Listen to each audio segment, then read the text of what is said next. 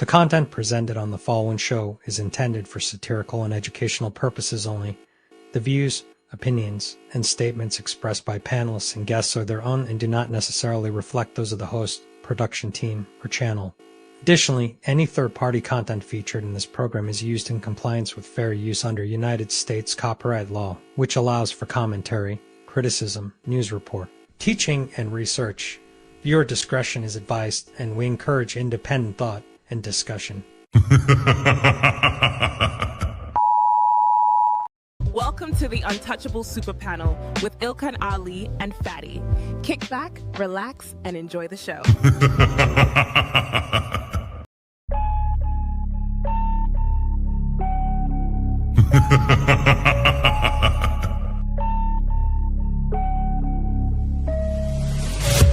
What you're seeing right now with the men is a response to your radicalization.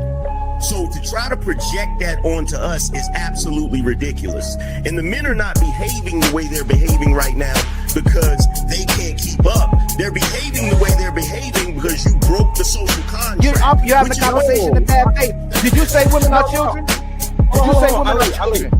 No. Look at the construction industry. It's 99%, 98% men. But when you're talking about cooking, right, the reason, and by the way, it wasn't mostly women who did cooking, it was just mostly women who stayed at home who did cooking. That's why it's considered a traditional family role. It's part of the whole child rearing aspect. So you know that you're here because of your father? Because men determine the sex of the baby? Did you know that? Can we just say, if we're doing men versus women, like, women have infinitely more options. If you download a dating app, like, even grandmas get like thousands of matches. Right. And I understand that, like, sexual attention isn't the same as relationship attention, but out of 1,000, one will take her seriously. You wasn't putting it down mentally. You don't know how to touch her without touching her. You wasn't putting it down sexually, and you wasn't putting it down financially. So yes. But these women literally get to walk out the house looking like it's Halloween every day, but want to look down on you and tell you how you look. Bitch, I look like my 8th grade picture. You don't look like your 8th day old picture. You go on a lot of these women Instagram pages, it look like 30 different on there. Somebody tell me I'm lying. It's not that she's so awesome and intelligent and everybody missed out and you just so happen to walk up on a flower. Yeah. She's lying to you. But these women saw you. When these women saw you, she already wanted you before you even open your mouth. Like Ali said, you didn't convince her to nothing. There's the male ego.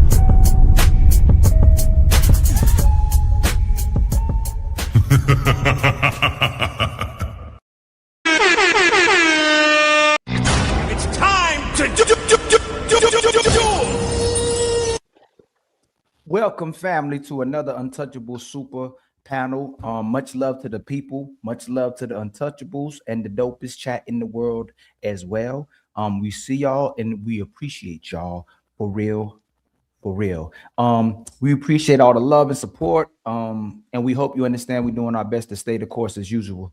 We're gonna try to bring y'all the best show in the YouTube world as well, too, including the people we bring on the panel. We hope we bring the dopest people that you see in this space as well. So wherever you at, whether you at work, whether you at the house, whether you in the car, make sure you watching the road. And I hope you enjoy the show. And make sure you like, subscribe, and share. And if any of the panelists are simul streaming, make sure y'all like and share and subscribe on their side too as well. And don't forget to donate to their channels and help them hit their goals as well. Okay, so let's help introduce the panel as well. We have the one and only Lucky Marie in the building.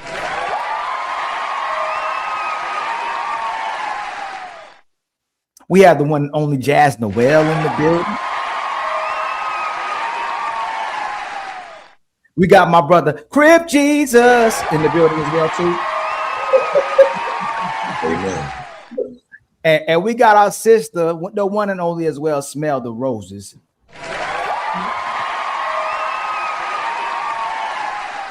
And then we got a sister, man. She a newcomer, but she been hitting hard, man. I think she's gonna be MVP around this way. Mrs. Chris is in the building as well too.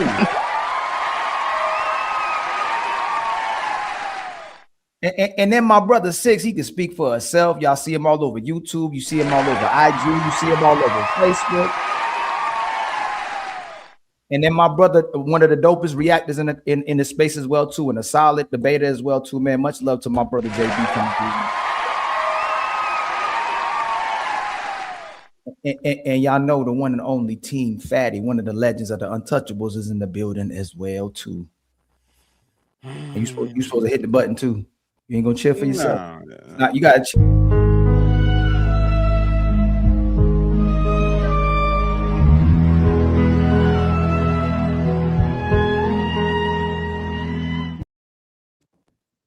And then you got yours truly, Brother Ali. I'm liar. I'm light skinned, but I'm still a dark. So again, y'all, much love to y'all. Go ahead, Fatty. What you about to say? I played this in advance. That's the biggest lie that you ever said in your life. No, like you are not dark skin even. No, man, you crazy. I'm light skinned, but you are the lightest light skin I ever saw. Like you guys heard the song, almost crying. Good man, a good man. Hey, y'all like the song? Did y'all like the song? Hey, Crip Jesus. Somebody got teary-eyed. Who got teary-eyed? Hey, Crip Jesus. Crip Jesus cry. Crip Jesus, is there some dark skin activities? A good man. A good man. What'd you say? Hey, you would be. They will change you to the delegation. Good song. Extremely light skin. Friends, once again, I appreciate y'all. Everybody at the end of the show, y'all can find their links in the description. We're going to go crazy, friends, starting tomorrow. Going to the gym, started to be a professional YouTuber, okay? So I hope to see you tomorrow at 5 p.m. We are going to do a little bit of monkey business, okay? So I see y'all tomorrow at 5. Of course, Ali is going to go live Sunday, and then we have the ladies' first show during the week. We're going to start February with the bang. Other than that, friends, I think it's time to start the show. And hey, today, this is a lot of ladies' topics, okay? So the ladies are going to talk a little bit more today. It's time to do. I'm going to play this video, and then Ali is going to read 2 questions that we have for y'all. As you guys know, Erica Kirk being under fire after they leak a couple of videos of her talking 5 days in, 10 days in, after her husband died. So I'm going to play this little 2 for a second, and then we go from there, okay? And then we go from there. And once again, shout out to Miss Bean. She's in the building too, so thank you very much for being here, Miss. Hey y'all. So how you doing? So let's play this for a second, and then I'll pass you the microphone. Oh, look at all the thumbs up. Look how cute that is. Sorry, this is a little bit more informal than probably Charlie would be reacting. How sweet. Again, this was 5 days after the dude got out of here. I didn't know they could do that. I hate Zoom. I never like Zoom. Sorry, you guys. I just wanted to say first and foremost. Hi, everybody. Can you restart it? All these emojis. No, it's fine. Hi, everybody. I still love all these emoji Zoom things. Wow. I don't even know where to begin. The fact that we were able to pull off an event of a century, like it's just insane. We had over 275,000 people that attended, and the stadium, overflow, Westgate, insane, you guys. And then you have, was it 100 million? You guys that heard the gospel and all about Charlie and all about everything that you guys do, and the hard work of Turning Point USA is insane. We had thousands that were registered to vote. I think we're at like over 200,000 for merch sales. Don't quote me on that because I think it just keeps like bumping up like crazy. But I just wanted to say a huge thank you to the events team, the development team, the graphic design team, the production. I pause it you for a second. We're going to go for more 1 minute. Okay. Shout out to Candace for giving us this wonderful audio of a grieving widow. Team is just phenomenal. Their incredible work leading into the memorial. And honestly, a lot of the staff that worked on the memorial, they had 20-hour days for a week during the time of us grieving the loss of my husband. And honestly, I know several staff that didn't even sleep. Again, you guys are breathing angels, and I'm so grateful for all of you. And obviously a huge thank you to the Mosaic team. VI, you guys are 10 out of 10. Like we have the most incredible team. We just do. And you guys know that, and you guys are all a part of that. And I am so, so thankful. And if you do have a moment and you run into any of those staff members that you I would continue playing, but he's like a very I don't even know. I don't even know what the word is. Like I saw a lot of people grieving. I never in my life saw somebody 5 days after their person, not even a husband, dies in like such an egregious way. I see people grieving and they literally are exhausted by day 5. They don't have no more tears to cry. They can barely talk. They are just, so it's kind of interesting to see how she reacted. So we're going to go from there. Okay. And Ali has a couple of questions for y'all. Is it 5 days? 5 days. They said it was 11 days first, but then when they went back and watched, it was 5 days after the 5 days after the situation. Okay. So let's go ahead and let's have fun. And friends, when you see the counter on top, you know it's super chat time. Okay, so let's go ahead. It's time to do. So we can start with my sister, Smell the Roses. If a woman can talk merch, and after 11 days after her man is essentially deleted, do women actually love their men, or do they love what men provide?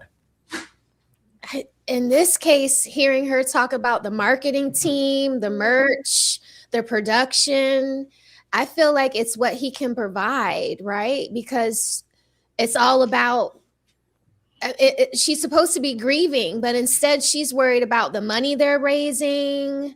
You know, it seems like she's worried about all the wrong things outside of her marriage, outside of her children's father. It's off-putting to me. I feel like it's more about the business, more about the money. You're muted, Ali. My bad. I was trying to show decorum. If my sister Bean, if 5 days after her man is deleted, and if she's talking about merch, do women in general love men, or do they love what the men provide?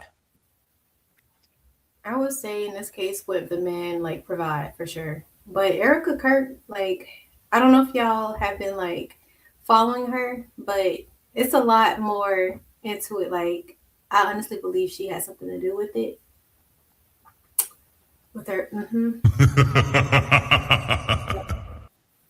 If y'all, I know Candace Owens is far-fetched, but if you listen to what she's talking about, she's not like, she's onto some things. Like, she actually, and she comes with facts.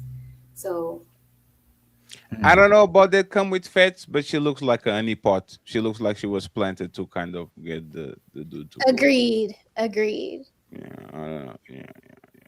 She's doing a lot. My sister Jazz, what is your feelings on what we're discussing? If a woman is talking merch 5 days after her man is deceased in the way he was deceased, do women actually love in general their men, or do they love what men provide pertaining to this case? Yeah, I mean, if a woman is moving like that, then she couldn't wait for him to die, so she could benefit off of his death. I mean, it's very clear. You know, she is not as distraught as you would think a woman who just had that experience with her husband being assassinated would be. She got right to it, back to business, selling merch, you know. Yeah, she was for the benefit before, and she's capitalizing off of it now. Okay. How about you, my sister Chris? What do you believe? If 5 days after a man is deceased in the way he was, do you think in regards to this case, do women actually love their men, or do they love what they provide? I'm not so familiar with the entire case. I'm familiar with the Charlie Kirk situation, but I wouldn't say that women don't love their husbands because they started talking about merch after. We can't accurately determine how people grieve, and you can't judge the intent of a person's heart. So I'm not going to say that all women who talk about merch after their husband has been deleted, as you said, after 5 days, doesn't love their husband. How about you, look at me, Reed? Do you think 5 days after a person is deceased in that manner, do you think it is reflective of women actually loving their men or loving what men provide? Your microphone. You're not on mute though. Let me see something. Let me play a song. Well, let me play a song while she's trying to get her microphone on. Yeah, she gotta get the mic on. A good man. A good man. Yeah. Crib Jesus. Go ahead, Crib Can I Jesus. say something though? Yeah, I was gonna say, me personally, I think everybody grieves different. I know when I've had some deaths that was real close to home. Not a spouse, but I'm just saying I've had some deaths that was real close to home where I had to handle the business. I think that's kind of what the whole point of having the will and everything set up. Someone got to handle the business. You might cry for a couple nights, then you got to get up, dust your shoulders off, and handle the business. So I'll give her that much grace to say maybe everybody grieves different. We don't know what she's doing. That's just a clip. Sound bite. So thugs really don't. I heard a song by Tupac. It's one of my favorite artists. He said, "We don't cry tears, we shed blood. Do you still want to be a thug?" Is that true? No, because Tupac also, his best song was "Shed So Many Tears." Oh, yeah, you right about that. Tears. That's the best Tupac song. That's the one where it's. I don't know about that now. Shed So Many Tears, Tupac. Not the best homework assignment. When we get off this live, everybody go listen to Tupac "Shed So Many Tears." His best song ever made. Nah, he got a lot more songs than that. I don't know about. We might have to debate Dear that. Mama and Shed So Many Tears off that what's that? Me Against the World album. Them two of his best. Okay, my brother Opulus 6. You about made me start doing some Tupac verses, but Thaddy was about to get on me for throwing off the show, but I ain't about to do that. My brother 6, what you think, man? If a woman is talking merch and after 5 days after her man is deleted in that manner, do you think in general, in specifically speaking in this case, do women actually love men or they love what they provide? Well, first, can you hear me just fine? Yes, sir. We're gonna have to slice this pie like 3 ways. We all know that everybody grieves differently. So first we have to, let me ask you a question. If the gym you go to and you speak to the person at the front desk every day and you found out that person lost their uncle, would you be a little sad for them? Sure. All right. What about 5 days later? Would you still be sad for them? Keep it real. All right. So everybody grief, the intensity of that hinges upon the relationship with them. From my understanding, or from what I've seen, I can only attest to what I've seen. Charlie Kirk was a malignant, malevolent, supercilious, and boorish. Damn. But let me ask you one more question, and I'll conclude. I'm not gonna hold the floor long, but I'm trying to be fair and just. If I'm holding a cup of water and I bump into you, what's gonna spill on you? Water. If I'm holding Dr. Pepper and I bump into you, what is gonna spill on you? Dr. Pepper. Dr. Pepper. Dr. We Pepper don't way know- better, by the way. We don't know what was spilling on Erica Kirk. We know what was in him. We know what was inside of him. And the only thing that you can spill out is the things that are in you. If you are hateful, you're hateful. You can aim that hate at anyone, your wife, your cousin, the person at the gym. Therefore, and I'm just speaking in general and making this a case because it's possible, because none of us know. So I can only surmise. But if he had this kind of hate in his heart, that's all that could spill out. And we don't know what kind of relationship him and his wife had behind the veil of social media. Now, we don't have videos from her for the first 1, 2, 3, 4 days. Like the person at the gym, you was sad for that 1 day, 2 day. Maybe them 3 to 4 days, she was in tears because she's crying for her children. They lost their father. But on the 5th day, I don't feel that bad because of what was happening to me. And all I'm saying is that we should also make that a possibility if we're just going to surmise. Again, because I have no idea, but I know you can only spill out what's inside of you. And I know from what I've seen and what I've heard, the guy is supercilious, malignant, malevolent, and malicious in his approach. And you can only pull out of something or what's in at their nucleus. So Six, it's not that I disagree, but your analogy was not good, because if you saw the uncle get shot down in front of you, you would be traumatized probably for the at least you will wake up sweating like she saw her husband bleed out in front of. No, I'll go back to the microphone, but I'm saying, like, it's not that you heard about it, like there were people that saw that and were traumatized for months, crying, YouTubers crying, people that supported him that was deeply hurt for weeks, and probably still kind of a little bit. Like, she recovered in 5 days. There's the father of her kids, there's her husband. Like, this is somebody that she, like, this is like some psychopathic type of behavior. Can I say something real quick? Absolutely. I just want to say this, and then you got it. Everybody on this panel react different to grief, but if somebody right now had a heart attack and died, that will shake us for a few days. Well, let me right? Somebody right now live had the heart attack and just poof, and we found out that they're not here. Like, we would feel some way about it, and we don't even know each other like that. So imagine you see your husband getting put down like that, and you are telling me, "Oh, everybody grieves different." No, either she a psychopath or she was implied. She was implicated on what happened there. You can tell me otherwise. Six, Jay, and then we have Lucky to if her microphone works. Allow me to rebuttal. Sure. So, Can you hear me? Yes, you're good now, Lucky. Yes. Fatty, with all due respect, it's not that my analogy was bad. It's that you have a rudimentary.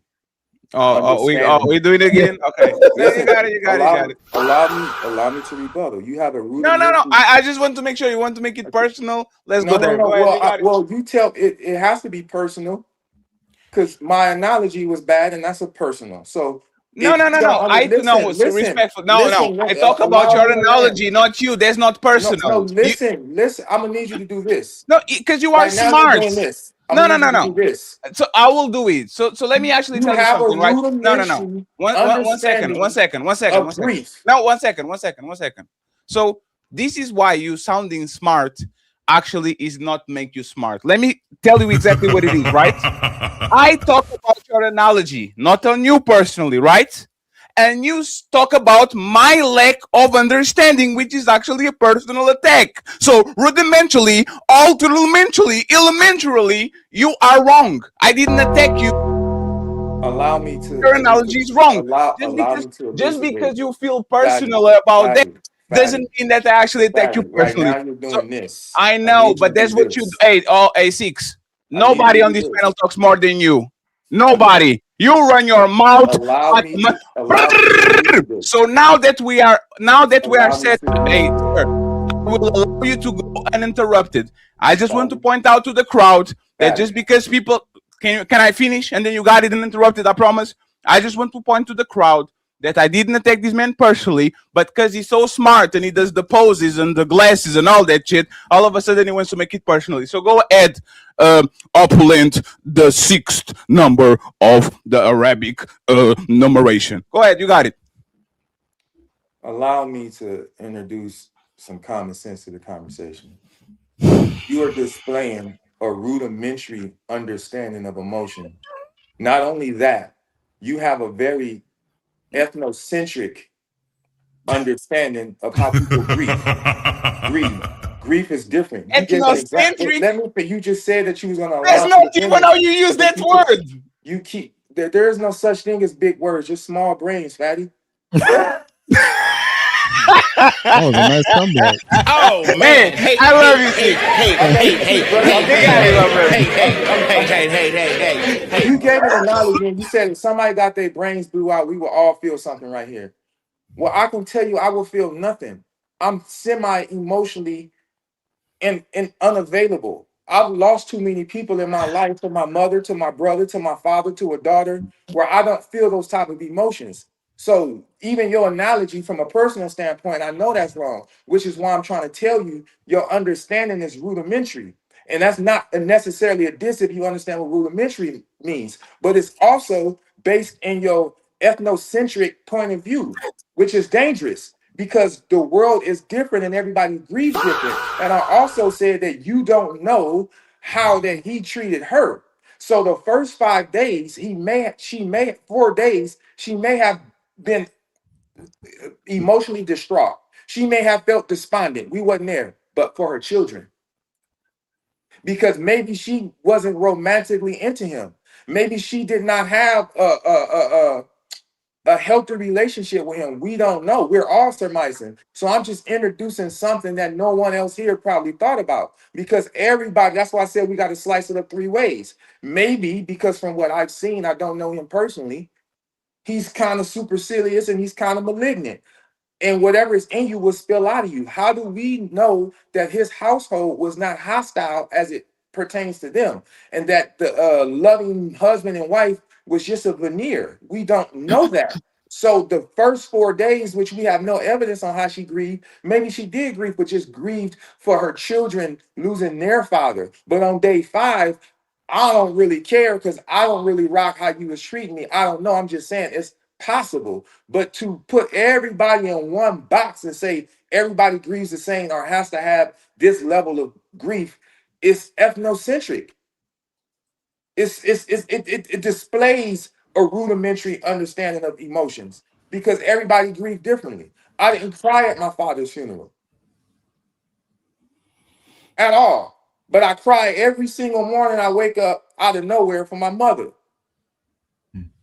Other than that, I'm emotionally detached because I expect loss. I have a healthy relationship with death. We all gonna die. Earth is having a yard sale. Everything must go.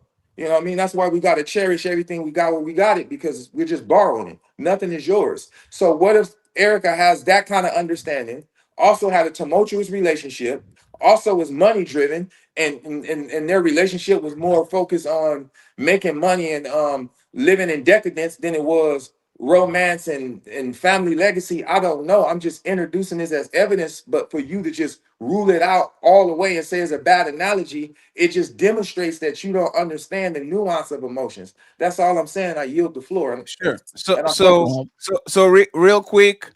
So this is why you get caught, right? You're not talking with the amateur right here, right? I see you talk, and I will literally collect every word that you say. Didn't you say on the show on Ali when you're fighting Fantastic that you didn't have a father grow up? Why the fuck are you bringing your father when your mama, like I say, I cried when my mama, but respectfully, sir, respectfully, if your wife died tomorrow and you didn't cry nothing and you be talking like that woman talking, there's something wrong with your head. Respectfully. I kind of want to piggyback off that. So I want to. So 1 second, please. I want to ask you something quick, and please don't go on a ultra trepidarious monologue, okay? If your wife got shot, is not just passing away. If she was brutalized like this man was, would you be grieving 5 days later, or you be just chilling because you saw a lot of that in your life? The world don't stop just because your wife get killed. Did I say that the world stops? The world doesn't stop. Did I say that the world stops? Allow me to speak. Yeah, First no, of all, but Fatty, please, you Six, take a please lot be of short. Six, Please be short. Six, I please. will, for the sake of brevity, I will keep it short if you allow me to speak without interrupting. Like I got you. Go ahead then. I grew up without a father because he was dead, homeboy. But what That's you the don't point. let me finish. You keep interrupting me, but you want me to be brief. You won't even let me get a full sentence. No, that's the point. If you was dead, how would you cry? Listen, Linda. Go ahead, I Annabella. watched my father take his last breath, and no one knows that but my wife. I saw him pass. I knew what happened, but when I showed up at the funeral, I just didn't feel anything. My mother was on drugs till I was 27 years old. Yet still, when she died, I cry every morning. The way everybody handles grief in their relationship will hinge upon how they deal with it. And nothing you say can pause or suspend that reality. And making word salads and conflating a bunch of different truths and adding a nugatory of truth doesn't make everything you say true. And when you become bombastic and use these schematics, it doesn't make you sound intelligent either. You may have the floor. How old are you when your dad died? 5. How old are you when your mama died? Woo. 35. So you had 5 years of goo goo gaga. I can barely walk. I can barely understand nothing with your dad. And you had 30 something years of neoliberal teenager, grown up man attached to a woman type of thing. Are you stupid? Are you dumb? Don't you understand that a baby can understand grief like a grown up can? It's not because they were different. It's because you wasn't attached to your dad the same way you were attached to your mom. So now that we got that out of the way, you are going to answer. Now that we got that out of the way, now that you got, hey sir, I told you to stop. If you make my mother and my father a topic, then I'm going to be allowed to speak. You won't disrespect my family like that. Wait. No. Sorry, no. Stop. No. So, hey, this is the second time that you mischaracterized me. First one, you said that it was a public attack. Now you're saying that I talk bad about your parents. How? How did I talk bad about your parents? I'm saying one died early, so you didn't attach to him, and another died late, so even though they might have some problems, you got attached to them. How am I disrespecting your parents? This is crazy. What's going on here? Like, what the hell is this shit? I think he's froze. I know. I'm waiting for him to come back. Okay. Imagine saying that your mom is hooked on drugs. I would have all the opportunity to go there. I didn't go there. And now you're disrespecting my parents, so I have to talk. First of all, you're throwing too many big words at me. Okay? Now, because I don't understand them, I'm going to take them as disrespect. Watch your mouth. And this is what I'm saying about people that sound funny, friends. You have to understand exactly what they're saying. This man has no comprehension skills at all. How many times I'm going to say something, and because he's an emotional man, he gets on his feelings. He thinks me attacking an analogy or the way that he talk, you attacked an analogy, so you as a personal attack. How is that a personal attack? So nobody can say nothing now. You didn't attack his parents. You just brought him up, and I think he just wanted to respond. No, I didn't. He brought it up. Well, let's say you were still talking about him. No, JB, correct what you said. Who brought his parents? He said, okay, my parents died and I have 2 different reactions. And I said, you had 2 different reactions because one died when you were young and another one died when you were older. How is that me talking about his parents when he brought his parents up? You weren't talking about him. I think maybe his emotions came into the conversation about just the parent talk. And he just said he was a psychopath. He just said he didn't feel no emotions because it's all a lot of that. Why is he get only feelings on a YouTube panel? If he saw this much amount of that, and now he's a Winter Soldier. My heart, I got my, like, what is the Icebox song from Omarion? I got my eyes. Right? And all of a sudden, I'm talking with you on YouTube, and you get on your feelings because I attacked. Like, I'm telling you, man, there's nothing worse than a dumb motherfucker try to be smart. With the whole death conversation, like grieving is difficult. Everybody can't grieve the same way as everybody, and life still continues on. So after you lose someone, do you shut down and let life swallow you whole, or do you still continue? You still have to continue. You still have to go out there and work, take care of your family. You can't just sit in a corner and cry for weeks at a time and just give up. So I think when it comes down to Charlie Kirk's wife, I don't want to speculate too much, but you got to think about it. If she followed her husband and if they were Christians, you got to look at the legacy that she probably was trying to maintain, the mission that they had, and if he bred her a certain way, she was going to be a reflection of him most likely. If they were as connected as we saw in the public's eye. I don't know their personal relationship, so I can't go and tell you exactly how it was because I don't know. But if she was a reflection of him, she's probably going to try and continue the mission that he was continuing in the public's eye. No woman is a reflection of a man. Woman cry for anything and everything. If my dad died tomorrow, my mama didn't cry nothing, I will look at her crazy. I will look at her crazy because once again, I know woman at this point. Woman cry when they are on your period. Woman cry when they get demoted. Woman cry when they miss the bus. Woman cry for everything. So if you are a woman that cries for anything and everything, and as soon as the most important person in your life disappears from this planet on a gruesome way, you for sure, but no, I get what you're saying, but still under just under the microscope of them being Christians, if she is actually a legit Christian or if she's actually trying to pertain to the mission, then she's gonna follow it as you know. Okay, so what does Christians hold on. Yes, hold on. That's the main thing Fatty's addressing, and y'all missing out. We're talking about a woman, not a man. A man, you can see a man sit at a funeral and not cry if his fault. A lot of times men will cry maybe when they father do pass, but most of the times some men might not cry. Like you could be numb to death. What woman you know? We asked about a woman. In my what family. Woman do you know? What so you know women in your family? I've lost a lot of No. So you saw women in your family, like somebody very close to them pass away, they didn't cry at all. Yeah, I've seen some. Yeah. I'm not gonna lie. I come from one of them strange families to where like the women in our families, it's really weird for them to even show love, kind of, to say I love you and hugs and stuff like that. It was real awkward in my family, whatnot. So I've actually. So JB, to make it intentional, do you think in general most women, if someone close to them passes away, they're not going to shed tear? Or they're going to get over it in 5 days. So that was the main question. Do you think they definitely gonna grieve? The general woman in 5 days can get over the way in front of her eyes the way that guy had his life taken? No, it was traumatic. Yeah, no, I definitely agree. Like the merch part was strange, talking about the merch and things like that. But at the same time, I don't know the type of mission that they had behind the scenes to say that she's just trying to continue it for the public's eye. They had a completely different type of relationship. So I can't really say I know the ins and outs of it, but that's just me like not trying to speculate, but just giving my opinion as to what was shown.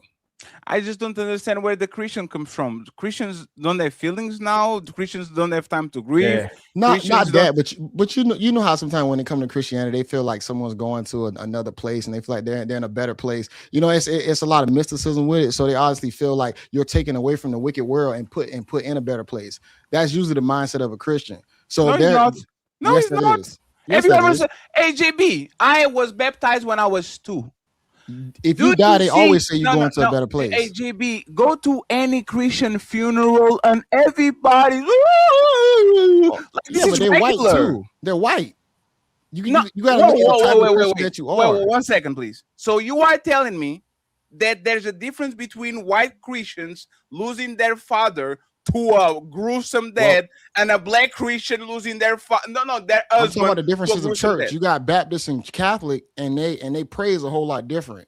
I've seen Baptist people fall out crying and hooping. Y'all did it again. No, y'all did it again. I'm talking about the differences of church. Hold on, you did it again. You said the difference of church, but with a black woman and a white woman who loses their man, typically, in general, gonna cry. A black woman and white woman in general, their husband gets basically assassinated the way he did. Or most black women and white women gonna cry. Yeah, and be hurt 5 days after. Yes. That's all I'm saying. So I know there's a minority of families where people come from I knew some families that didn't hug, they didn't show no emotion.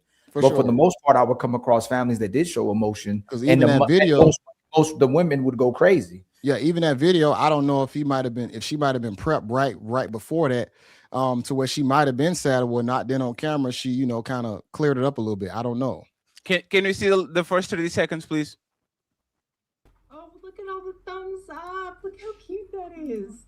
Sorry, everybody grieves difference. This is a little bit more informal than probably Charlie would be reacting. like this, with the pearly whites showing, with the last tooth on the back of your mouth showing. On our That's face, what we're doing. I didn't know they could do that. I hate Zoom. I never liked That's what we're doing over here.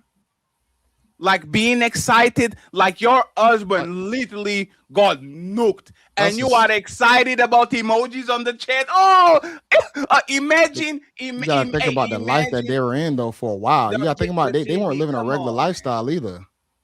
Come on now, like it's a whole lot different.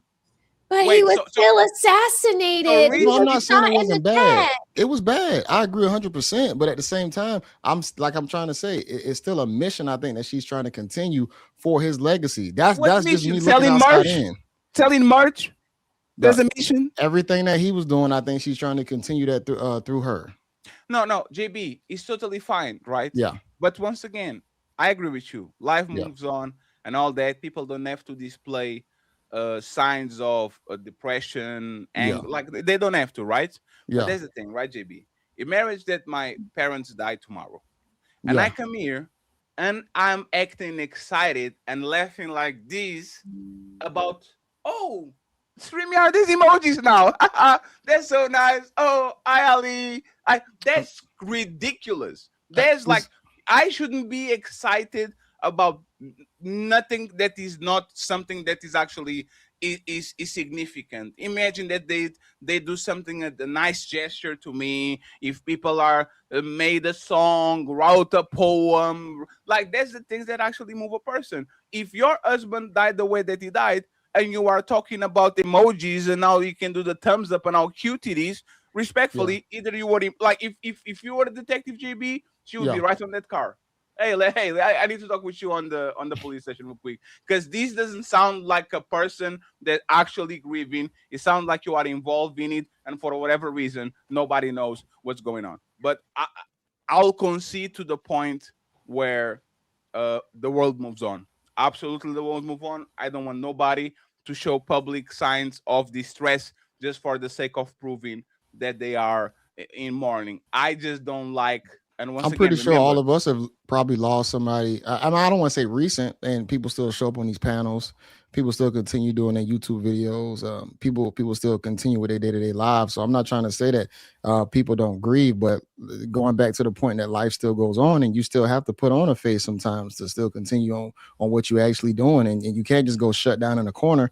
I lost my mom when I was young. And people used to ask me this question like, damn, bro, how are you still like, going on? How you haven't lost your mind yet? And it's like, I'm not going to do that because she wouldn't have wanted me to do that. So I'm not going to sit around and shut down because I'm still living out the legacy that she left me because she birthed me. She was my mother. So I'm not going to do that because I would be shaming her in that same breath. But I would have people tell me that all the time, man, if I lost my mom at a young age, boy, I would have shut down, and boy, I would have started doing this or doing that. You just going to throw your life away. Like a loser at that point. I'm not gonna play that game with myself. So that's how I look at it. Crying doesn't make you a loser. Cry actually is good. Yeah, it's not about crying. It's about giving up. Yeah, if I stop going to school, if I stop going to school continuously during that time period, nobody told her to stop working, JB. We just ask if your husband died. And I had to put on when I went in school still. JB, think about it, right? If your husband died, don't come out like you are Lil Yachty on Contrella.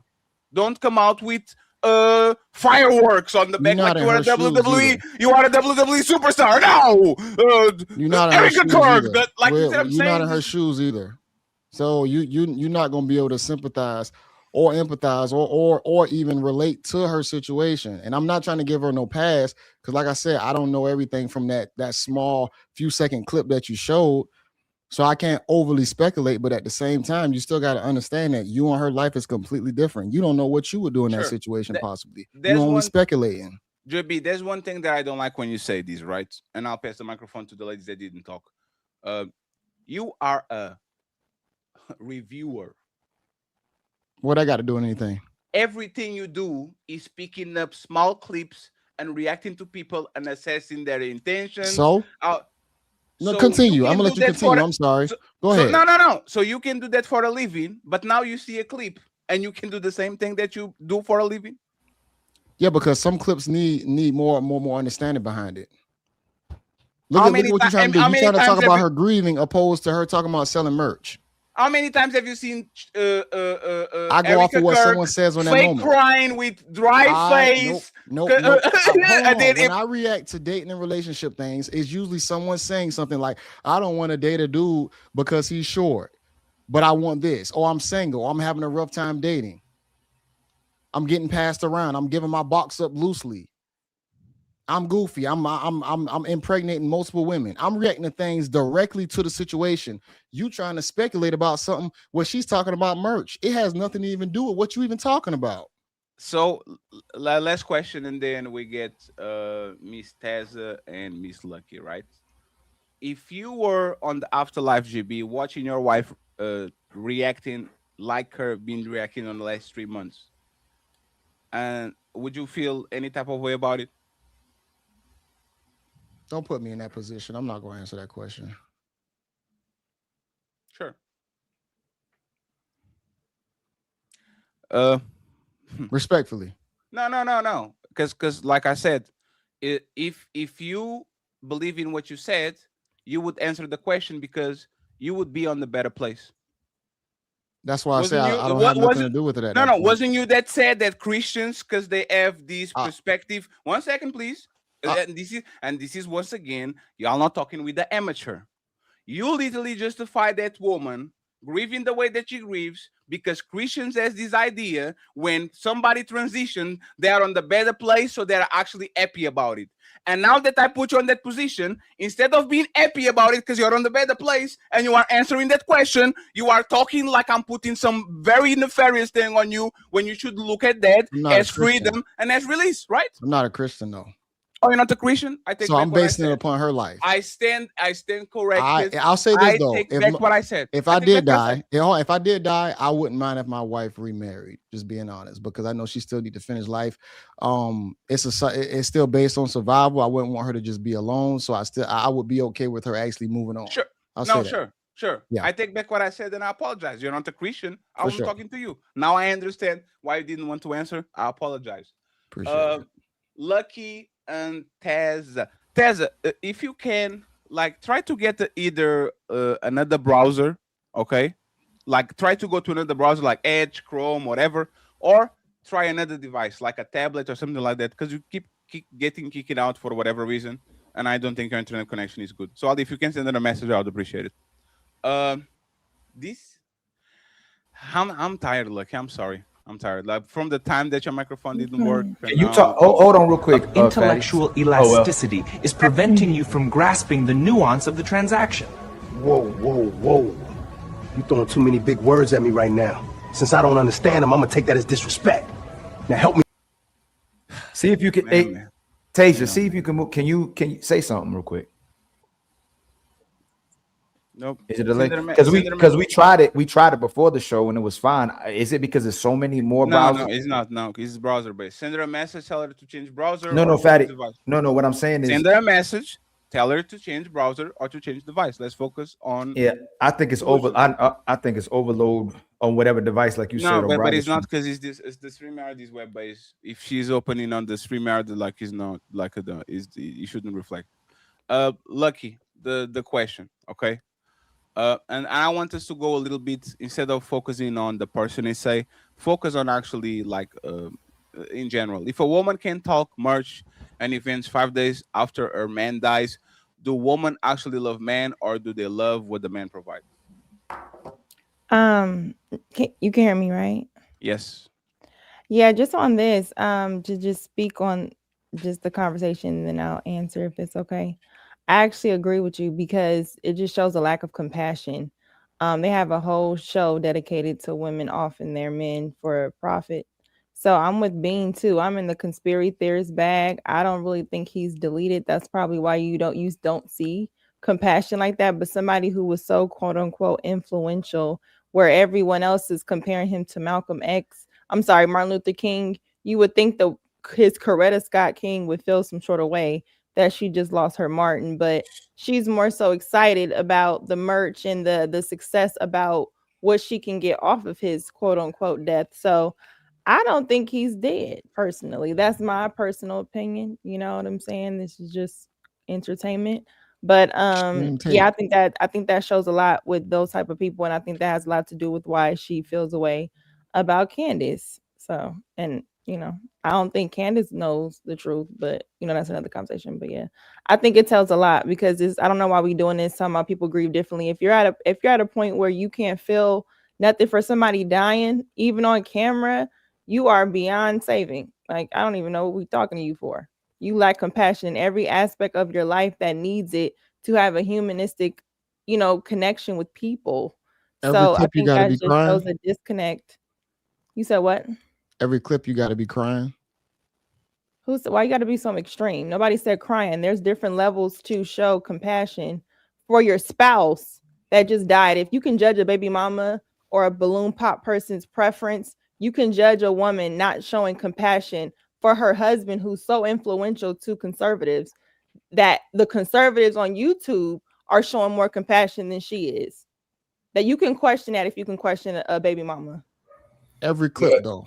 Every time they're on camera, they Can I always say got to something, be. OJ? Like you said, it's a clip. So what people would in this day and age, what we gotta be careful is, I could be fully grieving. I could be crying for 10 hours and lighten up for 1 hour. If they get a clip of that 1 hour when I lighten up and try to say, yeah, you know, it's not too bad, then they can paint it however they want to. And in this world and time, the way that we consume a lot of our content, we kind of normalize that. So it's like, here goes the clip, here goes the person, here goes the situation. But that clip doesn't represent, you know, what she feels or what she's going through. And it's not like she's jumping for joy in the clip. She's just discussing the merch and the numbers. If you guys saw, you get so tired of crying. You get tired of talking. Your mouth starts to do the because you can't even let it out. Like we saw Michael B. Jordan talking about Chadwick Boseman, and he was quivering. There's some emotions. 5 days on a gruesome way. There's some things we saw. Anthony Joshua, he didn't cry, but when somebody asked him about his friends, he has has a weight on his voice, there's a weight on his expression. Again, we're talking about women that are hyper emotional about anything. Let a woman lose a kid, let a woman lose a sister, let a woman lose a best friend, and they go ballistic. You see it.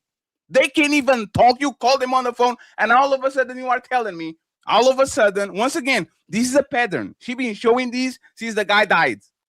Is the fake tears like the people doing zoom in? There's no tears around. The voice doesn't I go was in just sound. about to. Is the I weird was just voice? about to ask you. I've been trying to look for videos with her crying, and I never see the tears There's come. no.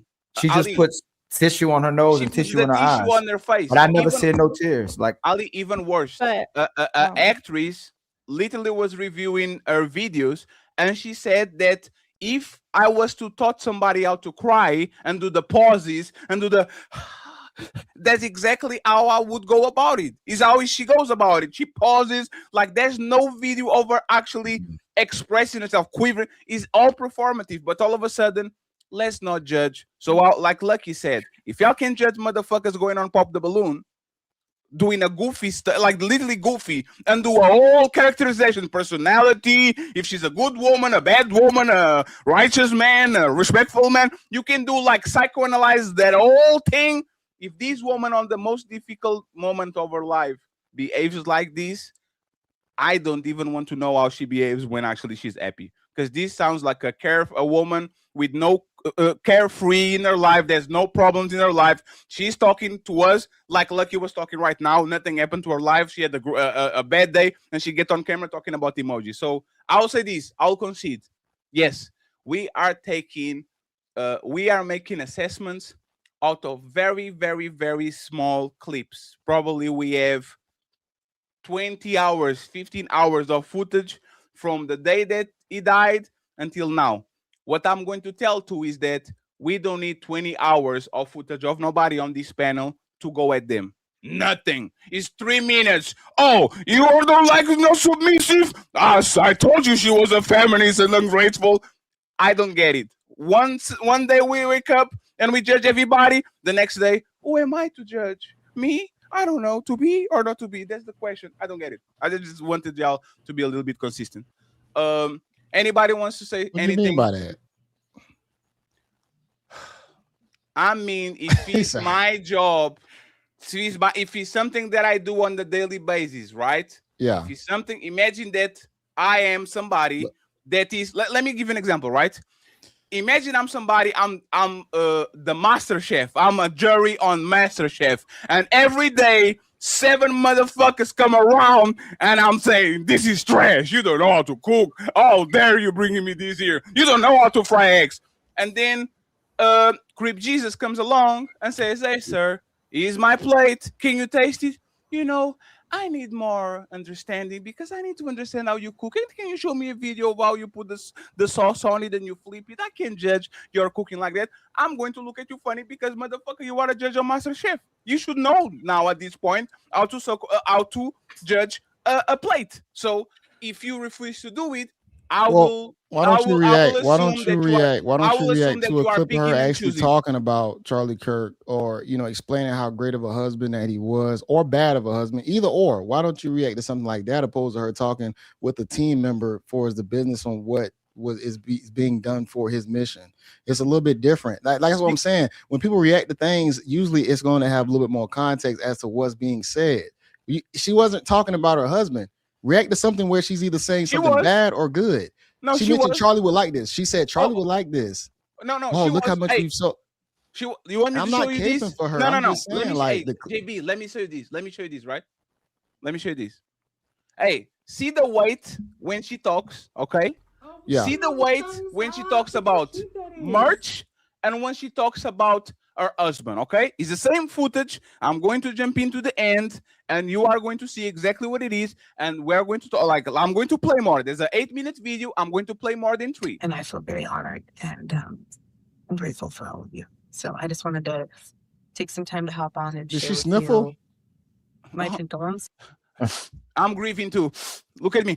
Did she sniffle? I'm not caping for it. It's just funny, man. I'm like, bro, it's not something I would even react to, but I get what you're saying. So you can fake sniffles. Where's the tears? Do you saw her wipe her eyes literally a second ago? Where are the tears? What is she wiping? Very honored, and what is she wiping exactly? So I just wanted to take some time to hop on and share with you my condolences. I wish I could help. I ain't seen her cry yet. But again, the fact that there's a lot of them in the office on today.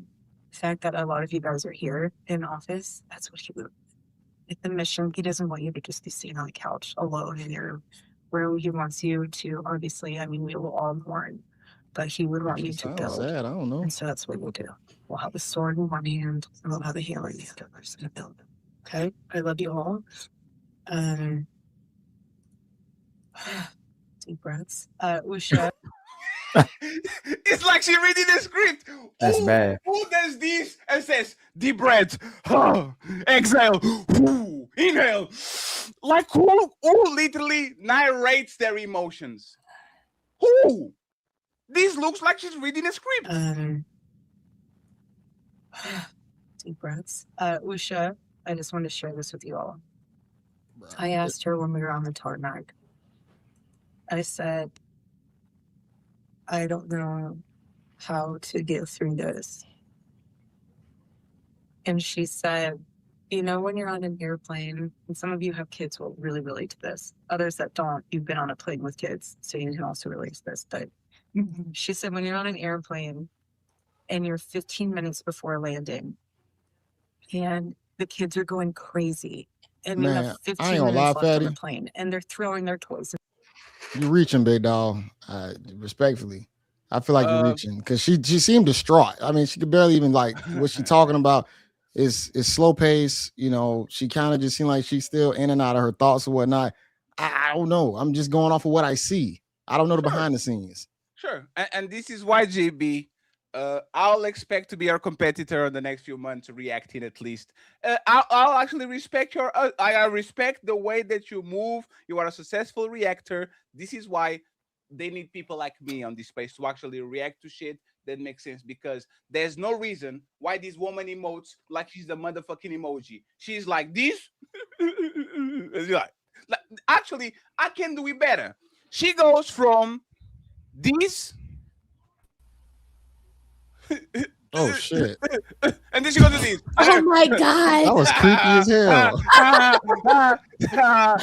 And then her face changes like is a filter.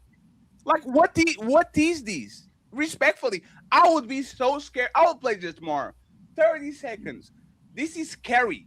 And I'll again, tell you no this. tears. Don't No waste your tears time. wiping Don't the waste your eyes. time reaching. Okay, so let me just play. I might be reaching, JB. I might be wrong about this. Okay, I'm open to the possibility I'm wrong. Okay, let me just play more 20 minutes and let's see how she emotes from grieving widow to smile ear to ear to again cry. I don't know. To I don't know know. that we can just do this for 10 minutes at a time. So if that means at work when you're feeling a little bit stop, take those 15 minutes, and you'll be okay. We're all gonna be okay. I love you guys. Have a great meeting. Is there anything else to do? Okay, it's good. You guys are loved. Love this little film on the birds. It's so cute. No, you're going to wipe the tears that we don't see again? Are you going to use the tissue again? That tissue dry as fuck. So sweet. God bless you all. Yeah, it's not a good look. It's not a good look. Hey. Apologies. Ali, hey. I already. I'm trying to find. Hey, JB, just look for her crying, like tears coming down at all. Like, unless she got some of the softest tears in the world, where like when she cries, it just like nothing really comes out. She just gets emotional. She has a medical condition. She has a medical condition. Oh, I'm not sure. I don't. Oh, deep. Hey, you know what's funny? When Six was saying that I was attacking his parents, I should have said, deep breaths. Deep breaths. No, you wasn't attacking his parents. He just got emotional about the conversation, and he wanted to keep speaking on his parents. Yes. So I will say what happened, right? Yeah. Six is a person that thinks that he's an intellectual, and no bigger offense to an intellectual when you actually challenge that intellectualism and you show that they are kind of not intellectual at all. If you can understand my words while you are telling me that I don't understand because of ethnocentric what? Difference with based in race and religion and place that you're born. Everybody deals with that. You go to any part of the planet, and if their wife died or their husband died on a terrific way, everybody's crying above the casket or the fireplace, whatever you do with the person. So again, I don't understand how people use so many words, but they don't have a basic understanding of of you being more attached to a person that you met for 35 years and than a person that died when you were 5 and you could barely talk and speak and walk. I don't get it. Tessa, I have a different question for you, and then after that we go to the super chats after we get after this question, okay? And again, it's a little bit somber, but lighten up, friends, lighten up. This second question actually is more important than the first one, okay? This is actually a little bit more important than the first one. My bad. I'm here. So, do women really love men? And can I expect this from most women that will move as fast as possible and move to the next person? Okay? When it comes to dying, of course, people are going to grieve and all that, but we know that women are infamous for example, breaking a relationship and a few weeks later already be with the next person, right? Is this, I know this is an extreme, even if we're giving the benefit of the doubt, but is this what men should expect from their woman if they passed away and their woman goes about their business and does what he needs to do? Go ahead, Tessa, and then we go to the rest of the panel again. Damn.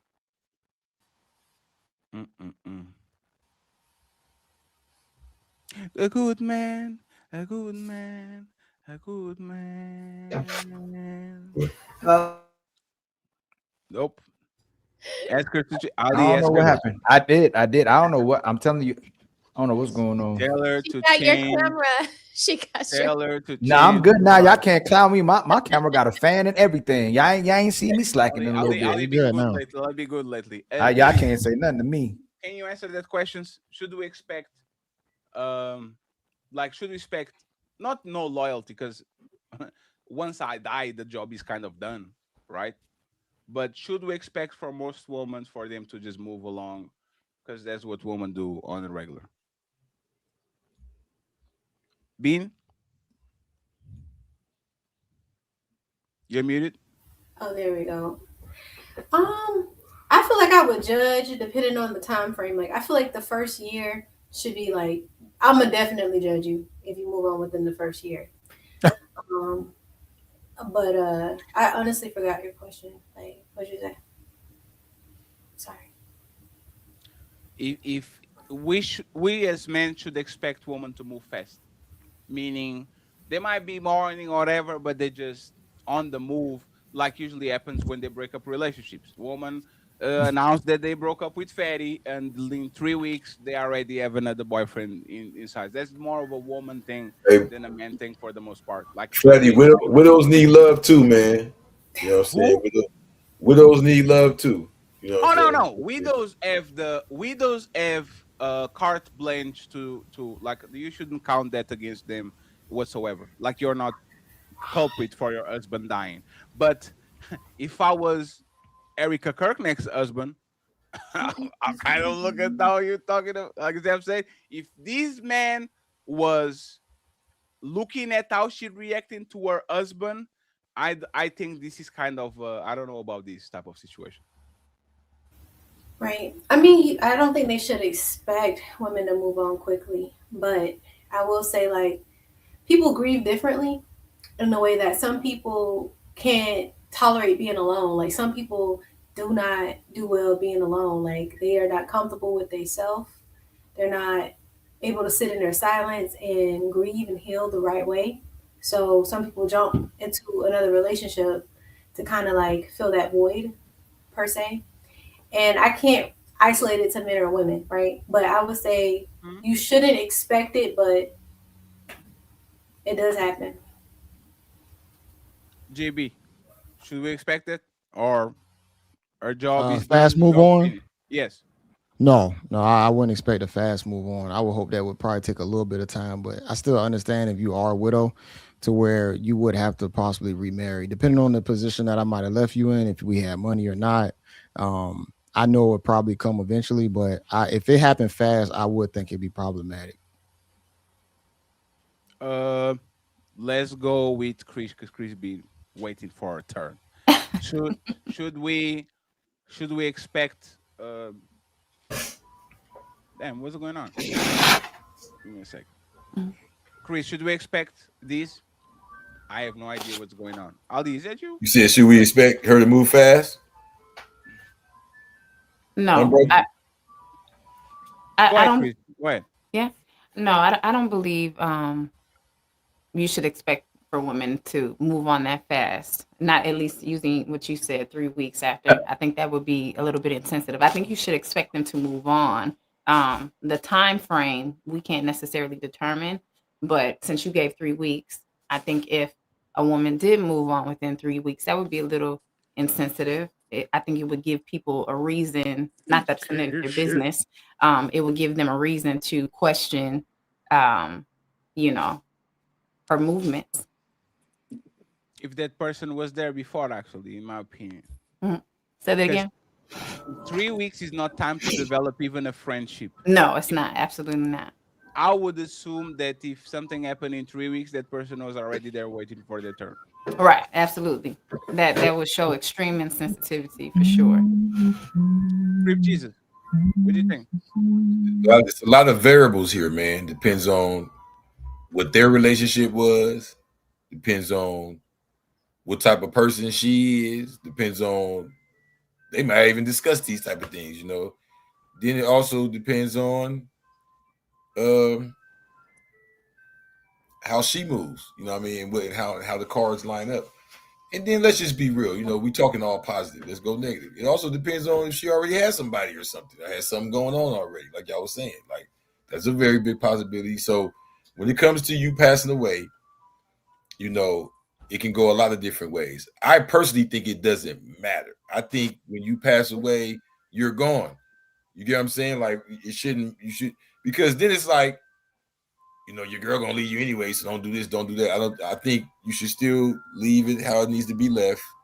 You know, we hope we don't pass away early or nothing. But if it happens, my bad, y'all. We in the hood, you know, it's ice cream trucks. But if Literally what they say, is that an ice cream truck on the back? I thought he was. I heard the same thing.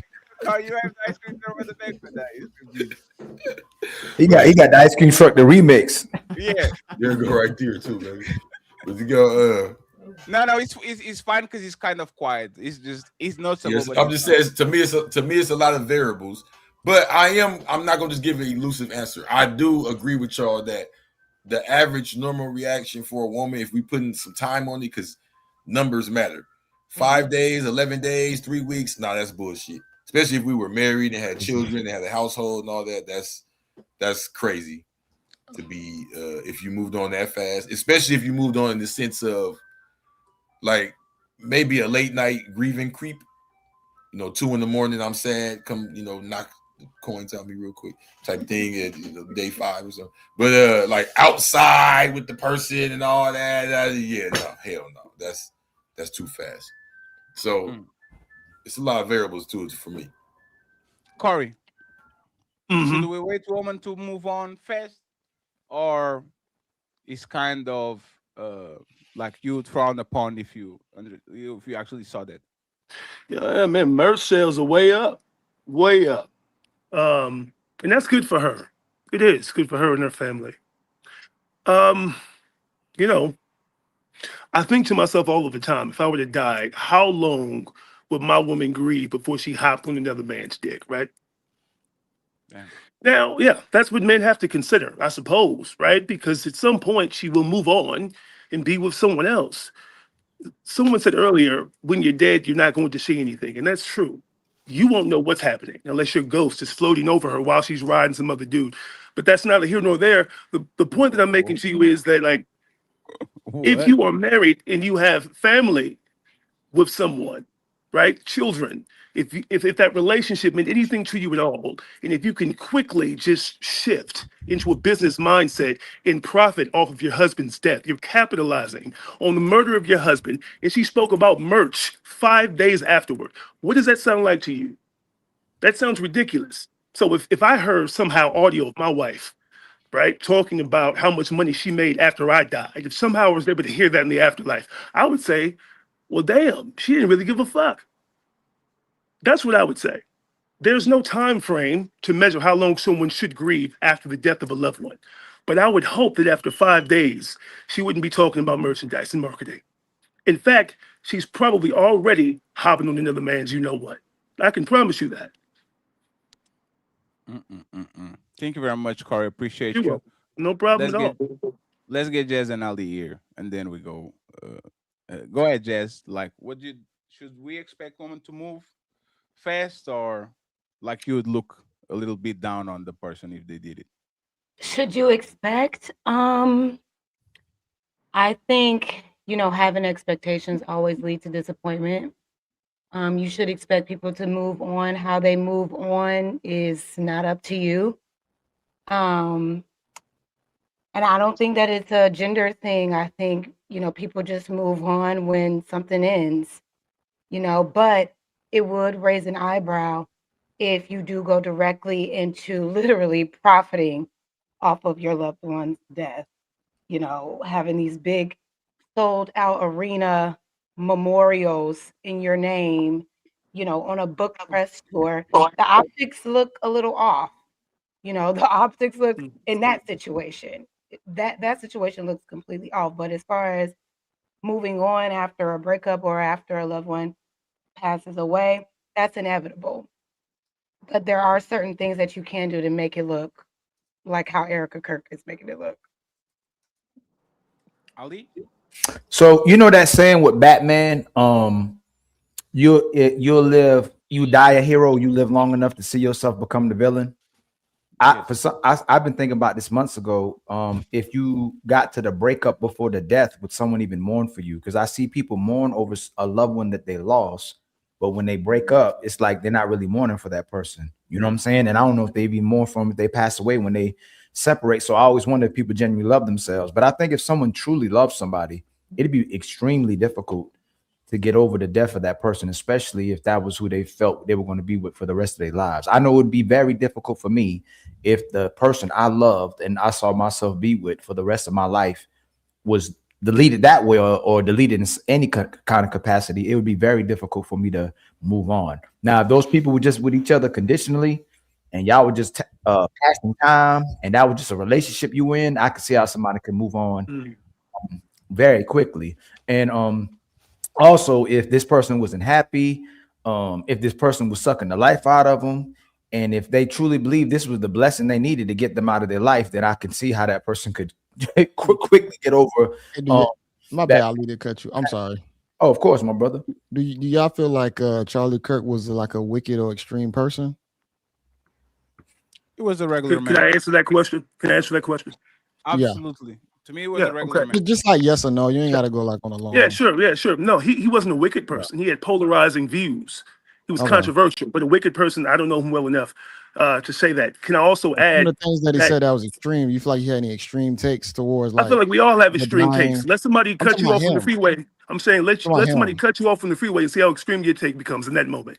What I'm saying to you is, in the world of politics, a lot of things are said. I don't know him personally, but what I can say. Hey, real quick, Corey, real quick. I'll give it right back to you. He said Martin Luther King was a race hustler. Who said that? Yeah. Charlie Kirk. I think that to some degree, race played a part. Absolutely. Will I call him a hustler? No. But race definitely played a factor. Now, again, in terms of politics, I don't trust anyone on the right or the left, right? If you're a public speaker, well, then manipulation is part of the game. The goal really is to manipulate the masses, to convince them that what you're saying is factual, is accurate. And so what you're doing is you're passionately speaking to ingratiate yourself with the audience, right? My grandfather was a pastor. He did it all of the time. So I watched it firsthand. But in the world of politics, we know this, right? That quite often unions are made as sort of a way to create sort of power, right? Charlie Kirk and his wife, in my estimation, were a power couple. And I'm sure they had an arrangement, right? And that marriage came with children and a family, but ultimately the goal of that marriage was to gain political power. And that's what happened. Charlie Kirk's death obviously fuels that. But now that she's still living, she's taking what they created and building on that. That's what I believe is happening. Hold on, JB, hold on, JB, real quick. Can I interject? Land it quick because I know, but I want to say I mixed up. So Pearl said that Martin Luther King was a race hustler. Charlie Kirk said that Martin Luther King was an awful person and he wasn't a good person. That's what he said about Martin Luther King. He said Charlie Kirk said America was never racist. It was the least racist country on the planet. And the Civil Rights Act said the Civil Rights was a mistake. So that's all bullshit. Take. So why would his wife be anything different than what he was already like preaching and believed in? No. If they matched as a pair, let me answer. Why would you think his wife be any different if she followed his leadership? Sure, you can be a piece of shit person to the rest of the world and cry when your person dies. What if she was super wicked? No. But that's the thing is. Even Harley Quinn wants to blow up the world, but if Joker dies, she will grieve for 1,000 years. And she gonna follow Mr. J's plan. Bonnie and Clyde, every of these women that show toxic traits towards the world, a lot of times that's the only person that actually can love is their man or their person, right? So I'm not expecting her to be as cold-hearted as a man talking about strangers in a room full of strangers. You see what I'm saying? Like I'm expecting her to have a level of grief. Is that fair, GB? That's fair. One more thing. Just like the way Pearl switched up, just like Candace Owens switched up, just like Trump switched up. When in early in his career, Charlie Kirk called Martin Luther King a hero and an icon, and then he switched up later on.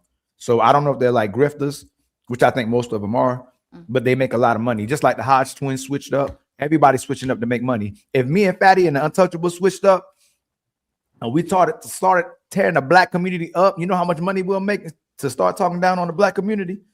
It's a lot of money in talking bad about black people. We gotta admit it. Like we gotta be real about it. If you switch up your politics and you start talking bad about black men and black women, you'll make a lot of money in this space. I say that all the time. Shout out to Jesse Lee Peterson. Shout out to Officer Chatham. So, shout out to every and they know it, like and people say they'll know in private in their private life, and they really don't think like that. But it makes so much money, they come on public and they'll talk like that. Roses and Lucky. Should we expect women to move fast? Oh, you saying Charlie switched up his tone or whatnot? Yeah, like his views. Yeah. No, it's because he had on Martin Luther King. He switched up his rhetoric just on Martin Luther King, but when it comes down to other political issues, I feel like he pretty stayed straight across the board.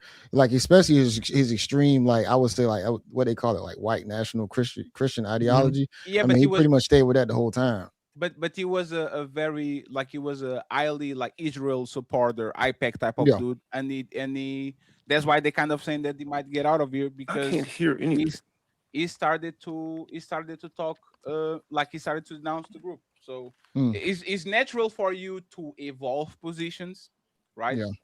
And you can see the track record of the person actually evolving is not regular for a person to be a staunch Candace Owens, right? Have a Donald side calling out Donald Trump, all these things, and all of a sudden she's on the other side of the aisle, right? So I believe that evolution. I don't believe in you keeping up on that day and you shape shift completely. Okay, let's get lucky and smell the roses. Moving too fast should be expected, or would you look some type of way to that person? No, I get the semantics of it, but I just think it's dishonest. If you actually got love for the person that you're with, you're definitely gonna show some remnants of it. I mean, I remember when Nipsey Hussle died and people judged Lauren London heavily based on her lack of showing emotion, even though she went into hibernation, like she didn't really want to talk. So she's still judged based on how she should react. So, and he was very influential to however many people think. So it's like for somebody like Charlie Kirk and you be his wife standing by his side, I just think that's being dishonest to think that you're not supposed to have some sort of, somebody's going to see something. I mean, she had her speech, but it just looks very PR. And I think there's nothing wrong with judging that. It's like we judge everything else. Like, stop trying to save the white lady. I was gonna mention Lauren too. I just saw her in a clip and she had on blue, and I was so shocked. Like, oh, she's not in black anymore. You know, I probably would. I was raised Catholic. We don't to speak on the differences of churches. We don't really. You're not going to hear a whole bunch of hooping and hollering and crying in a Catholic church. It's more like structured, and people do their mourning in private. But when you're rich, like Charlie Kirk and his wife, you have people to move your merch. You have a whole team to speak on your behalf. You can designate someone. So it didn't need to be her on that Zoom call or whatever that was that we just watched.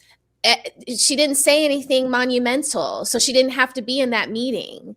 You know, she has 2 children that just lost their father, and she's talking about emojis and wiping away fake tears. It does look very disingenuous, and it would probably take me years to move on.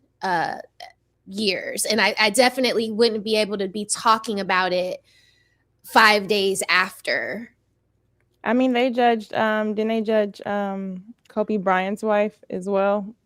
Even after the fact, when they thought she was pregnant, what was it, a year after? Or so? Yeah, they said like they're still judging if she moves on. Stop, as they should. Vanessa Bryant, the person that touched Vanessa Bryant is a traitor and should be eliminated. She's not pregnant though, right? Well, they also judged Masika when her husband passed away because she was overly can do dramatic. whatever she wants. Vanessa Bryant is LA Lakers fans' property. Nobody she can have no man. We put $1 billion on her pocket. She will die as immaculate. Nobody will touch her after Kobe. Thank you. Well, let me ask, how quickly can she move on before she's not judged? Never. She's rich. Never. She can never move on. She can do things at 3 a.m. in the morning that nobody will see. If she pulls up in public, I'm catching the flight to LA with my friends. So, okay, let's take it off her. What about Lauren London? How long could she move You on? can do whatever you want, Lauren. Go ahead and get the train running. Oh, okay. So you're just it's a Kobe Bryant thing for family. Okay, got you. No, respect. No, there's some people did Coretta married afterwards? I don't think so. Who is correct husband after Martin Luther King died? Old school women didn't do that. Old school women went to their grave. Lauren London hasn't been with This is anybody. new school women. They be like, shit, I ain't about to go to my grave with no man. Lauren London hasn't been with anyone since. So And I don't she think said Laura she London. would never. She said We she don't would know. never. We don't know I what don't think these she people has. do. I don't think she One has. second, We don't know these One people. second, friends. Thought she We was don't know Diddy what they do. Spears. We don't know what they know in private, right? Let's not be naive that these people be celibate or not celibate, but they be regulated for like 40 years after their husbands or wife dies. What we're saying is that there's some people that have so strong connections to like gigantic figures that the most they should do is Netflix and chill on the back without nothing knowing. You shouldn't be remarried. You shouldn't be saying, "Oh, this is my husband now," and now I'm not Vanessa Bryan. Now I'm Vanessa Castro because he's my husband. Like some people actually have that type of. I'm kind of joking with the Kobe thing, but I don't understand. I think you understand. And Lucky's from that area. Like I think you understand the weight of people like Kobe Bryant and the way that he died. If she pulled up with a new man, is stupid that people will do that, but it's understandable because it's Kobe Bryant. So It'll be bad for her too. Like the optics, they would definitely shame her if she was to get with someone after Kobe. Do you think they judge men the same for moving on after their wife? Absolutely not. But we are not. We are not woman. What? Yeah, we're not the same. Tell me, especially if the dude built his Lucky, legacy. Lucky. Tell me a woman. Tell me a woman that is so iconic that you are not expecting her husband to. You gotta be iconic. Jackie You chose her, Onassis. though. Hey. I would think that if you chose her, she was good enough. So now she got to be some super bitch. Oh, I Hey, want look, more. let me Let me tell you something. Let me tell You won super before me. Hey, Lucky, let me tell you something. Y'all are insufferable. Hey, let me tell you something, Lucky. Jay-Z didn't even wait for Beyonce to die to fuck another bitch.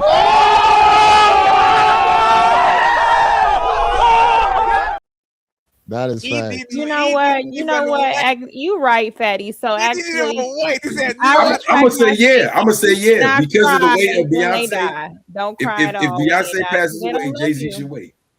They don't love you. Don't No, cry but when they die. Just collect. think What about when Kennedy died? He got shot right there in the car with Jackie, and she moved on. No, but Lucky. You talking about how fast she moved right on? Like she was No, like. it wasn't right on, but she did get married again. I think Jay-Z should wait. I think that was a good example. Yeah, I but think why if do we? Beyonce Right? passed, Jay-Z Hey, should but why do probably we? Why do we? Why do we? Ali, before you move, ladies, tell me one iconic woman that if she dies, her man shouldn't get remarried because he ruins her reputation. One. Beyonce. Look how we talking about reputation. Come on, man. Beyonce. Thank you, Crip. On Crip. Period. That's He already fucked another woman while she was with her. Cheated on her. She was literally alive. That's null and void. Michelle Yeah, that's Obama. null and void. Michelle Thank Obama. you, JB. We're not going to entertain this. Oh, okay. 1 second. We Michelle promote Obama marriage. is known. Black people promote marriage. We're not going Michelle Obama is known because Barack. somebody said Michelle Obama. Why is she known? Barack. Yeah, Michelle Obama. Obama would look stupid popping out with just some random. No, it wasn't because she is known. Oh my God, that's crazy. What is it, Barack? You gotta wait a little bit. Rihanna, You just pop out with Rihanna, Beyonce, Kelly Rowland. Rihanna, you guys are. Oh yeah, ASAP Rocky No, was you're weird. Rihanna's A$AP really Rocky had to young, wait. so I mean they're both. ASAP Rocky young. got to wait if something happened. Y'all tripping. Are y'all serious? Like none of different. I'm not tripping. We're talking business now. We're talking marketing. We're talking stocks. These are people that high level people invested into them. Okay, if ASAP Rocky brings a random floofy up in there after Rihanna passes, it fucks up the business. No, she's that's prettier not than the point. Rihanna, No, No, that's it not the doesn't. point. No, It's hey, not. Hold on, Fatty. Who's Halle Berry's exes outside of David Justice? Don't matter, right? Wesley Facts. Snipes. I'm waiting. Liz, he said Wesley Snipes. Who name her two baby daddies? It don't Crip even Jesus. matter. They Holly No. Berry. We're trying to make a point. Hey, Crip Jesus, what's Halle Berry's last two baby daddies? We don't know. That's the point. Like No, men make the women famous. We just got music dude, ain't it? What's his name? Amber Rose was Wait, a nobody. how you don't know their name? They gonna turn around and say he made her famous. Because you only know Michelle because of Obama, of Oh, I Barack. thought he said Halle Berry's You only know exes. Amber Rose because of Kanye. You would have never known Amber Rose without Yeah, Kanye. like That for wasn't the example, question, Halle though. Berry, That wasn't the though. question. No, The that is question was, what woman has stood tall enough to where her brand is important enough to where if she passes away and her man pops out with another random woman, it hurts. You can't. We named them. Hey, We named Stedman them. and Oprah. ASAP Rocky was already famous. You This can't say is sad. ASAP Rocky. He was already No, famous. I'm glad you said that. And Rihanna upped his stock way. If he was to pop out with Iggy Azalea or any of them after her, it looks weird. He got to wait at least a year or two. Or three. I would say There's no woman. I would look at Denzel a little bit funny if he got another wife at this stage because of That's the not story. Denzel's wife is not who we talk. We talking about these certain hers. But his wife. No, I know. But I'm trying to find the person where I might be looking at like, why are you doing this, right? LeBron James' wife. A lot of them. No, why it's does she come have to on, be man. Come something? on, man. Fuck LeBron James, man. Fuck that dude. Okay, y'all too. Is this a guy conversation or are we just talking about? Hey, Lucky, it's a woman conversation. Find you one woman. I can't because I think who you Exactly. choose to be your spouse should be important enough that if they pass away, you would care. But now she got to fucking wear a cape, so I forgot where I was. Yeah, hold on, first. better question. Lucky, would you remarry? if Damn, your now she spouse- got to take him out the hood, fix his teeth, do all this extra shit. Absolutely. Lucky, would you Is your wife? remarry? Crazy. Would you remarry Lucky if your husband passed away? It depends on how old I was. 43. Probably not. I'm telling you, status is a good.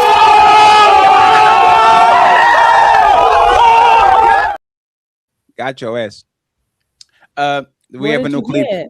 There's Ali. No, there's Ali new clip. You didn't see it. That's It's crazy. not for you. It's for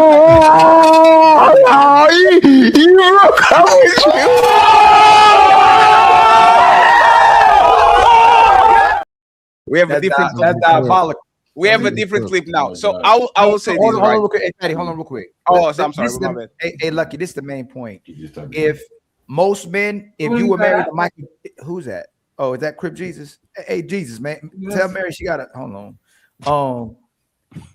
Most men, if they knew you dated Michael Jordan, don't want to go behind Michael Jordan. Like it's not going to do nothing to our reputation. It's going to make us look bad. We don't want to go behind Michael Jordan. We look some type of way, and you know it too. A woman wants to date somebody equal to Michael Jordan or higher, and when she dates another guy, he looked like a scrub because he came after Michael Jordan. I don't know if I So can I agree think- with I you, think Ali. No, I it think is like that. In fact, you might not agree with me, but that's exactly how it's looked at. Like what is you don't wanna go Eddie behind. Murphy? What is the name of Eddie Murphy ex-wife? Fatty. Is Tom Brady is the Oh, guy? that goes- I'm definitely going after Eddie Murphy. I'm sorry. Come here, baby. No. Is Tom Brady is the jujitsu person looked as a cornball, or he looks like, oh man, that's better than Tom Brady? going behind Tom- But there's the thing. It looks like a winner because he's taller from the winner. Exactly. No, he doesn't. No, he That is doesn't. true. No, For Ali, him- Ali, I know, for Ali, him- 1 second. Ali, just, JB, hey, look, it don't give look me like- 1 no, second. no, Ali, JB, no, Ali, it- 1 second. Ali, just 1 second. Just 1 second, Ali. Maybe. Hold on before you no, hold on, Fatty. No, I'm gonna clear it up some more. And you just already did it, Fatty. You can't change it. If this woman, if Smell the Roses was married to Kobe Bryant, you don't want to go behind Kobe Bryant. You don't Why want we ain't seen Bobby Brown? Why we ain't seen Bobby Brown, new woman? No, because he's Kobe Why we don't even Bryant. know who Bobby Brown, new woman is? No. Let me just say this, right, Ali. You have one thing you say is if there's 10 married men in the room and one man comes in and he fuck all the woman, he's the bigger man in the room because he had all the woman of those men and those men married her. If Tom Brady had a wife and she literally had grown kids, she wasn't having kids, no nothing, and you come in and steal the queen to the king of the world and put a baby on her on first year, respectfully, man, your stock went way up because nobody knew about you before, and now you are the motherfucker that stole Tom Brady, bitch. No, Ali, think about it, right? I know what he looks like. You know what he looks like? No, Ali. Nobody knows who it does. Nobody knows. But there's the point. No, Ali, but there's the point. There's the point. Is if you steal the bitch is king, the queen.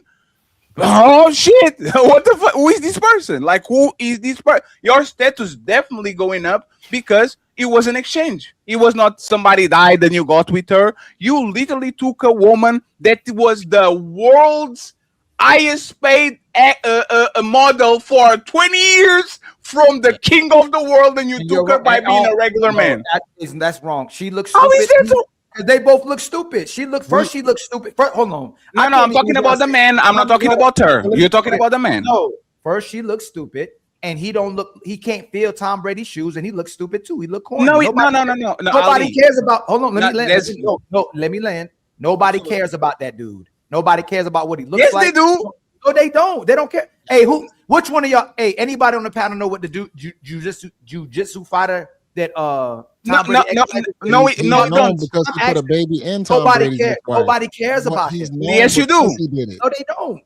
No, Ali. Just because you don't get elevated to the king doesn't stop you from being the king slayer. You became the king slayer now. Yeah, If there's a tale of a king that was the highest and the most powerful king of the world called Tom Brady, and you slay this bitch, there's no higher title of king slayer. Somebody that literally doesn't have the power but actually slaying kings. What you talking about? Hey, smell the roses. Hey, smell the roses. If Michael B. Jordan gets with a woman and he breaks up with her, woman is still gonna be crazy about him. If Aaron Pierre gets with a woman and he leaves her, woman is still be crazy about him. If a cornball gets with Tiana Taylor, he's gonna be relevant to those women. As soon as she breaks up with him, he's back to being a cornball again. But that's the point. No, let me finish. No, let me finish. Let me land. He checkmated himself. No, I did not.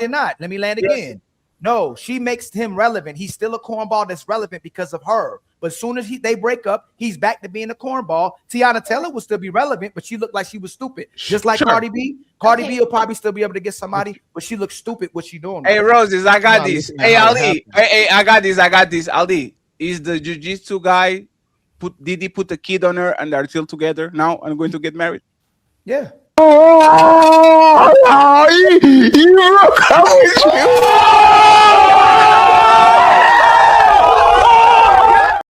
That's the point.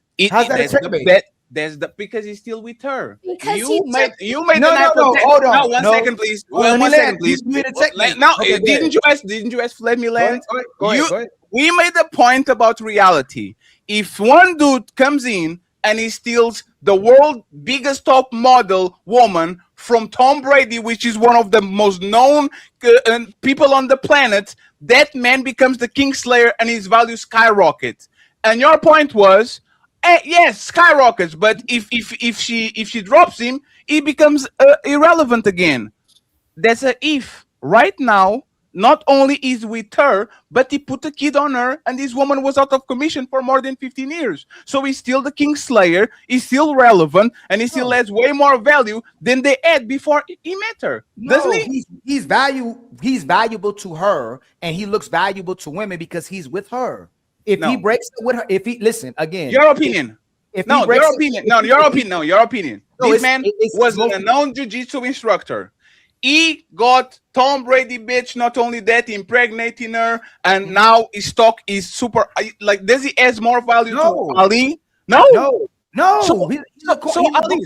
So 1 second. So how do you? So why did you say that if a man walks in the room and he fucked the woman of 10 men that had their wives dead and he had his way with all of them, how is he a winner? Because he's valuable. That guy's valuable. If that man walks in the room, the guy that stole Giselle isn't valuable. Listen, I'm gonna say it again. Tom Brady. Hold on. I also say that Brady lost his wife. No, I'll say this again too. This man that we don't know. I'll say this again too. Let me land, please. Women date down in this generation to control men. She dated down because she don't like being inferior to Tom Brady. She felt like she should have. That's irrelevant. I agree completely, Ali, on that. Can I land, please? Can I land? Still don't know. Can I land, please? Yes, you she can. Didn't support she didn't support Tom Brady's choice. She thought she's better than Tom Brady. So to make herself look good and validated, she just got with a jiu-jitsu fighter. That didn't make her look good. It made her look bad. Actually, she should have supported her husband. He's still going to get beautiful women and top women if he wants to. That guy happened to be the woman that she picked to make Tom Brady look bad. She tried to make him look bad and she tried to embarrass him, but it didn't work. It looked a certain way that he lost his family, but he's still the GOAT and Tom Brady to a lot of women. They still want Tom Brady. How many? Well, time to move the goalpost again. On 3, fellas. 1, 2, 3, push. I let you land just to make sure that you wouldn't move the goalpost. Okay, go ahead. Tom Brady's talk when it comes to relationship is highly damaged because you lost your bitch. That's not true at all. Nobody. No, Ali, respectfully, man. Ali, That's not true at all. Ali, can I finish, Ali? Yes, but that's not true at all. Ali, if your point is, I get into the room. You go next, Roses. If I get into the room and I add my way with all your wives, I am the winner. How is he not the loser? No, please. No, Ali, please, 1 second. That's the question. You asked that's a horrible conflation. That's I just told you. No, 1 second. Ali, please. Can I add something? One second. Ali, 1 second, please. 1 second. I'd like to add something. I got you, Corey. 1 second. Hold on, Fatty. If you're hey, no, hold on. You hear me talking? Come on. But I'm saying you guys have been talking for a while now, so I'd like to add and we're going to continue talking. That's what I'm saying. If your theory were correct, we are going to continue talking, please. I ask you. What people say about Russell Wilson right now, sir? I ask you to respectfully. You see what I'm saying? You interrupted me to do a terrible point. It's not a terrible point. Let me explain why it's a terrible point. Okay. Future thrower back to the streets. He didn't want her. He didn't want her. Is that what happened? So now you're moving the goalpost. Please. Future was the one that didn't want her to the point where he doesn't even want this kid. And Tom Brady didn't want Giselle. That's why he made the decision to play football instead. No, he did. No. Let's stop. Let's stop here. Let's stop. Tom Brady. Hold on. First of all, if you were no. You answer. Hold on. 1 second. Hey, 1 second. If you read the report, please. Respectfully, sir. You repeated what I said. So allow me to retort. What the fuck? Like what? No, allow you what? Let me finish my point. What the hell? It's like, can we land the plane? No, me and Ali was having a back and forth. Then it's Roses, and then it's Corey. Right, man. Thank you. It is your show, so it's not about being my show. It's about saying, I'm saying it's a bit long-winded. Can you stop talking then? Can you stop talking if it's my show? Can you stop talking? Thank you, Ali. Who is the winner? Tom Brady or the guy that stole Tom Brady bitch and put a kid on her? Tom Brady. Still. No. On that, I'm gonna say it again. Ali, ask this question. Can I? You can't ask that question. You can't do that. You can't ask that question. It's because you're not answering. I did. Okay, so am I talking about the specific? Am I talking about the specific situation or about the overall value of both men? Which are you talking about? The overall? And that's why I wanted to interrupt you. Okay, so let's okay, go ahead. Let me make it specific so we actually having the same conversation. Okay. Tom Brady is way more valuable than that man still. Okay. On that situation, who is the winner and who is the loser between both of those men? So you asked the question. Let me answer. As an individual, he got his heart broken. He lost his woman. He lost his woman to that man. As a whole, which we've been talking about the whole point. So that's a moot point to talk about individually, Fatty, because we talk about in general to the women, to the public. We're not talking individual base. He's still, now that he's with her and he's by himself or he's dating a model, all the women still want Tom Brady. They don't want that jiu-jitsu fighter. That's what we're talking about. We're not talking about the individual. We're talking about. Can I interject now? No, you can. Okay, so Ali, this is according to reports, Giselle. Be quiet. So I don't like this. Be quiet. Who are you talking to? To you? Why are you getting in the middle of me? Be quiet. You need to chill on that, okay? How? Why? Chill on that. Now hold on. Why? Didn't I say on the beginning of the show when there's a one-on-one for people to let the thing expire to the people that got here in time? Did I say that or not? I think I said that, right? He wouldn't hear that. Yeah, and there's the point. If you come in late, right, and people told you the rules, you have to chill. If you don't chill, you can leave. Because I wouldn't do this on your show. I'm sorry, I wouldn't do this on your show if the host told me, please, Fatty, get out of it, let them extinguish the situation, and then I can go ahead, I will do it. And he's still babbling on the back. You've been stressing this point. No, Corey. That is That's what spoke about in the beginning of the show, man. When So what I'm saying is I'm trying to interject to give context to what you guys are discussing. Yeah, so but we can move on to the next point. No, we get what you're trying to do, but we're two professionals up here. You don't have to interject, brother. If it's between you, if it's between you and him, we're not going to interject. It's the one-on-one. And I'll go on your show tomorrow to do the same shit. It's the one-on-one thing, even though there are like 7 more people on the panel as well. Yes. So that's Well, how let's we're go. doing it. That's how this is going. No. If you Ali, one second. Hey, Ali, one thank second. you for showing that to me. I literally gave you the order. It's always been You like and that. Rosie, I totally understand. It's all good. Oh my God, I understand the rules now. All good. Thank you. By all means. Continue. I said Just go. Roses and Corby are going to go next. That's what I said. Yeah, he said y'all two go next. I literally said that, but let the back and forth get You're monopolizing the conversation with the sir. And what if we do? Well, you have other people waiting to speak. Are you going to So give them they a will shot, wait. an opportunity So they will to wait. speak? So they will wait, Or right? are you So going to they will dominate wait, the conversation? So they will wait, right? Or are you going to give other people a chance to speak or no? Otherwise, what are we doing here? What are we doing here? If you're going to continue to speak, monopolize the conversation, you're dominating right now, and you are reiterating the point. Wait on the back. You are going to wait on the back for your turn, or you can leave. And Ali, I know we come from your side. I'm not negotiating with terrorists. I already explained who is going to go next. I already explained who's going to go next, and this man is doing a big ego trip like he allows this shit on his show. Respectfully. So I'm going to bring you up back again. You are going to wait your turn, and then you go after Roses, or you bounce. Okay? So what I said, Ali, and respectfully, man. I'll mute my mic. It's like, hey, please don't sabotage the show, okay? Because this is one thing that a lot of y'all do. Y'all go on other people's pages and try to actually turn the panel or the crowd against them. You have to wait. He came here extremely late, in the middle of conversation. He has to wait. I don't have to negotiate with y'all, respectfully. So I'll say this, and then Roses can go ahead, and then we'll open the panel for everybody because we have to go to the main event. We have super chats to read. If that man gets in the room and he had sex with the 10 wives, nobody's asking, oh, but is Richard Hamilton then, and Tiger Woods, and Jeff Bezos, and Bill Gates?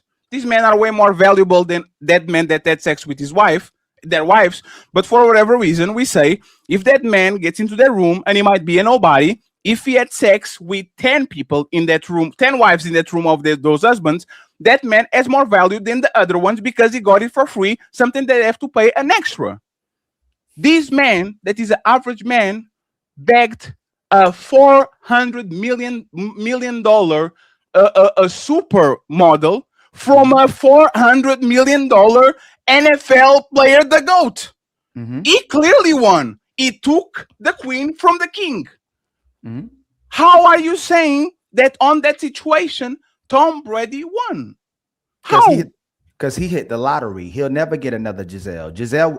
Tom Brady will get 10 Giselles or even better than Giselle. That's my point. She got with him to validate herself. That was the first person she chose to make herself feel better by getting under somebody else. And she moved on real quickly. That's the conversation we're having as well, too. So she can make him look bad. And she ended up getting pregnant. And now she's with the guy. But he'll never get it was luck that he pulled her. He'll never pull a woman with her title and how wealthy she is. Tom will get 10 of her and better than her as well, too. So they're not the same guy. He might have individually, Tom Brady lost his woman, but anybody that's watching and go, that woman's stupid and that dude lame. That's what would happen in public. That's what we would say. Even if it happened the other way, if Rihanna got with an average guy and he blew his chance and he went with another woman that wasn't even her caliber, everybody would be clowning that dude. They want to say, "Oh, this contradicts years of talking points and conversations." No. Yes, it does because. How? So explain to me, please. Explain to me, please. If I go ahead and I take Beyonce from Jay-Z, right? Okay. Yeah. I'm a nobody. Right. Now I put a baby on a billionaire. Yes. Right. Yes. You are telling me that Jay-Z, that lost his family, lost the mother of his kids, lost his wife to a nobody that is going to benefit tremendously, either with clout, money, and power. And now I can fuck anybody I want because I'm Beyonce X, even if she leaves me. You are telling me that Jay-Z is the winner. Yes.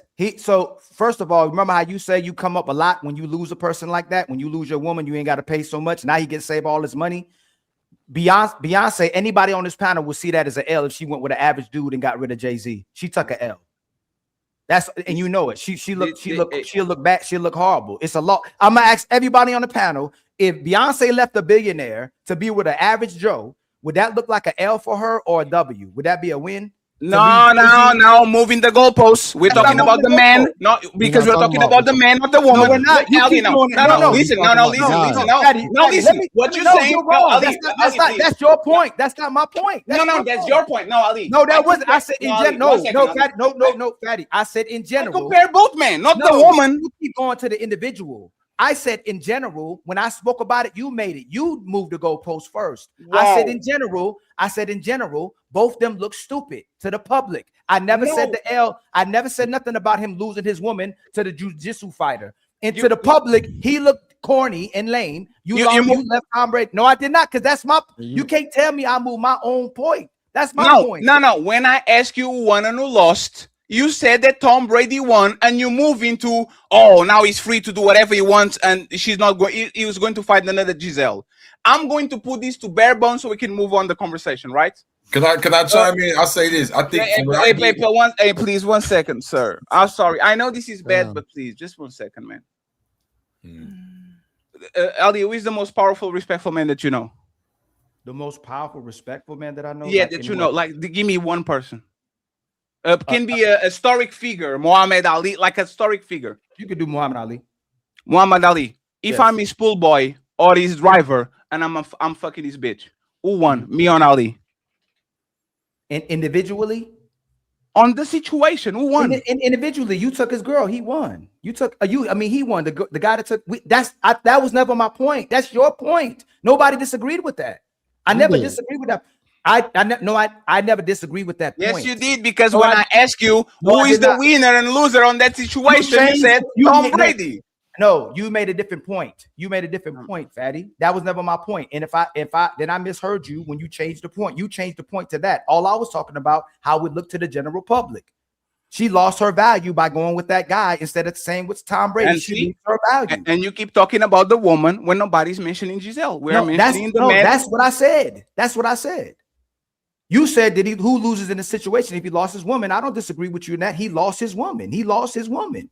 So he lost, right? Yes, but I didn't disagree with you that he lost in that individually. Yeah, I said individually. Yes, you did. No, hey, Fatty, if you rewind, I said Fatty, individually versus generally is two different things. I was never talking about individuality. That's why I said that's a moot point. I said that's a moot point. I said to the public, she loses. So when we're talking about the Kingslayer and the King, you weren't saying that the Kingslayer didn't gain no value because they didn't say that? No, I said that since he got with her to the public, his value goes up to the public. Being with her, as soon as she get rid of him, his value goes back down. But his real value is being with her. Like Stedman. Stedman real value is being with Oprah. If Oprah gets rid of Stedman, he has no value. No, I'm telling you the same thing. You literally disagreed. We were talking about the Kingslayer and the Queen. The Kingslayer is going to be known, and his status is going to skyrocket because you are going to take the Queen from the King. And you said, nah, Fatty, because he's still Tom Brady, because he's still the King. So you said it. You said it. I said I still disagree with that part. Nobody cares about the guy. They don't know him. We don't even know the guy. But there's Ali. But there's oh my God. Hey, no, it doesn't. We want to know. I'll leave it alone for sake of continuity of the show. But I will say this: if the husband as a wife and the side piece comes in and fucks her, the husband lost. No question, ifs, ands, or buts. He lost. He lost the mother of his kids, his husband, his legacy, probably mommy, his house. There's no place that the pool boy fucks a millionaire woman and he lost. He won because he took it from you. Now all of a sudden we're pretending that the man that got cheated on won. I will concede. I will concede and leave it alone. I already conceded to that. No. I already conceded to that. I already agreed with you. He lost his woman. Tom Brady lost. He took an L to the jiu-jitsu fighter. You changed it. That's not what you did. No, I did not. I said his value. I said, Fatty, his value to the other women will go up because he's connected with her. Because just he's connected with her. His true value doesn't really go up. When he leaves her, his value will go down again. No, it doesn't, because that's not how pre-selection works. Once you are known to fuck one of the most beautiful women on the planet, 1,000 women don't want to fuck you immediately on the next day. We saw that with Pete Davidson. I said that. No, but that's Ali. But that's the point. He's single again. They got rid of Ali. That's not the point. I said Ali. I'm gonna say it. Let Ali. Ali. No, Ali. No, one second. Ali. No, Ali. Keep Pete Davidson. Didn't keep Ariana Grande. Give me a scenario. No, give me a scenario when they're men is loses. Pete with one of them. Is Pete give me a scenario. Ariana Grande. Yes, but give me a scenario where that man loses. Let's do this, right? And Rose, I'm sorry, friends. This man got her, impregnated her. He's not the breadwinner. So if he leaves, he gets a tremendous amount of money, and he still gets other bitches because he fucked Giselle. If he stays with the top model that is earning so much money that his lifestyle goes up, his status goes up, so he's still there. What is the scenario where this man that took Tom Brady's wife loses? Give me one. Giselle leaves him. And he become Kevin Federline. How? People don't care about that dude. What are you talking about? Nobody. They only man. This is getting like 50. This is crazy. This is crazy. No. Listen, what we talking about is their value goes up, right? After they date with the person, right? But after they're done with the person, their value goes back down. Their value. No, it doesn't. Their names are embedded in history, though. It will never go down. Yes, it does. His name embedded in Pete history. Davidson went from Ariana Grande to Kim Kardashian. Come on, man. Hey, hold on. Don't all of y'all love and revere Tom Brady? That's crazy. How are you the cream of the crop man and you lose Yes. your wife And to she the filed for jiu-jitsu divorce. fighter? How Yeah. does that happen? Can he get a better woman? Smell the roses. No, he can't. No, Tom he Brady can't. can't get a better woman than Giselle. He is not. No, he's not. It's not. You're wrong. No, he can't. Wait a second. Wait a Hold on now. second. Tom can Just get a like better woman Tom now. Brady is the top of his class in his class, Giselle is the top in her class of her Yes. class. You ain't getting no other. She's just a woman. wealthy woman. She's a wealthy model. She's a worldwide. Ali, that's crazy. Hold on. Ali, hey, Ali. So what makes her better? So she's better than Ali. Tom No, Brady? Ali, one second. She's Ali, better than Ali, Kim one second. Ali, I don't think you know Giselle. Giselle Bündchen is the biggest top model of all times. She's the GOAT. She literally had to double the money than Tom Brady had. She has more brand deals. She is the GOAT. And by the way, Ali, it's not that she's a sloppy older woman. She looks great. What are you talking about? Giselle does not look great. No, she don't. Are you serious, Ali? No, she don't. She don't look great. She don't look great. Ali, for a black man. He picked her, Ali. Why do you think that Tom Brady picked Giselle to be his He picked her wife? because she's a model. First of all, our taste is completely different. Black man taste, white man. Oh, here we go. The moving the goalposts. No, y'all just did it. Y'all talking about a white. Hey, Ali, just concede, man. Ali, please just concede, please. Concede, man. Concede. Ali, concede. Hey, Ali, this is not my type. You know it's not my type. Just concede and say I was wrong. She's not even your type. Ali, are you? Hey, man, now you're going to play.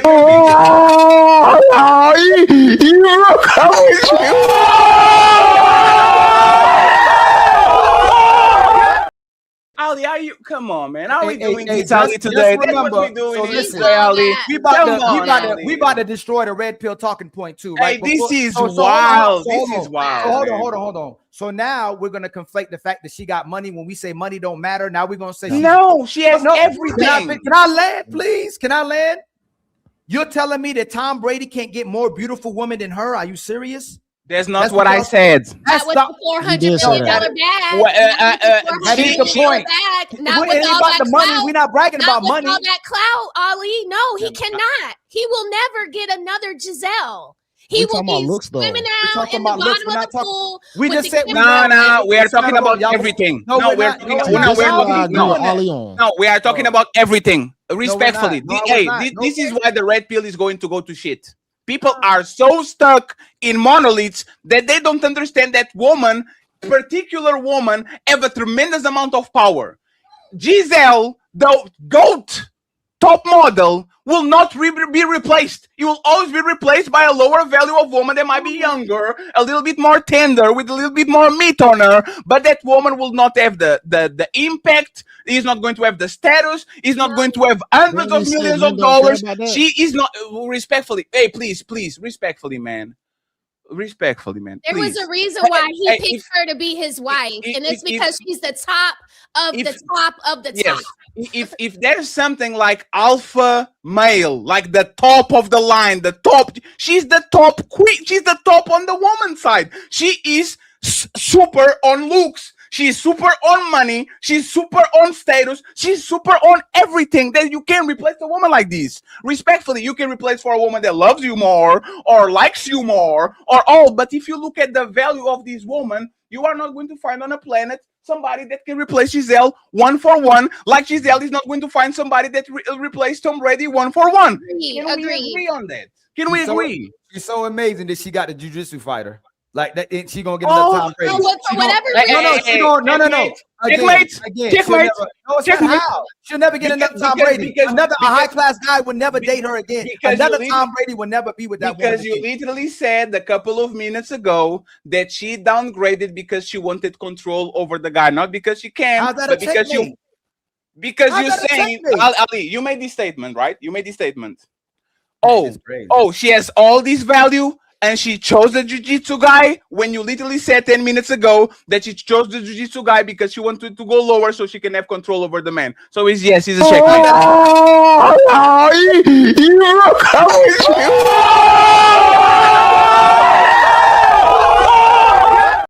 And by the way, just to be clear, two can be correct. Just to be clear, two can be correct. Tom Brady still can have any woman in the planet. It technically, in terms of looks, he didn't lost nothing. What he lost was his legacy, his family, his wife now as a second man and a second kid, which is very frowned upon. Because if I have a woman, I'm the king of the planet, and somebody puts another baby on her, is bad for my reputation. All of a sudden, we are letting kings getting fucked by other people. If Adam 22 is a cock, if everybody that lost their woman to another man loses value, all of a sudden Tom Brady is the only one that lost the. That's a bad conflict. That's horrible. I'll be quiet. I don't. That's crazy. You use Adam 22. That's crazy. I'm not saying that Adam 22 can get any woman on the planet. Adam 22 is way more rich than the black dude that is fucking her left and right. Adam 22 is in worse shape than the dude. Adam 22 is not a bull, doesn't have 37 inches. And you know who still win? You think Jason Love. Win Jason Love because he gets landed the plug by nothing and plows her like nothing. He goes back to his home with his dollars and he does what he does. So even though Adam 22 in status, Adam 22 in status is way more popular than the corn star, the motherfucker is the one that won because he's the one fucking your bitch. That's what it is. How does Adam 22 can get every woman on the planet? So you believe Adam 22 can get every woman on the planet by letting everybody have sex with his woman and look like a lame? You think every woman on the planet would date Adam 22? That's completely false. He look like a lame to most people. Most women would not date that guy. Like he's dating a porn star for a reason. Most women would not be. She wasn't a porn star because before you got him and before she got fucked, he fucked the 30 top world-class porn stars before he got with her. Before they got to the. If you think he get any woman on the planet, that's okay. I disagree. Ali is I don't know, man. I disagree. I can Ali. From brother to brother, I can understand how you really think he can do better than Giselle, and I kind of understand your brain. You're using her money. You kind of saying you will find somebody that is younger and loves him really for wheeze and all those things. How old is Giselle now? You're using her money when we. So this is what I'm saying. All the red tip pill talking points all dead. When we said the woman money don't matter, she a millionaire. So what? like we're using her money to put up her value. But if she doesn't have the money, he gets better women. When he can get way better women than her. He can get a millionaire Why didn't woman. he marry He can her? get another millionaire. He can get another millionaire woman too. He can get a woman better. When we say better, Giselle is not the best woman to people in general. She might have more money. She might have. Hold on, please. Can I land? Can I? She might have more money than the average woman, way more money. But that doesn't mean she's considered the best woman to women. When we're talking about looks, yes, she is. She's a super. She's not considered the best woman on looks. Hold on. But Ali, he picked her and she left him for the jujitsu guy, and you don't even know his name. Because he's the nobody. He's the nobody. What does that have to do with the fact that he lost his wife? Tom Brady lost his wife to a we already went away. Listen, we already didn't lose his wife. He read up. We already went away from that point. She had to date down to make him look bad. She dated a nobody. That don't increase her value. It actually reduces her value. Exactly. She couldn't even do good. Most now that she did that to Tom Brady, she'll never get a caliber guy like that. Did they see it? Damn, you compromised the GOAT. Never. Yes, she does. No, she doesn't. Why she got with him then? Why did he get with her? No. Why did he get with her? He could have picked anyone younger. You guys are talking about she going through menopause. You contradicted yourself. I'm not contradicting myself. Listen, you said Giselle because he's a winner and he wanted to get with the winner. You see what you're doing, right? This would have been happening, right? Can I land? Now you're gonna pick another winner. You said, why would she pick another Tom Brady when she picked Tom Brady? Y'all have a type. You did it again. Can I finish, please? She can't get another Tom Brady. Can you stop doing that too, please? We being disingenuous. Everybody on this panel has a type. You know your girl type. Your girl knows your type. If she walk in, you know who that type is. If she picked Tom Brady, that's really her type. She wants to date that guy. She wants to date the most powerful man in the room. She just thinks she's better, and she thinks she's better than him. So she got rid of him for a lesser guy. That's her problem. So again, so let me ask y'all this: does it increase her value or decrease her value? It decreases her value, but we're talking about the man or the woman, and you delete it again. It decreases.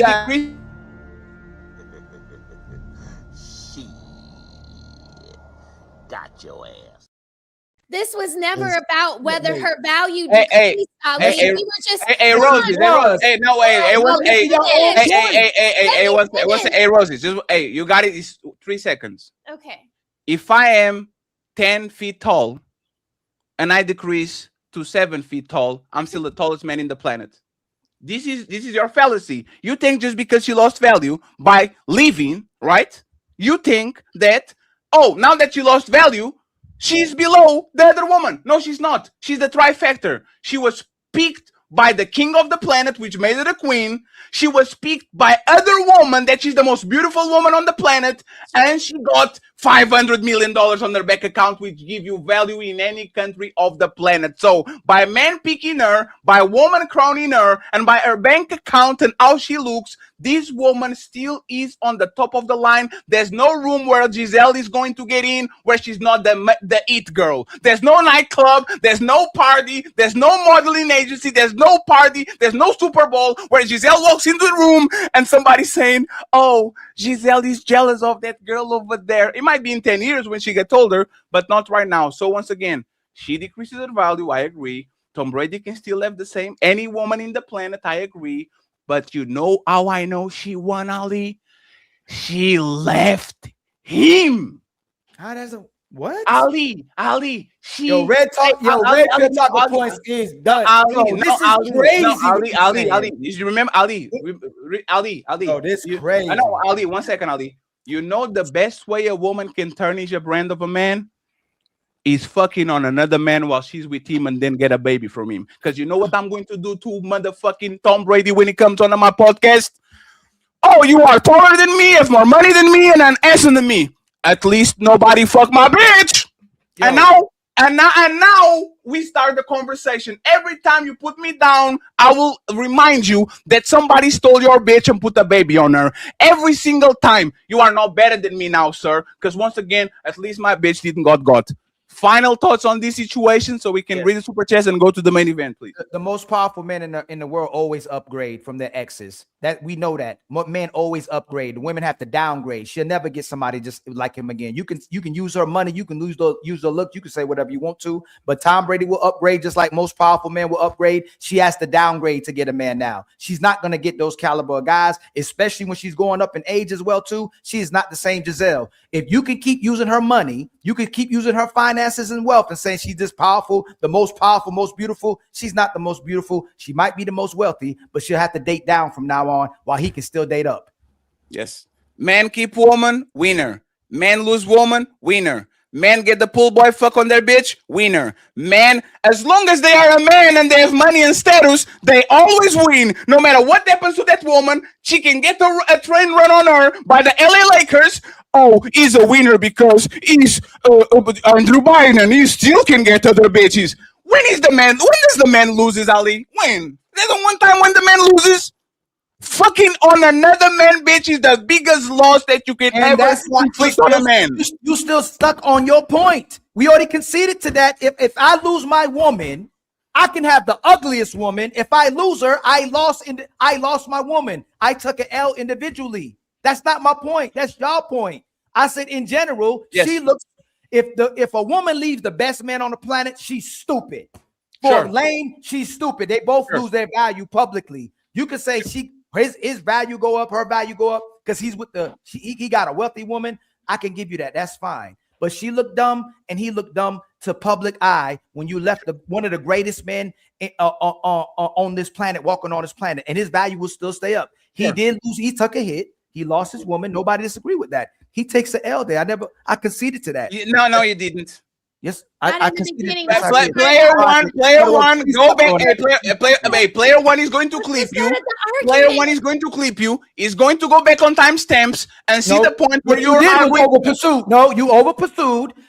We said when people in the corner, let them out. If there was a misunderstanding, I said it 50,000 times over and over again, and y'all still making your own point. That's not my point. Okay. So you were pursuing and you misspoke. So you admit that you were wrong. No. You said if I misspoke and I clarified it over and over again for y'all. I said that's not what I'm talking about. So Tom Brady lost. Tom Brady lost, right? He took an L. Yeah, I already said that. That's no. Say like with the complete word. Tom Brady lost. That's a loss. Yes. So no. Tom Brady lost. He lost his family. He's lost his kids. That's a big loss. So Tom Brady lost, right? Yes, but hey, Fatty, he can get 5. You know what? This is crazy. That man can get 10 more families. He can get 100 more kids. He can do a Nick. Let me finish, please. He can do a Nick Cannon. He can do a Cam Newton. He just chooses not to. Y'all are underestimating, downplaying the power of a man because of what he's doing right now in society. He can go to the moon. He can become an engineer. He can become a soccer player. He can go ahead. No. You keep talking in ifs. He can become anything, an astronaut, a science teacher. Listen, Ali. You're doing the if again. You're doing the if again. No. You did, Ali. You did the if. Ali, you did that because it makes sense. In regards Ali, you are out of it. Ali, you said you made a bunch of ifs. It can be Nick Cannon. It can get most. No. You know what's wrong about what you're doing right now? If Giselle was still with Tom Brady, it's a logical argument to say if she leaves him, he will take a loss. That's logical. You can't keep pigeonholing the if conversation when we're given the scenario. So no. You can't do that. But I didn't do it. No, but I didn't do it. No, but I didn't. But I didn't do it. I didn't do it. No, you said he lost. No, you say he lost his family. What powerful men do typically, what they used to do in the past, they don't do now. They'll get rid of the woman and those kids. Or he still stays with those kids. He's doing the if. Is me or you? Can I land? Who is doing the if? Is me or you? There's nothing wrong with my if though. You're taking away from No. You are saying that I'm doing the ifs. You are doing the ifs. I'm basing this right now on reality. No, I am basing it on reality. No, you're not. You're talking about Nick Cannon. No, he can do a Nick Cannon or a Cam Newton. What is that? Is that the if? He can do a Nick Cannon if he wants to. There's nothing wrong with me saying if though. There's nothing wrong with there's not, Ali. There's not the point because you're always going to win if you do the if. If is a perfect scenario. Just one second. I promise. And Roses, please take us out of here, Rose, because this is actually the most stuck we ever got on the show, right? We are talking about reality. That man lost his person. Even if she wasn't the most beautiful woman on the planet, even if she wasn't the one of the richest woman on the planet. This man lost his person. He lost his wife of 20 years, the mother of his kids, and the person he literally built a legacy with. Right? There's no ifs. He didn't replace her. He's not going the Nick Cannon route. He's not having a bunch of kids. He sounds like he's a little bit depressed. Tom Brady lost. And the people that literally are saying on the chat, for example, that you won, I know you so well, Ali, that if I actually ask you, is a man that loses his family of 20 years, his mother of his kids, the person they build legacy, had kids with and all that, did that man lost? You would give me a resounding yes. Is the biggest biggest failure that you can have on your life. Hold on. Let me just land. Crazy. Let me just land. And Roses, don't let me interrupt it. You go after Ali and nothing happens. You can drop us, whatever you want. The biggest L on a man's life is losing his family. Period. He did it again. No ifs, ands, or buts. Know what he's going to do afterwards. The biggest L a man can get in his life is building his family for 20 years and get his wife token, get another kid that is part of your lineage now, but is not your kid, and all these. Do you agree with that, Ali, or not? And if you don't, explain. If you agree, let's concede. And let's get Rosie stickers out of here so we can go to the main event, Nicki Minaj.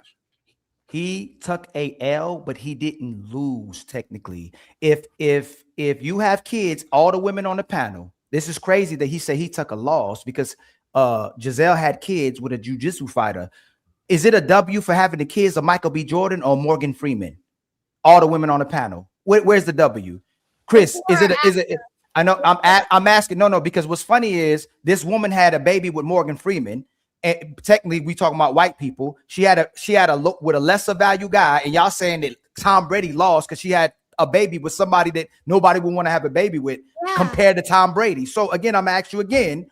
Would you, everybody on the panel, real quick, would you rather have a baby? And you see how we moved the goalpost again. No, you do. Look, Fatty, you did every time. You and Smell Rose. Yes, Ali, you are not even paying attention. Ali, hold on.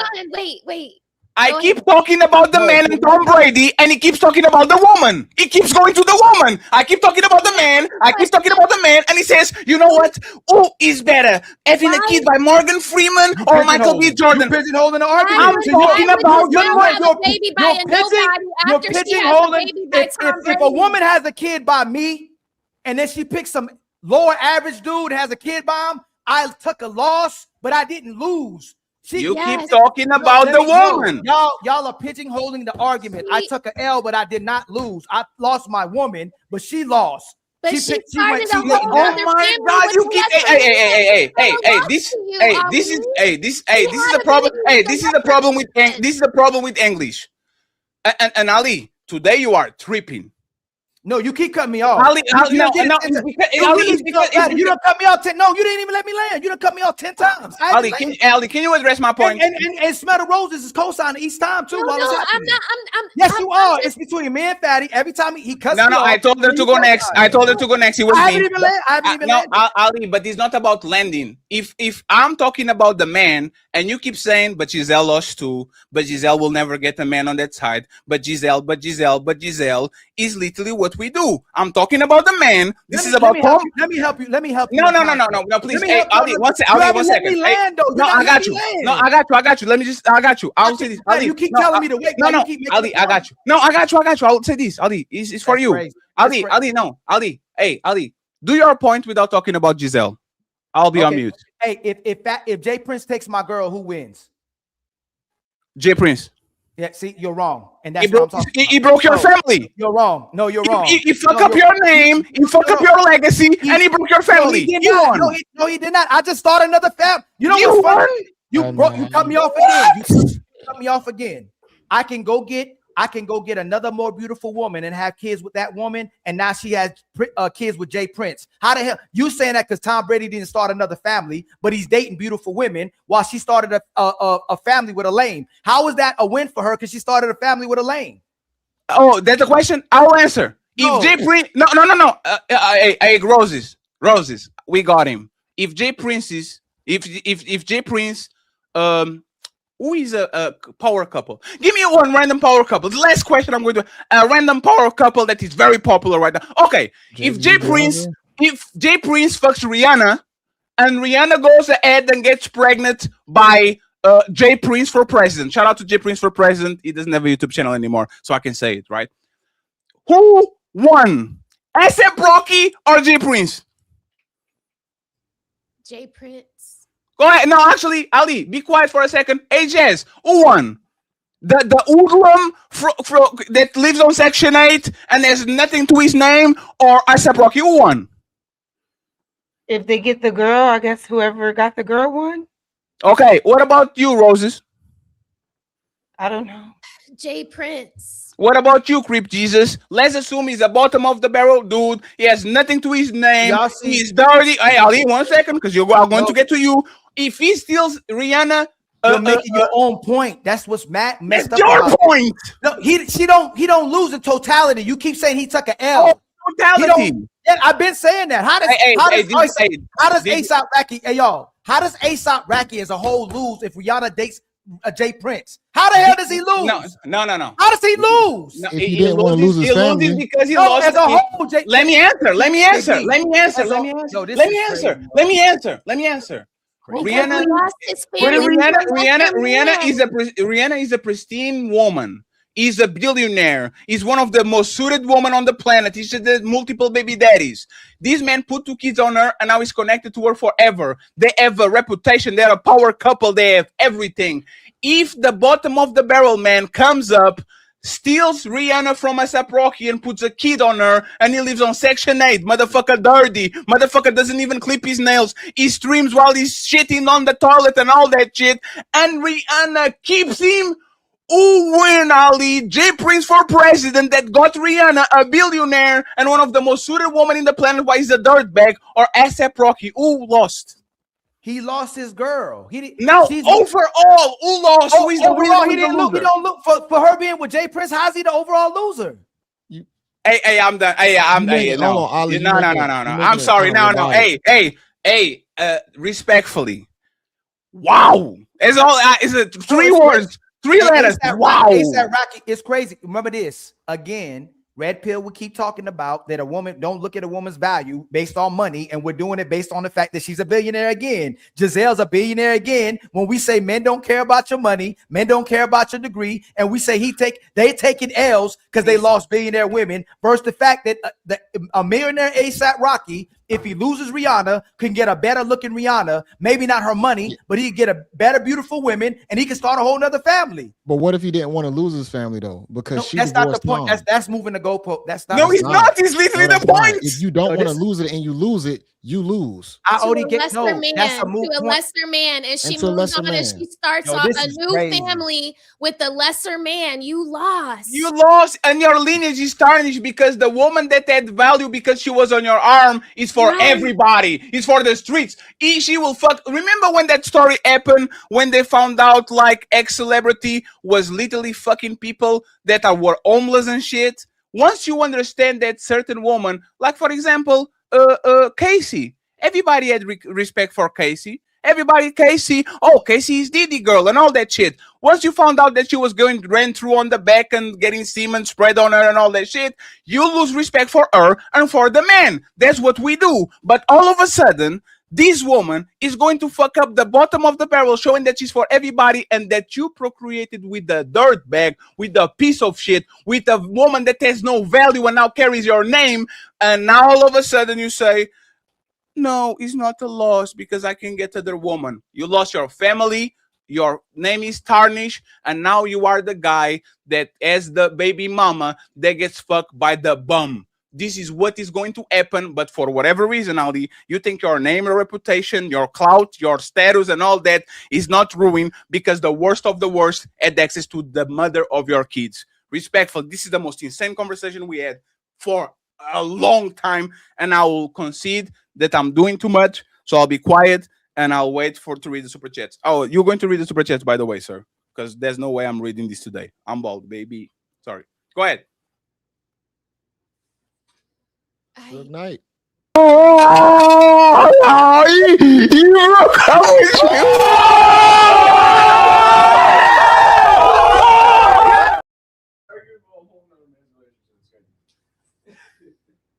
Go ahead, somebody. Buckle up, everyone. It's time. Okay. Silence. Okay, we I got thought Smell the Roses was about to say something. Yeah, take us home, Smell the Roses, please. Nicki Minaj next. Hey, Ali, you need Red Pill Academy. Not bad. You took that L, but I ain't gonna say nothing. No. You are talking to Y'all Red lost. Pill. You are talking to Red Pill people that every time is a L is on the woman side and never on the man. Losing No, I your did not. family. I already gave you that. I already told you that. Losing your family should be a tremendous L. And But that's as soon as it's home ready, no, we don't. Go ahead, Rose. I said that was a loss. I already said that Can was I a just loss. say that So you are wrong. Go ahead. We started this because we were talking about kings. It wasn't about the lady. We were just talking about, this is probably what Drake's problem is. He's the bigger rapper, but he lost Rihanna to ASAP Rocky, and he can't seem to get over it. That was what I was trying to bring up. Like, it is a loss. So whoever gets hold on. This is what I'm talking about. So whoever ends up with Lori Harvey, they get the W. They get the win. No, we're gonna use women. No. Let me answer. Let me answer. If Michael B. Jordan or Idris, whatever the name of the dude, wants to keep her and she leaves him for Future, for JB Reacts, for Smell the Roses if she likes woman, he lost. Because he lost his woman. And by the way, we are putting kids in these. We are putting family in these. We are putting. Come on, Ali. Come on, Ali. She started a whole nother branch of children with a lesser man. That's why. No. Y'all are using the fact that if they cared about the person or not, instead of how they look. I talked about general. If he didn't want the woman, you'll say he didn't lose, right? But he wanted her. No. See, exactly. That's why I'm telling y'all that where I agreed with that. That's not the general point. They're using how he felt about her to say whether he won or not. When I was talking about in general public, that's what I'm talking about. I've been saying that they're using the fact if Tom Brady didn't care about Giselle, you'll say he won. He didn't lose. She wanted to get out of it though, but he wanted to keep the marriage. Yes, but that wasn't my point about the. I already conceded to that part. That's individual basis. In general, he didn't lose. But there's a point you shouldn't concede and move the goalposts. I didn't move the goalposts. Yes, you did. Yes, you did. No, Because you made that point. You know what? No. Ali, this is actually on tape. When we were talking about the Kingslayer and the King, you should say this. Oh, we were talking about that. That was not what I was talking about. I concede. I did it 30 times.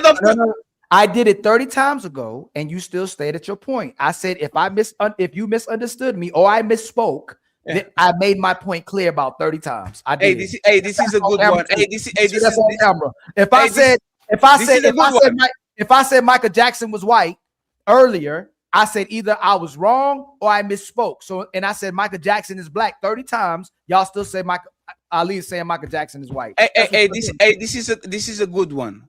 Fatty, did Will Smith's reputation was ruined with Chada and August? Will Smith lost. Will Smith lost. He's a loser. He lost. He lost. He lost. Nobody respects him. Nobody respects his wife. Nobody respects Will Smith. Now, Ali, he could fuck Marby Rogan. You know that Will Smith. You know that Will Smith is rumored to have an open marriage, and he probably fucked the most beautiful woman on the planet. Yeah, the day that your woman did that shit, you lost because your name is tarnished forever. It's like the woman's value. You're using the woman and her perspective and how she feels about the man on invalidating the man on what his value is. That's what y'all doing. No. Hey, let me Ali answer the question.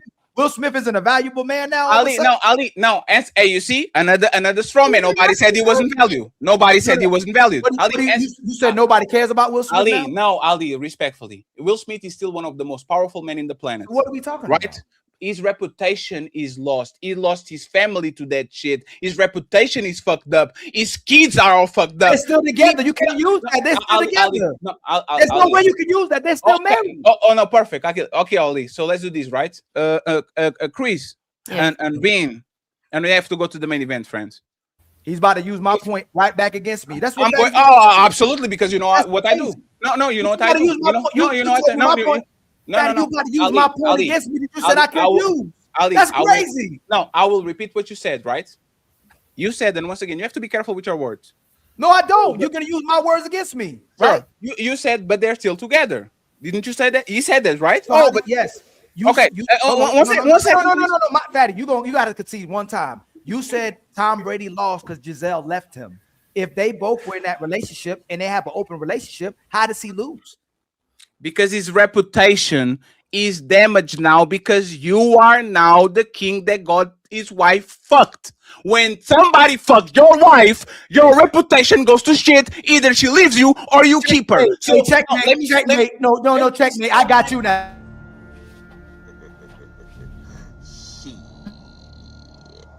Got your ass. I got you. You just said Adam 22 is one of the most powerful men can get any woman on the planet, and he let his woman get and he lost. And point. No, you said he was a winner. You said he's a winner. No, I didn't know. I said yes, you did. You were bragging about Adam. You were just bragging about Adam 22. You were just bragging about Adam 22. What I said was this. It was a comparison. I mentioned Adam 22 with another loser. I said, once we know that people are fucking your woman, you now are going to be lose respect because you go said from that.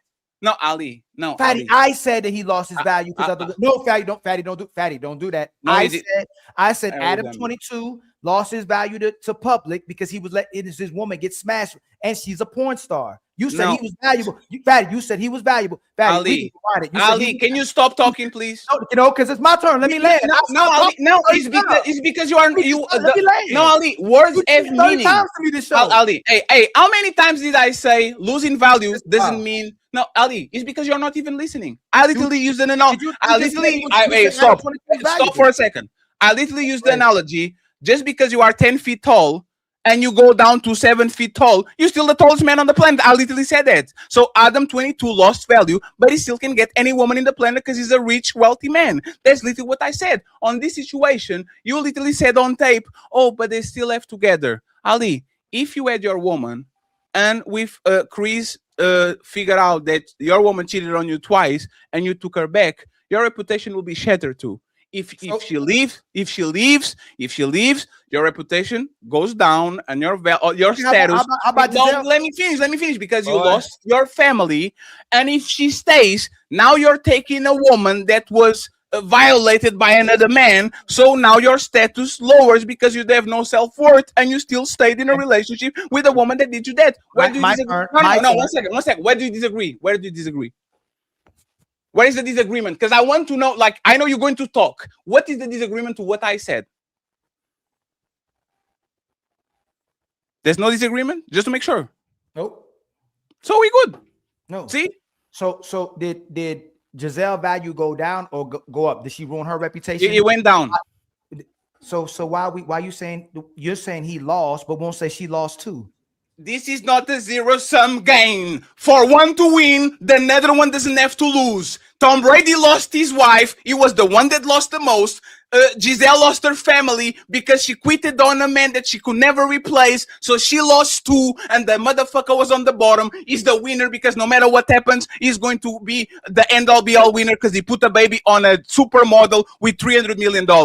What is the problem with this? What is the problem? That you keep using what that guy did as winner and loser. When we stopped talking about that 50,000 times, I said in general, she left her man, she broke her family, and she had a baby with a guy less valuable than Tom Brady. She'd have to be the biggest loser in all of it.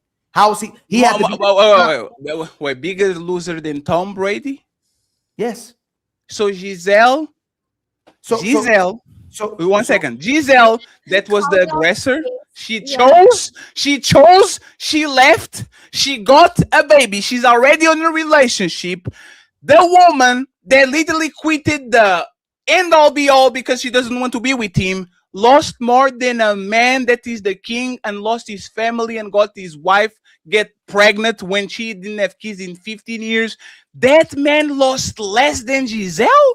From the perspective you keep talking, out the eye of the man who got his woman, Giselle broke up her family, lied about cheating because she was cheating with the guy, and then let the guy impregnate her as well too to make Tom Brady look bad. And you trying to make him look like a winner because he took a woman who tarnished Tom Brady's legacy, in your words. So how is she the biggest winner outside of you using him? You're saying he's a winner. How is she the winner? Did I say that she was the winner? No, Ali? I'm saying when you keep using you see, no. Ali, I literally explained you word for word. I'm gonna say it again. You are not listening. You don't. You are not listening. I'm not. You and Smell the Roses kept talking about. No. Who did I say was the winner? Who did I say was the winner? No. Repeat my words. Who did I? No, Ali. Repeat my words. Just let me land. I kept saying this whole show when you rewind it and watch it back. I'm talking about how they're viewed in general, and you keep talking about the fact whether he won or lost. You keep talking about him. I wasn't talking about him. You were. I conceded to that 50,000 times. I was talking about the way she looked and how she tarnished their reputation. And you say he lost his legacy and family because the guy took his family. But I wasn't talking about him. I was talking about how they both look in general to the public. So you didn't talk about the Kingslayer and the You said I never say Kingslayer. You said King. I said it, and you didn't say that the Kingslayer didn't win. You didn't say that the other guy didn't win. Didn't you say that, right? I said he took Fatty. I said when he took his girl to him, he won. He won to him individually. Last question for you, Ali. Repeat who I said won and who lost. You said Tom Brady. Of the three of them. You said Tom Brady lost and that guy won. And Giselle, did I say she won? No, that's what I said though. So that's your point, right? You're debating yourself, right? No. That's the point I've been making. You keep going right back to that guy. That's what you did. Okay, so if I go to this conversation, I'm not going to. Oh, one second. So if I go on this conversation, I'm not going to hear you say that Tom Brady won and the guy didn't win anything. You said what? Say that again. If I go back on this conversation, I'm not going to find a place where you are saying that Tom Brady won because now he can get other woman and he can do whatever he wants, that she lost and the guy lost. I'm not going to find on this conversation you contradicting yourself right now and saying that Tom Brady was the winner. You didn't say that. It's going to be my third or fifth time that I said that if I said that, I misspoke. And that when we have conversations and debates with people and they're in the corner, you have good faith argument, you let them out the corner and saying what they actually meant. I said it. I said it 5 times. If I said it, I misspoke. Yes, and I will say once again this: when people misspeak, they should bow down and they should. No, they shouldn't. You misspeak before. That's bad faith. No. That's bad faith. One second. I don't misspeak. I don't misspeak to move the goalposts. I don't misspeak to. Hey, you moved the goalposts. Yes, you did. You moved the goalposts first. I was talking about individuals. I was talking about in general. You kept talking about individual. No, you weren't. No, you weren't. No, you weren't. In general, yes, I was. No, you weren't. No, you weren't because you called Tom Brady a winner and you called that man a loser. That's not in general. That's personal. I said in general, they're both losers, and he's the winner out the circumstances because she broke her family. How is that in general? If you're talking about personal? She broke her family. He didn't. She broke her family. How is she the winner? No. I'm asking. It's my turn. How is she the winner for breaking her family and leaving the greatest football player on earth? Tell me how she's the winner. I thought she was the loser. I thought she. No, sorry. No, 1 second. 1 second. No, 1 second. 1 second. English. What can I said she lost. No, you said she lost. No. But again, English is your first language, is not mine. I said, and Jez, you can go afterwards, so we can go to. I'm sorry, everybody dropped. Reasonably. In general, in general, let's go with your thing.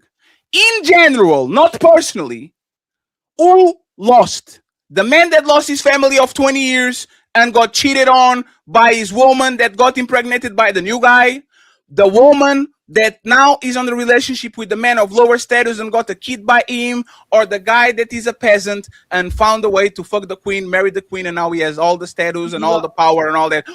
In general, tell me the winners and the losers. Can y'all agree to disagree? Can y'all agree to disagree? We are going to do it in 30 seconds. We are going to do it in 30 seconds. Who won in general, who lost in general? It's only 3 pieces. Give me who lost and who won. In general, she lost. She's with okay, fine. One lost. Now the peasant, did he lost? Did he lose? No, he didn't lose. I said he didn't lose. I said he won. I already told you. No. This is in general. This is not personalized, right? This is in general. Did he win? You asking about the peasant guy? You said I'm not want to talk in particular. I'm talking in generalities. Did the guy, the peasant that impregnated the queen and now lives in the castle, did he lose or win? No, in general, I said he looks bad to the public. He didn't lose though. He got more money. He got more wealth being with her. He won, right? In money, yes, but in general, he looks bad going with her. No. That Sir, you're using the word loss. No, Okay, please. go ahead. Winning and losing means I score more points than you. Either I win or I lose. Mm. Right? Overall, did this man win or lose? Overall, he won. I'll give you that one. Okay. So now we agree in two of them. Now Yes, let's and go I- to the I last gave you that one. 50 times. Now I gave let's you go to the last one. The Go ahead. king lost his family, lost his bitch, got his queen impregnated by another man, all this. In general, did the queen win or did the king win or lose? I already gave you that individually, Fatty. I gave you that. No.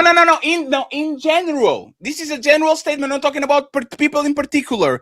If a man of royalty get his bitch taken by a peasant and he loses his family, he loses his kids, he loses his wife, and there's nothing he can do about it, did the king lose or win? He lost his family. Yes, he lost his family. He lost. Overall, did he lose? No, not overall. No. So No, it's fine. I'll not talk anymore. I'll not talk anymore. I'll talk anymore. My statement is this: if this is correct, losing your family is not the most important thing in the planet. Because if you lose your family, which is supposed to be the most important thing in the planet for you, is not taking an L, then nobody loses. There's no winners, there's no losers, nobody loses. That's my statement. I'm not going to engage on the back and forth anymore. In fact, you would have to say he's a loser. He's not a loser, right? We know he's not a loser. Let's move on. How about that? Let's just move on. You see, I just want to point out the jujitsu that you did right now. I said lost, and you changed into is he a loser? I never said he was a loser, but you like to do this shit. No, he lost a woman that don't love him, right? But he can get another woman, another family. That's all I'm saying. Buckle up, everyone. It's time. Sorry, Jazz, what do you have to say before we go? Oh my god. Oh, and by the way, with the Corey dude, respectfully, I feel bad about everybody that took their time and sit there while Fatty stupid ass were fighting and all that shit. For the Corey dude, no, you don't get to the show late just want to intervene and jump over everybody just because you feel like it. For the people that actually pulled up, we love you. We appreciate you. You are not going to run roughshod on other people's shows because Ali and Fatty don't go on your show and do that when those tell you to chill. Okay?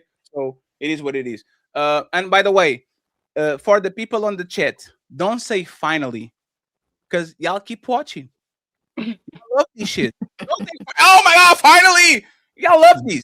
When me and Ali go at each other, that's the highlight of your week. So don't say finally. You love this shit. Because as soon as put a poll up. No polls. Because then Ali is going to be buttered and he's going to do a good song. A good man. A good man. No, you put a poll on your side. I'm gonna put a poll on my side. Let's see. But that's. I'll take the L. If I lost, I'll bow out respectfully. No. You can do the poll. You are going. Fun. This isn't fun. This isn't fun. No. This is nothing. We are just being rude, friends. We do this every day on the back. The thing is, we have guests on, and it's very rude for the guests to just sit in pretty. Yes. But we promise we are not doing this for another month. It's like once a month we do this, and then it happens go back once. To the show. It happens once in Jazz. You know that happens once in a while. It just happens.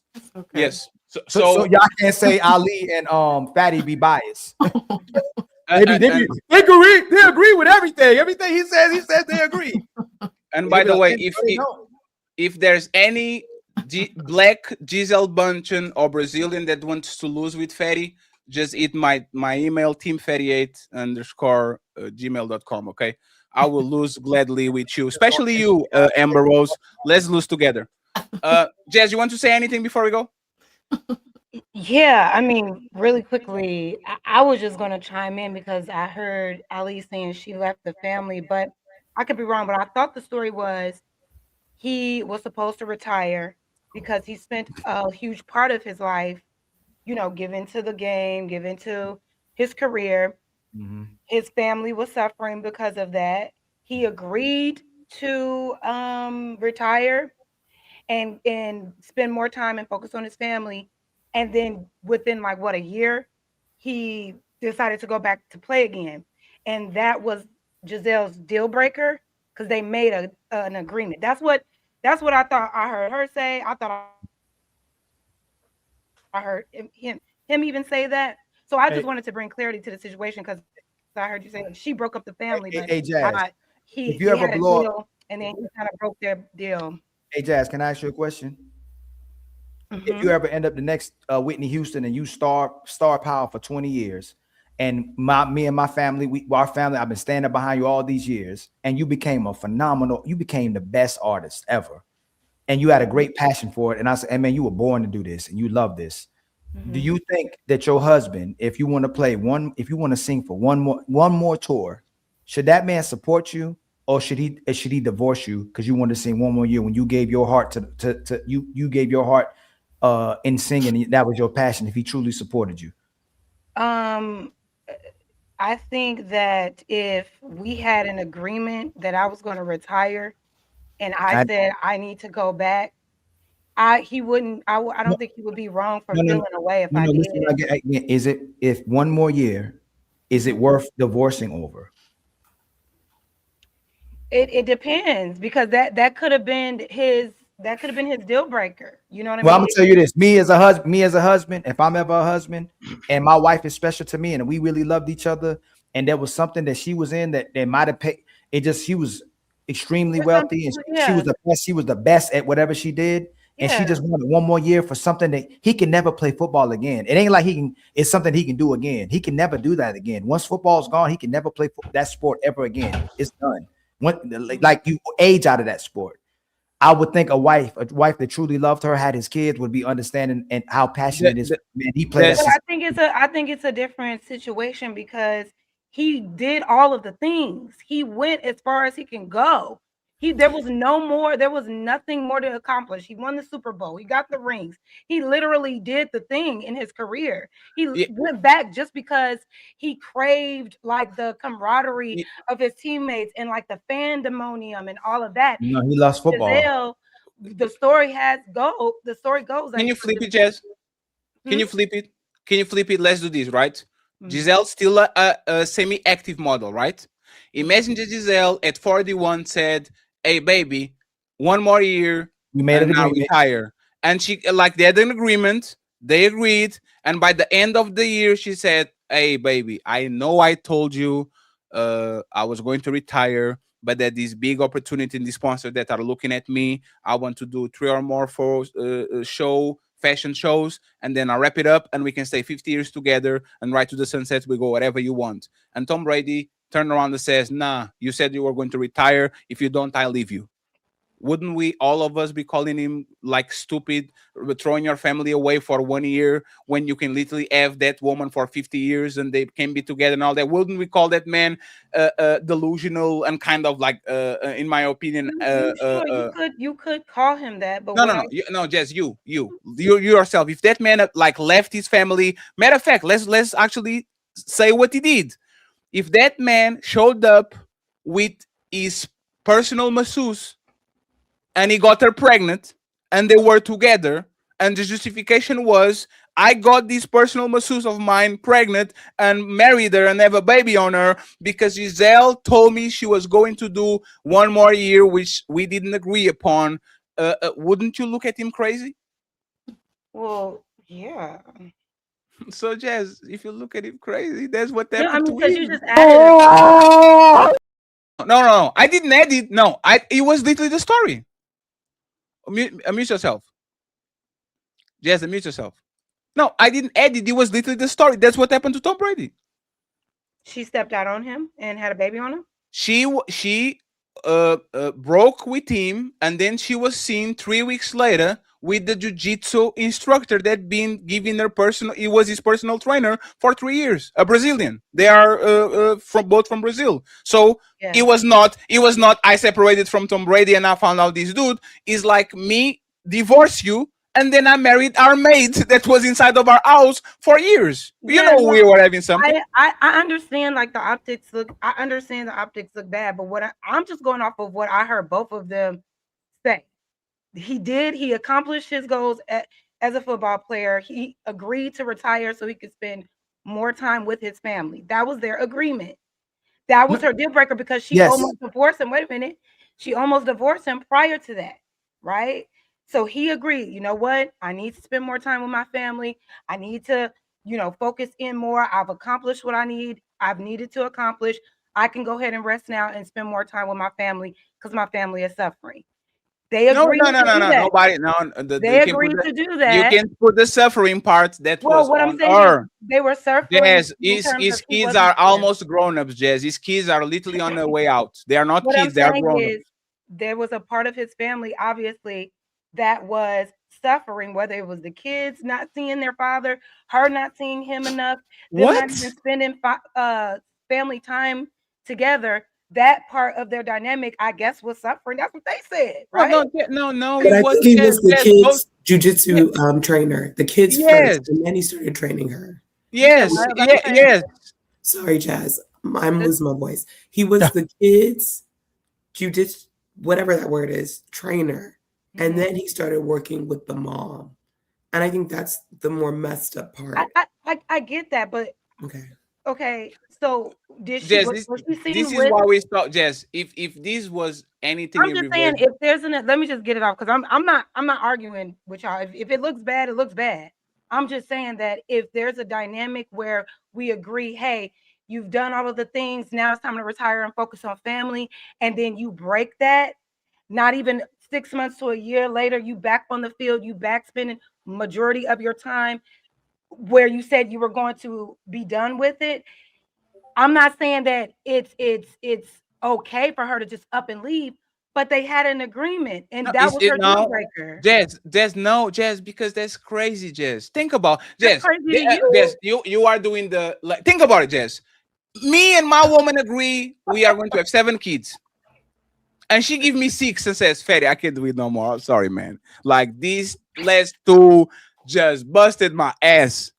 I'm leaving you because we had an agreement and I want 7 because that's my lucky number. No, everybody's going to look at Fatty crazy. This woman gave you 6 kids. She made an agreement with you because she thought she was going to do it. It's not of bad faith.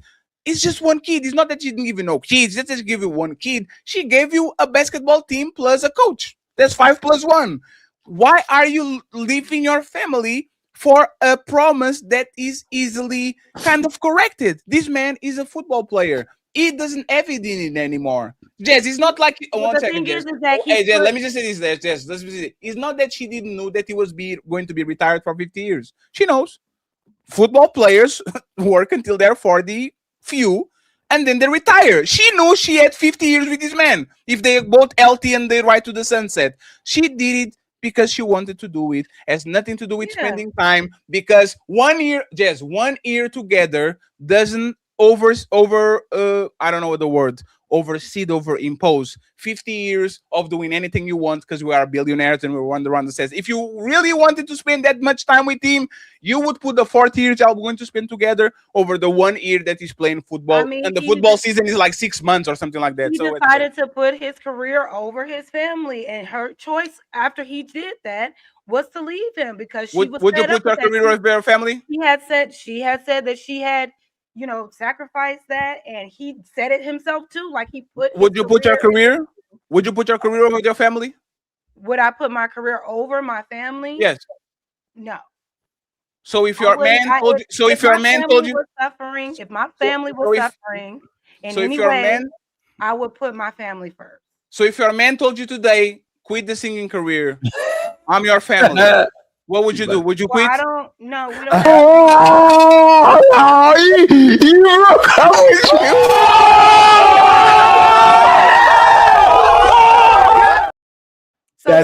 So the difference is Tom Brady accomplished all of. You put your career over your family. I have not accomplished all of the things. You put your career over your family. Wait a minute.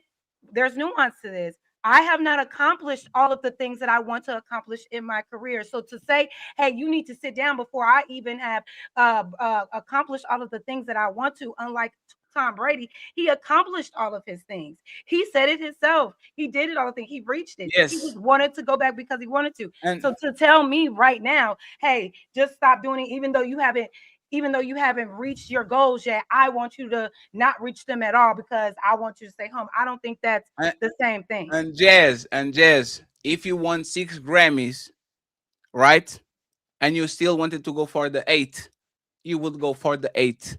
If you are filling arenas that every time you go there is $1 million, right? No. Every time, if how is that? Hey, Jess, how many pair of shoes? No, everything one second. Jess, how many pair of shoes do you have? I don't know. Let's give him a range. More than 50? Probably. You know you got. Are you going to buy more? Yeah, probably. How many bags do you have? More than 20? Probably. Are you going to buy more? Yeah, but that's fashion clothes. But that's the point. Not every woman does that. No, but that's the point. Is never enough for somebody that actually is above that life. Most people is never enough. You think you are going to get 6 Grammys and you're going to say, you know what? I'm going to disappear like Dave Chappelle and go to Africa and never see him again. You're not. What you're going to do is you're going to sit your ass down. You're going to Africa and then you're going to come back and you're going to go on a tour again and you're going to make a bunch of money and you're going to be happy and you're going to have your family and all that. Everybody usually puts their family, their especially women, put their business over their family, especially if the business is extremely successful. The only way they put their business down is one is just about money. I don't want to work on this. I'm a statistician making $1 million. I don't want to work it. I want the money. So give me the money and we're good. Okay, so. And by the way, less intervention and then we go to the. We have to read the super chats. I appreciate your point of view. However, I still stand by what I said. Because for me, if I am super accomplished and it's time for me to be with my family and my family is telling me they need me, I'm going to go with my family. I understand that for some people, it's not enough. For Tom Brady, it wasn't enough for him to retire. He had to go get more, even though he had it all, right? So how many Grammys? For some people, but for some, and then he lost his family for that. That was the sacrifice. How many Grammys? Jess, finish what I'm saying? No, Jess, talk about you, right? If I was your man and I was hearing you talk with us, what is the end goal for Jazz? What will be the number of Grammys, the number of world tours, the number of money that Jazz will say, hey, I'm satisfied with it. Let's go do the family thing because I conquer everything I conquer. How many Grammys? How much money? Let's go with those two. Enough Grammys that for Jazz, yes. Can I? You want to answer for me?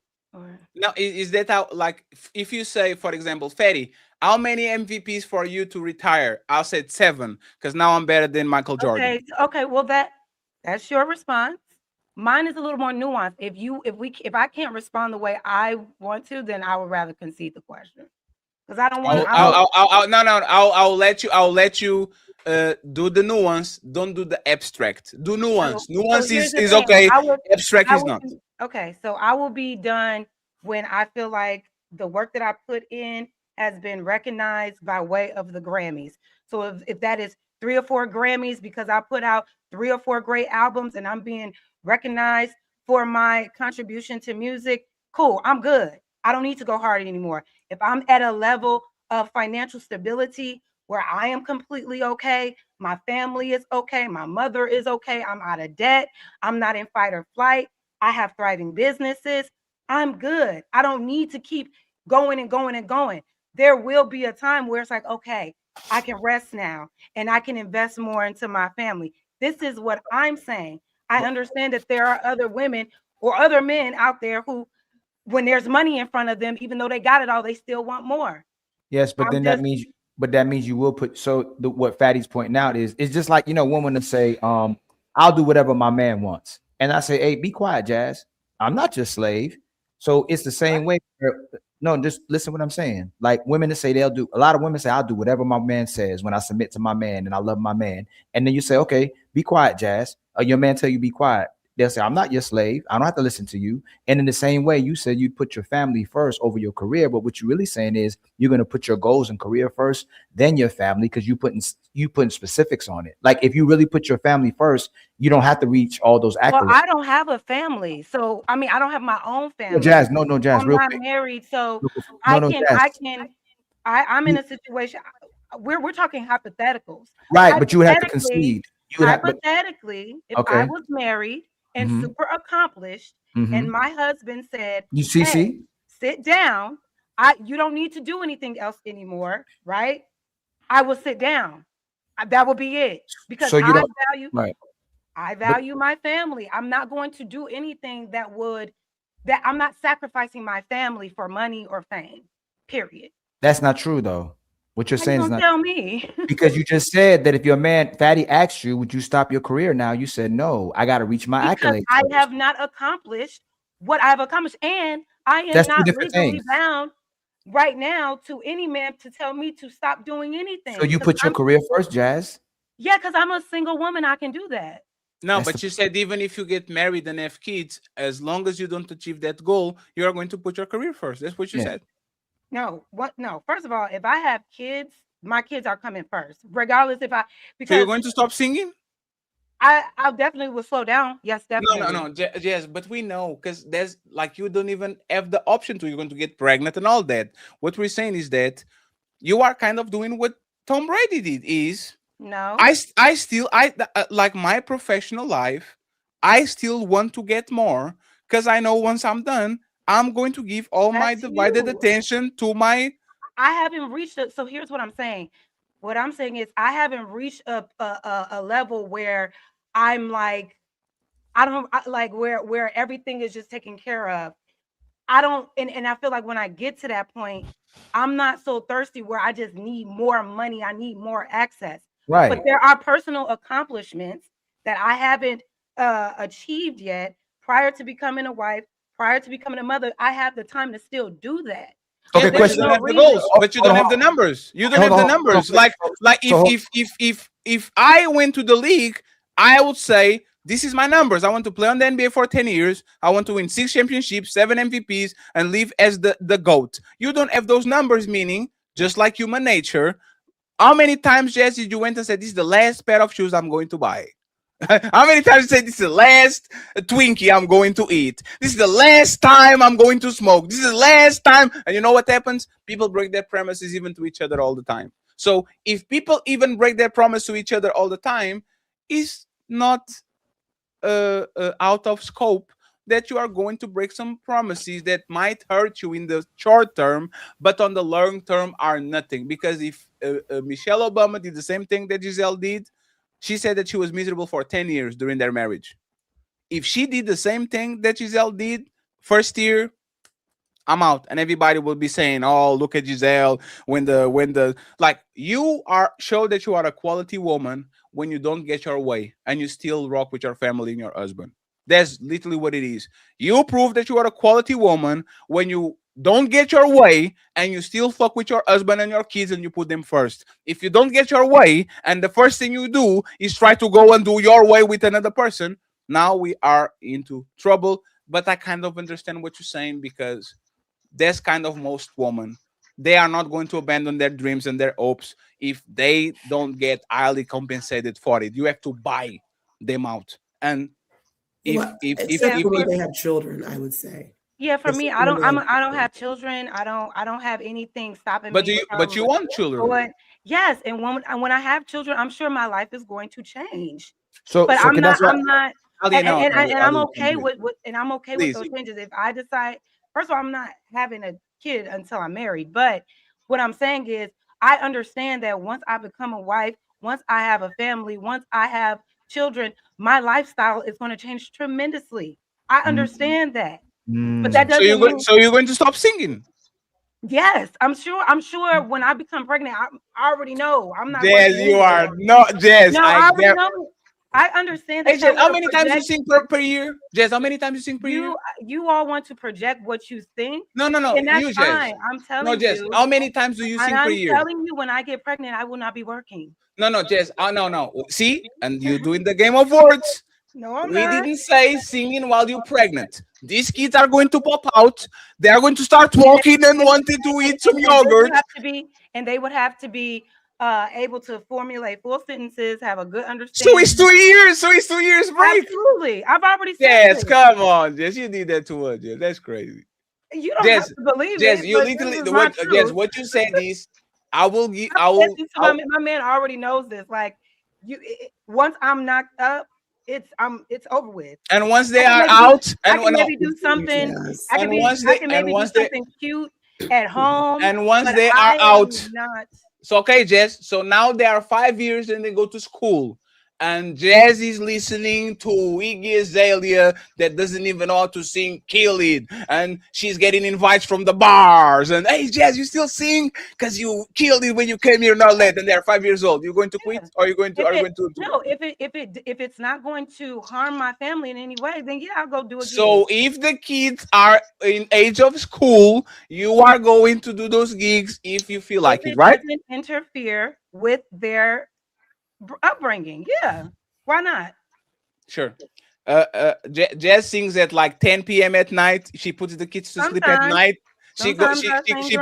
This is what she's doing. She's the loophole. Oh, if it doesn't interfere with the kids, hey baby, put the kids to sleep at 9 p.m. At 11, I'm going to go to sing, and then I come back home. They don't even know it, and then the next day I'll go, hey Jazz, this is Musicians literally do that. Married musicians do that all the time. and this is what Jazz is going to do too. So Jazz, and what's wrong with that?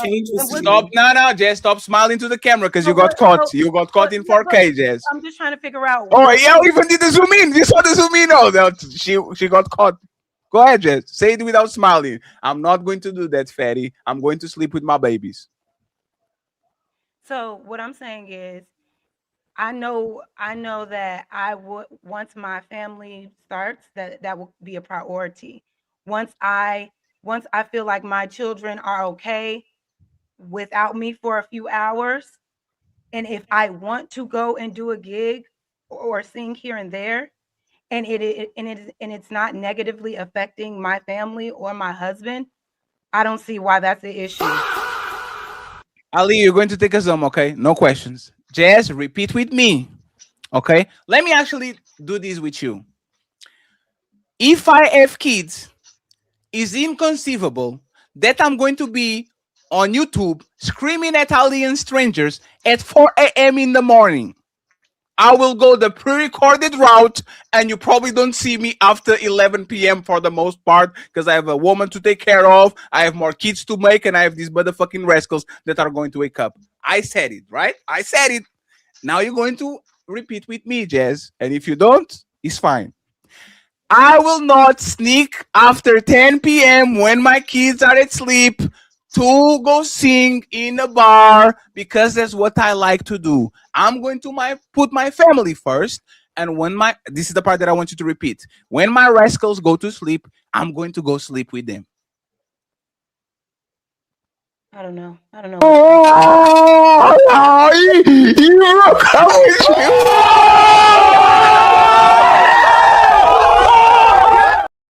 And this is what Tom Brady felt. He didn't know either. He thought he knew until he didn't. He thought he was going to put his family first until he didn't. You see, and Jess, is normal. You have the right to pursue your dreams. You have the right to. You are an identity. I know on this space people like to reduce women to women that pop up kids and our wives, but you have your identity. You have your hobbies. You have your passions and all that. I just don't understand, why would the man sacrifice 40 years with a woman for 1 year of her singing, playing basketball, doing Yu-Gi-Oh, whatever she has going on. Okay, Ali, please take us home. No questions, so we can read the super chats and we can go to the main event, friends. And by the way, this being a very contagious show, Krish and Bean are going to carry the show from now on. Thank you, Summer. Thank you, Summer and Coco, for pulling up. We appreciate you. Let's go ahead, Ali. If you want to say something, please. No questions, please. No questions. Oh, you're muted? That's crazy. Let me do a commercial break. Tomorrow at 5 p.m., Monkey Business.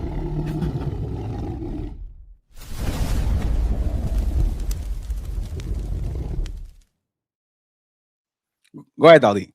we know in general, even when women have kids and families, they still put themselves first. As much as there's great mothers who will put their kids first, but as soon as their kids start walking and talking, even before then, they're gonna start putting their kids in daycare. They're gonna put their career over their children to make sure they always have an exit stage left plan, and they always have a backup in case something happens in their relationship. They gotta always make sure they have the ability to leave if they ever need to. So we see that a lot. It's older traditional women put their children first, their careers later, and even help finance their husbands' careers as well too in degrees.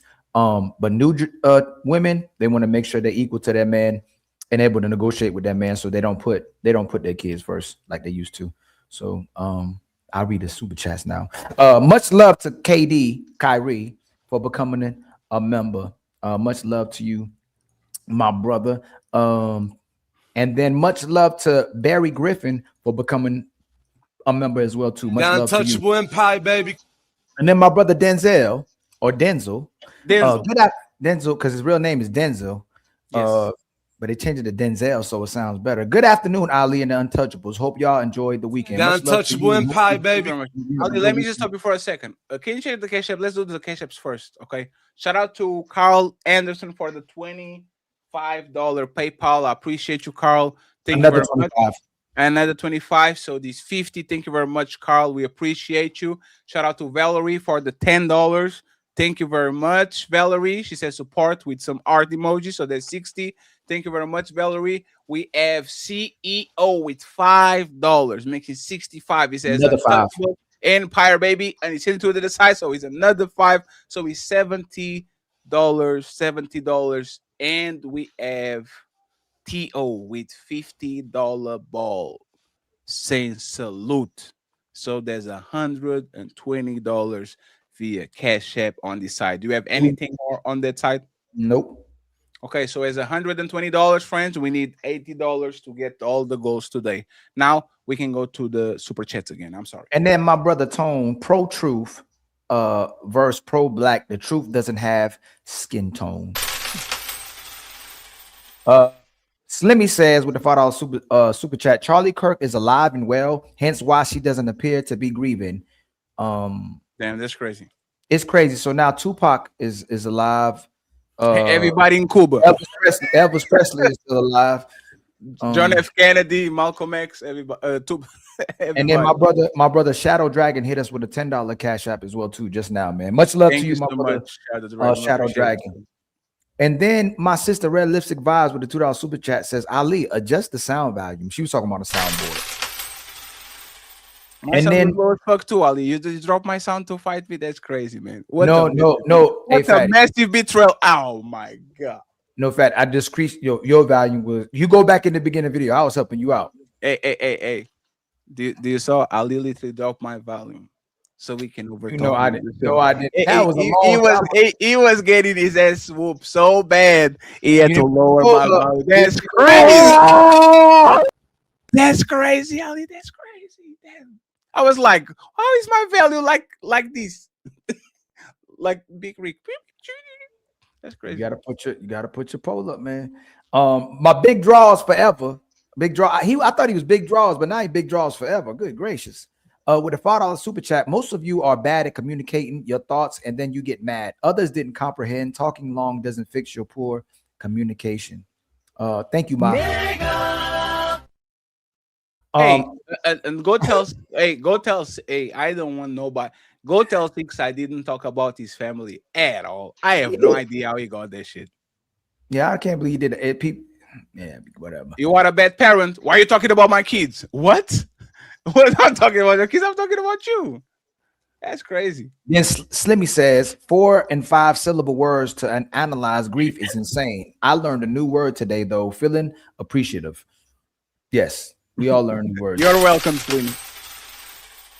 My favorite word he says is minutia. 30K, my brother 30K with a $10 super chat for the who hate Ali, who hurt or hate Ali fund. Thank you, my brother 30K. And then Slimmy again with roses on Rose's side. And then my brother 19 John Henry with the $5 super chat. Thank you, John. What's that? Everyone look up the word bloviate. Bloviating. there's I know what that another- word means. Anybody? Coco, you know what that word means? There's another 6 word. Bloviating. My brother 30K gifted us with another membership. The Much love to untouchable you. empire, baby. And then Thank you my very brother, the red pill conservative, and you don't know if she grieves in private and got immediate therapy on how to speak in front of a crowd without losing herself. Huh, Mr. Smart Dummy. in 5 days, there's a lot of coaching. 30K with the $10 super chat for the hamburger fund. Much love to you, my brother, again. And then he hit 30K hit us with The another untouchable empire, baby. And then 30K again with a $10 super chat to smell the roses. Thank you for supporting all sides, my brother. Truly appreciate it. And became a member. Gave Roses 2 memberships, man. Much love to you, The my untouchable brother. empire, baby. And then Carl Anderson hit us with 5 gifted The memberships. untouchable empire, baby. And then 30 again with another Smell the Rose membership and another fatty. The untouchable empire, baby. And then TJ Shippy with the $2 super chat. God got him now. Let's get this money. Yeah, God got him now. Damn. I ain't even gonna say nothing. Is it Ducey? My brother, I still got to figure out how to pronounce your name. Ducey with a $2 super chat. I felt like I want to say something else, but the untouchable empire, baby. Forever. And then Matreon Roberts with the $2 super chat. It's Erica's ex now employed. TPU. Yes, she's the CEO. Erica X, her ex-boyfriend, is employed with them. That's what they were trying to say. Jesus Christ, there's no. Wolfman, my brother Wolfman with a $2 super chat. This is bull. She's not even seeming like she's hurt. I ain't seen a tear yet. Wolfman with a $2 super chat. If you don't grieve, something is wrong. Right. There's something I could relate with 6 though. I felt so much pain. It's very difficult to hurt me, but I just don't understand when a loved one or a close person, I'll still hurt if I lose a very close person to me. But I'm numb to a lot of things because how many people I lost as well too. Mr. Walker with the $5 super sticker. Much love to you. And then CEO with the $2 super chat. Much love to you, my brother. And then Charleston White. No, I'm joking. Charleston SC with the $10 super chat. This is exactly why some women stress about financial security. So when you die, she gonna ball out with little care of you and you bury 6 feet under. It's the cold hard truth, fellas. They don't care about us. And then oh, did I hit the right one? I think I passed it. Chronically Growing with a $2 super chat. Salute, good show. Much love to you. And then my brother 30K with another $10 super chat. Wow, combat veterans have lifelong PTSD from their buddies dying in front of them. Well, I'm doing good now, boy. Translating. Having your spouse leaking out in front of you is even worse. What the are we talking about? This is wild. Yeah.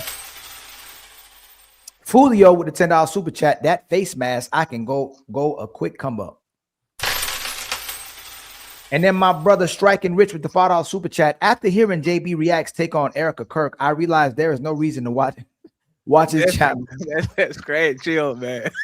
Hey, relax. Chill, man. The world has enough fence sitters with no take. Much love to you, my brother. Well, hey, go to sleep, man. It's 2 a.m. on the United Kingdom. Oh man! Hey!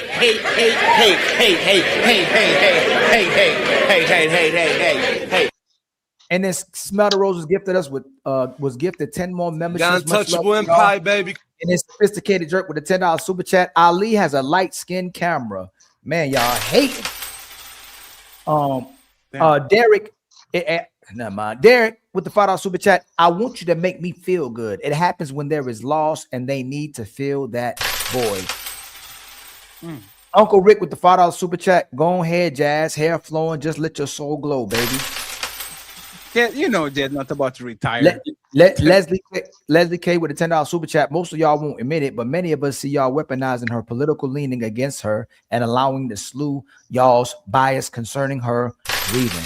That's scared because if you was somebody on the Why do you right, think that? we would do the same. That would do the same. If it was somebody on the right and they were literally having the same type of reactions and all that, we will find it suspicious. That's what it is. And then the sophisticated jerk showing support. Much love to another real one. Much love to you, my brother. Like my light-skinned brother. Sky high grab. You're not going to read it? I did. I said Ali had where I meant. I did. Showing support. Did you read this one and this one? Yeah. I read that. I said Ali has a light skin. It's actually dark skin, but Sky High with a 5. Sky High with a 5 gifted fatty membership. Untouchable Empire, baby. Thank you very much, Tariq. And thank you very much for the offline cash app too, Tariq. I appreciate you. With the $5 super chat, if her husband passed or if she's divorced and by herself, I win because I'm above ground and in her. Enough said. Damn, you lost. Oh man. Thank you for the win tonight, Fatty. John Henry with the $5 super chat. Giselle isn't with Jiu-Jitsu boy because he was better. He was accessible and validated her and make her feel good for being a horrible person. You added to his super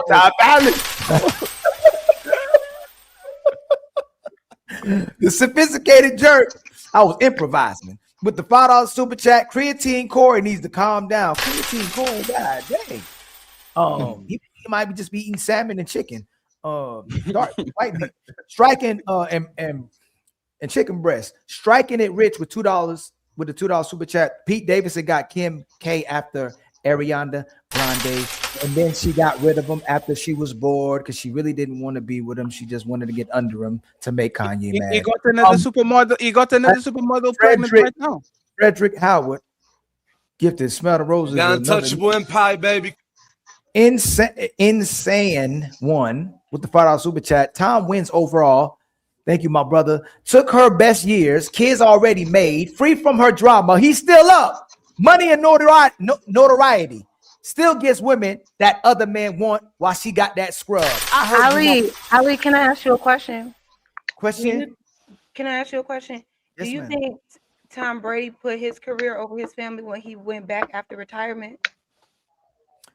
No, I don't. Not technically, but I would have to concede to you and say yes because he went back. If she gave him the ultimatum and he picked that, and she said I'm leaving you, he ended up putting his career above his family. Yes, I have to concede to you. He did it for a year. It was temporary. He definitely put his career over his woman for one season. So he's a temporary. I don't think. And just so you to like, this is day-to-day life for everybody. Everybody wants to spend more time with their family, but they have to work one more extra shift, one more extra job, one more extra project. This is day to day. If we wish to quit on each other because Krish now has to do another shift, and all of a sudden, like I want you home, but we need it. Like, see what I'm saying? Like everybody will quit on each other. We sometimes during our life prioritize sometimes our career, then our spouse, then our kids, then our friends. It is a cycle. See what I'm saying? So I was just curious because I was just curious. If she wasn't rich and he had to work for a living, had to take care of the family, she would have never made him quit. It was for her that she wanted him to quit, Jazz. Like if she didn't have the money and they needed it, she would have made sure he kept working. Like most men go to work to the day they leave Earth. She wanted him to quit for her, and I think it was selfish of her because after he played that one more year, it was very selfish of her because he didn't play for clout, Jazz. He's not that type of guy. Like he goes play football, go home. He's not that. And Tom Brady that guy is not that type of guy. And that's the thing too. He's like nobody talks. Like he's the like nobody. I never saw anybody talk shit about Tom Brady ever. No, I was just curious if y'all considered that as.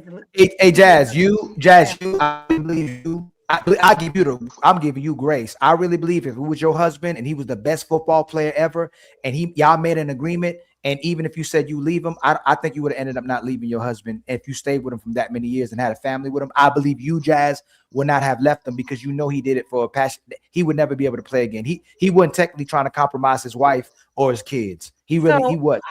You know what? I probably wouldn't be quick to, but I would honestly ask, is this really the last time? Do you know what I'm saying? Oh, no. Right. You would give him hell. And you would give him this is your passion, right? And you're saying, I got to go back just this one time. Are you going to have that feeling again a year later? If he does it twice, he can't play Jazz. He old. Yeah, but Jazz, that's the thing. Oh, Okay, I'm listen. saying just in general. No, we Old or concede. not.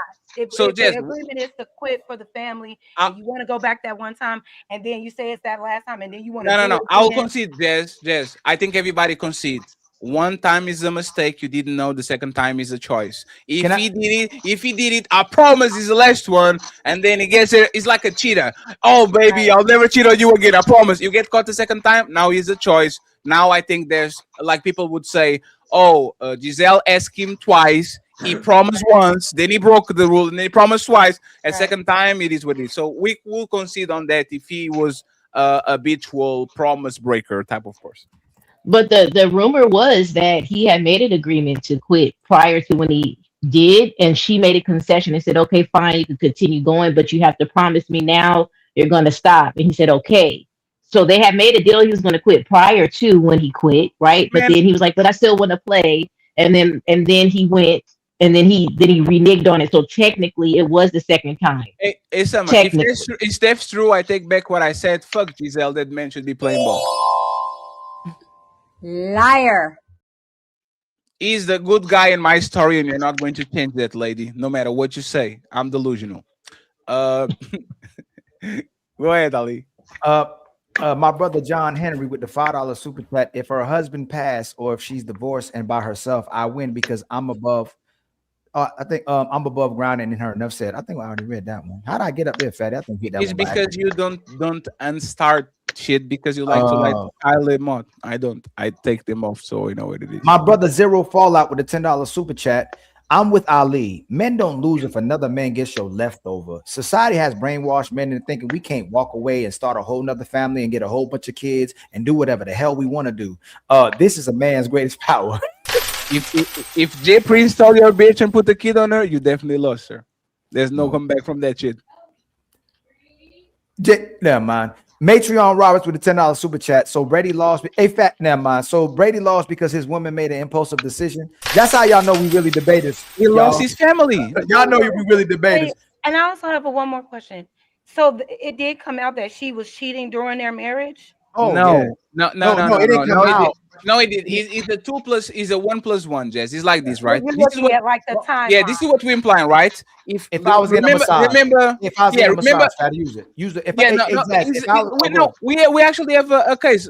Remember Arnold Schwarzenegger, like when he was caught with the maid and shit, right? Imagine that he did, like Arnold Schwarzenegger was caught having a affair with the maid that he had in his mansion, right?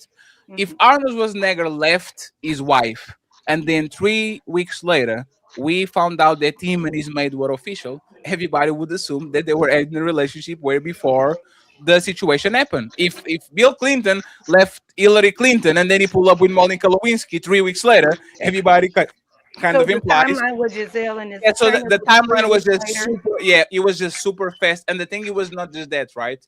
It was inside of their house. It was teaching their kids, and she haven't had kids for like almost 2 decades, and then as soon as they get together, she has a kid on him. Like that's do you know the manslaughter versus premeditated murder? This is definitely like premeditated. This is not oops. You see what I'm saying? So it is what it is. And by the way, Zero Fallout, this is the first time that you are wrong on the comments when you say I am with Ali. That's crazy. Don't worry about it, Zero Fallout. I got your back. Matreon Roberts with a $10 super chat. So Brady lost because his woman made an impulsive decision. We all know he did. Yes. Cali Mike with a $5 super chat. So by that logic, when Baidu who has been cheated on are complete losers.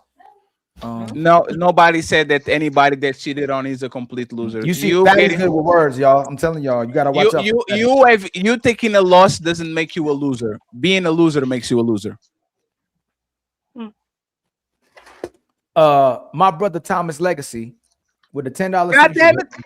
With the $10 super chat. Both of y'all right. The optics look bad losing your woman to a lesser man. Agreed. But that man can duplicate and start a new family, not adding if he wanted her or not. That doesn't matter.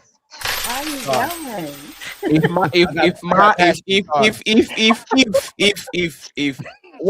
one is reality, another one is an hypothetical. We live in reality, motherfucker. Lost. Thank you. Some people just don't know how to take an L, do they? Tabitha with a $2 super chat. Poll.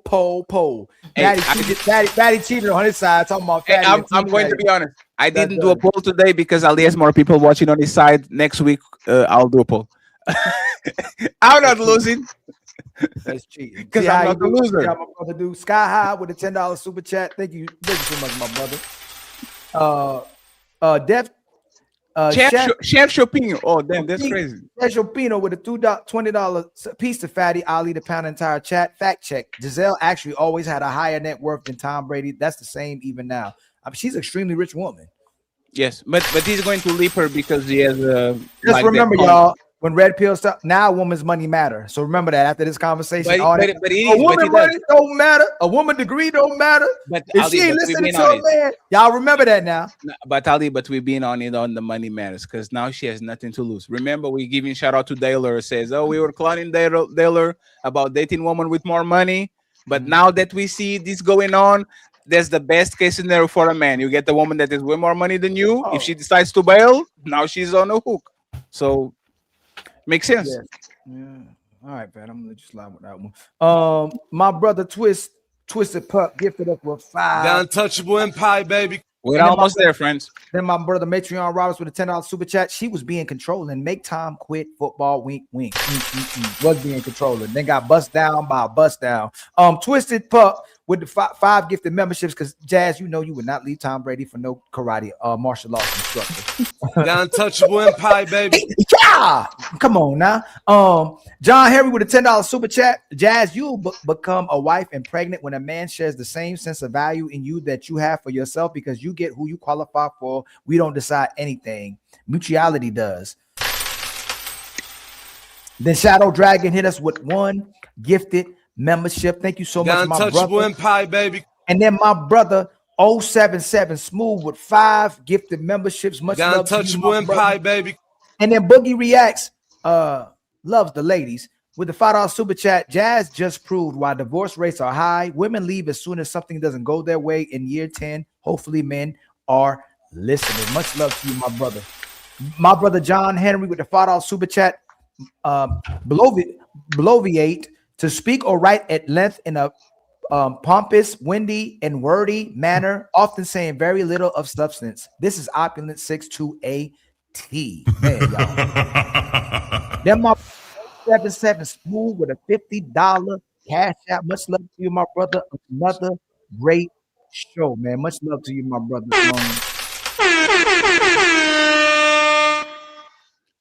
And then my brother 1972 Dog been a member for 3 months. What's good, people? Happy to be here. The untouchable empire, baby. And then John Henry with the $5 super chat.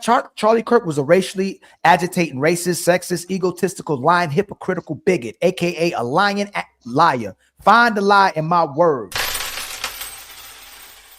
And then Super Pete gifted us with another membership, and Shadow Dragon gifted us with another membership. Untouchable empire, baby.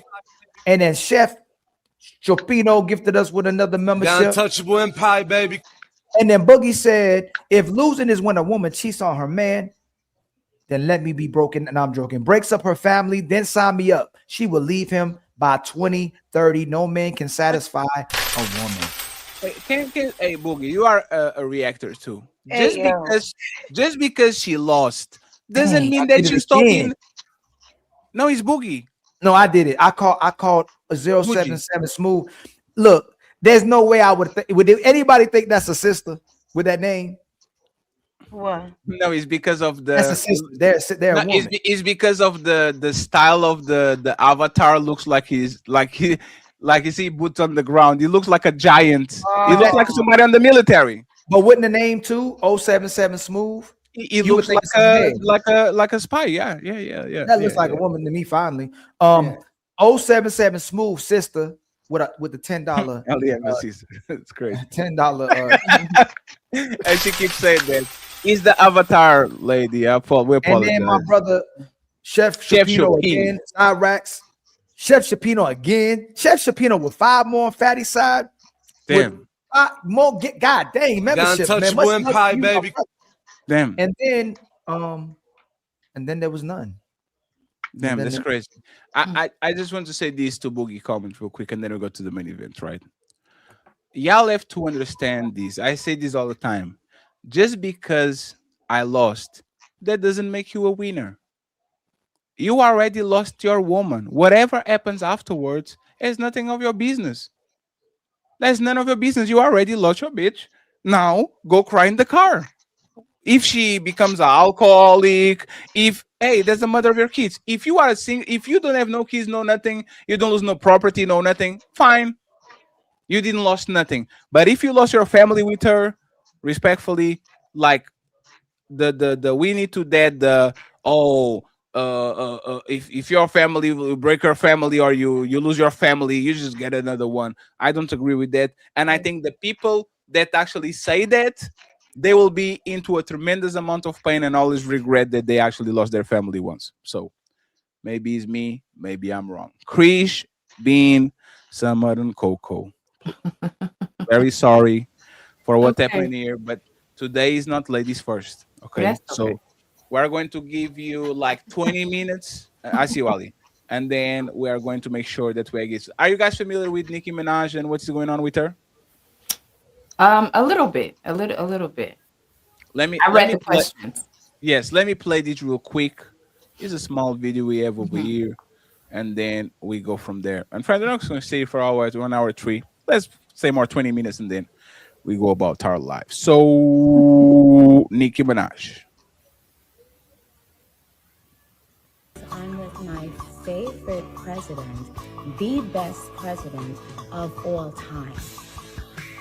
And I'm with the queen of rap. Oh man. Hey, you know what's funny? This is so corny. I thought it was AI. Like I literally like, no, this has to be AI. And then I went back and saw, oh, this was literally tweeted by Donald Trump. So even if it's AI, it was by the official commander in chief, right? So, question for Bean because she's already asleep, and then Krish, right? Is Nicki Minaj betraying black woman by openly supporting Trump? It's time to do. Absolutely. Oh no! Why you say that, Bean? I mean, you have to stand for something. When you're aligning yourself with somebody who consistently puts out rhetoric that undermines, I'm not even going to say just black women, black people in general, um, what are you doing? I understand that your husband needs a green card or whatever it might be, but you have to look at the overall like impact and what it does for us. Like anything that bolsters this man puts us down. Um, he's done nothing but put out legislation, rhetoric, energy that puts us in a negative light. Um, Anywhere from the DEI stuff, from Doge going out and firing a bunch of federal employees. That really hit us, Black women, because, well, the federal government is a huge employer for Black women, right? So we saw a drop in the unemployment rate for Black women when that happened. And then the DEI rhetoric that's going around, which is extremely misinformed. Because those policies were put in place so that we could get a fair shot at employment, right, in these institutions. So they're saying like, oh, DEI hire, DEI hire. So for us Black women in a professional space, it's this lens that's being projected upon us. Oh, she's not qualified to be there. If she got there, she was an affirmative action hire. She's just there to fill a quota. She's not competent. She's not smart. So it not only do you put out this mediocre rhetoric about us and that dehumanizes us. You call us like like we rely on food stamps, like we're not educated, we're not smart, we're not this and we're not that. But then you actually take the successful Black people and you undermine them in their hard work. It's just disgusting. And for her, it doesn't matter because she's very wealthy. You know, as long as she gets what she needs out of the situation, I guess that's all that matters for her. Krish, do you Okay. think Nicki Minaj is betraying black woman by supporting openly Trump? No, and I'm gonna tell you why. Number one, I don't look at no disrespect to her. I don't look at Nicki Minaj as a legitimate representative for all Black women. So her individual actions do not represent the viewpoints of every Black woman, or nor a majority at that point. So no, I don't think that she has betrayed us. If she represented us legitimately, if she was a representative for us legitimately, then I could say that. But because she does not, no, I do not think she betrayed us. No. Summer. I don't think she betrayed us either. I agree with Chris that she never represented Black women to begin with, in a positive way, anyway. But I think she's going to get in where she could fit in. She's doing what she needs to do for herself, um, and that's where I land. I don't think she's betraying Black women. She never represented us in the first place. What about you, Coco? You muted. I don't think that the Nicki Minaj has betrayed Black people. I do believe that the Democratic Party has betrayed Black people, and unfortunately, Black people continue in droves to support the party that is no longer looking at their interests. They're looking at the LGBT community. They're now looking at the Hispanic activity and the people who are migrating into this country, but they don't care about whatever Black people or the Black community wants, because they know that they're going to get their vote regardless. So, and what Nicki Minaj has shown is that I'm going to go where the power is. The power is not with the Democratic Party currently. The power is with Trump, what he's doing internationally in terms of his moves. I know people get enraged by the theatrics, but they're not actually paying attention to the policies and the pieces that are being played for it to affect the world dynamics 20, 30, 40, 50 years from now. And Nicki Minaj was a staunch supporter of the LGBT community. I mean, Like honestly, she was hyper, so like especially. Can I tell you Yeah, something? sure. Black women are not in generally a staunch supporter of that community. Let me Yes, tell they you are. they say so. No, they But are. they really, but Fatty, let me tell you why they're not. Because when it comes to an insult, what will a Black woman say? Generally, I don't do this because Yes, but this is towards you. It's not because you don't are supporter. Is, for example, I'm a lefty. I don't have a problem with gay marriage. I don't have a problem with two men doing whatever they do in their personal life. But if I know you are, for example, an homophobic man, I will make jokes about you putting things in your mouth because it's going to hurt your feelings. So if I No, want but to hurt you, I will say that. That's what women do. Is I support my gay friends and I support my lesbians and my gays, and I go to the parades and I have a rainbow flag. But if I know a man gets offended for me calling him a dick, whatever, I'm going to call him that because I know he's going to be offended. So it doesn't contradict both.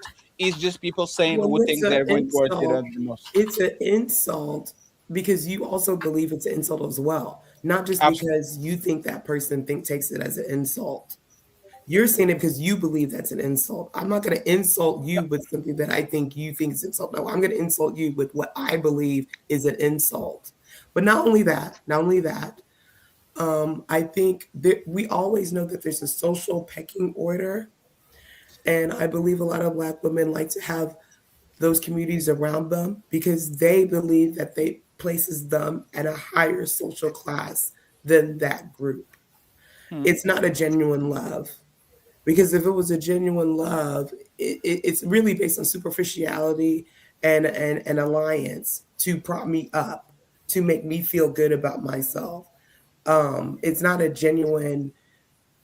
It's not a genuine. But back to Nicki Minaj, the reason why I say there's people don't know personally how these people feel. If they know that there is a group that supports them, they're going to ride that wave until it's no longer makes sense to ride that wave.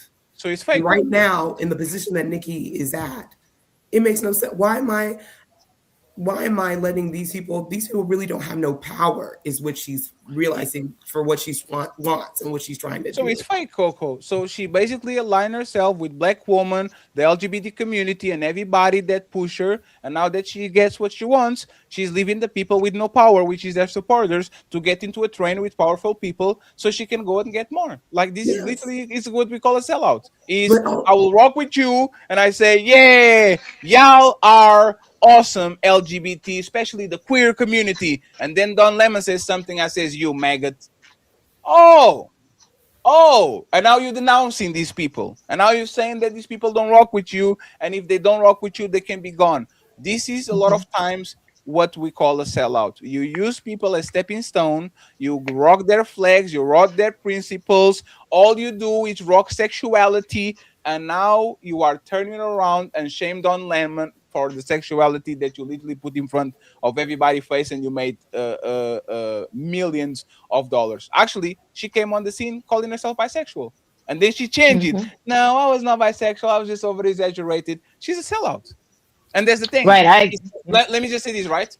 Is hilarious that y'all criticized Meg the Stallion for dancing on one event, and this woman is walking end to end with Donald Trump and making speeches and all that, and all of a sudden the same people that y'all was saying, oh, you don't have no business, you are an entertainer, you shouldn't be doing that, all of a sudden is all fine and dandy. We respect Nicki Minaj when she's supporting something that, once again, for whatever reason, like a few months ago, a black woman shouldn't do because Kamala Harris is not worthy. I just want people to be consistent. I don't see no consistency at all when it comes to the entertainer becoming a advocate for politicians. I don't see the consistency, but I might be wrong about it.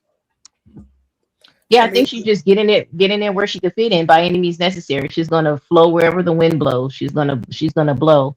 I think the same thing for Donald Trump. Honestly, I don't think he's a true Republican. I just think whoever's pandering to him, whoever's loyal to him, he's gonna back them. And he's gonna go wherever the most loyal people are for him. So if the Republicans was having his back, guess what? I'm gonna do what the Republicans are saying. I don't think he has a stance either way. I think he wants the power. I think he wants to be known as the king, but I really too don't think he's a true Republican or a Democrat. He's going to go wherever the wind blows, whoever's kissing his behind. That's who he's going to be loyal to. And by the way, before y'all can intervene, because it's an open panel now. Thank you, John, for pulling up, right?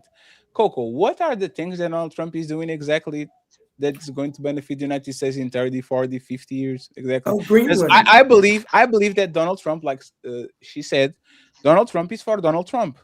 If somebody supports him on some side, is going to say, oh, this is my African American, this is my gay friend, this is my, like, this is what Donald Trump been doing. He was a Democrat, then he was a Republican, then he hanged out with the rappers, then with the country singers, then with the Epstein file, and then the Magic Island. Like, Donald Trump goes who likes him and who cares about him. So looking at the pattern, he flipped on Democrats when they started flipping on him. When he got embarrassed in that press dinner when Obama or whoever was making jokes at Donald Trump, that's when he flipped.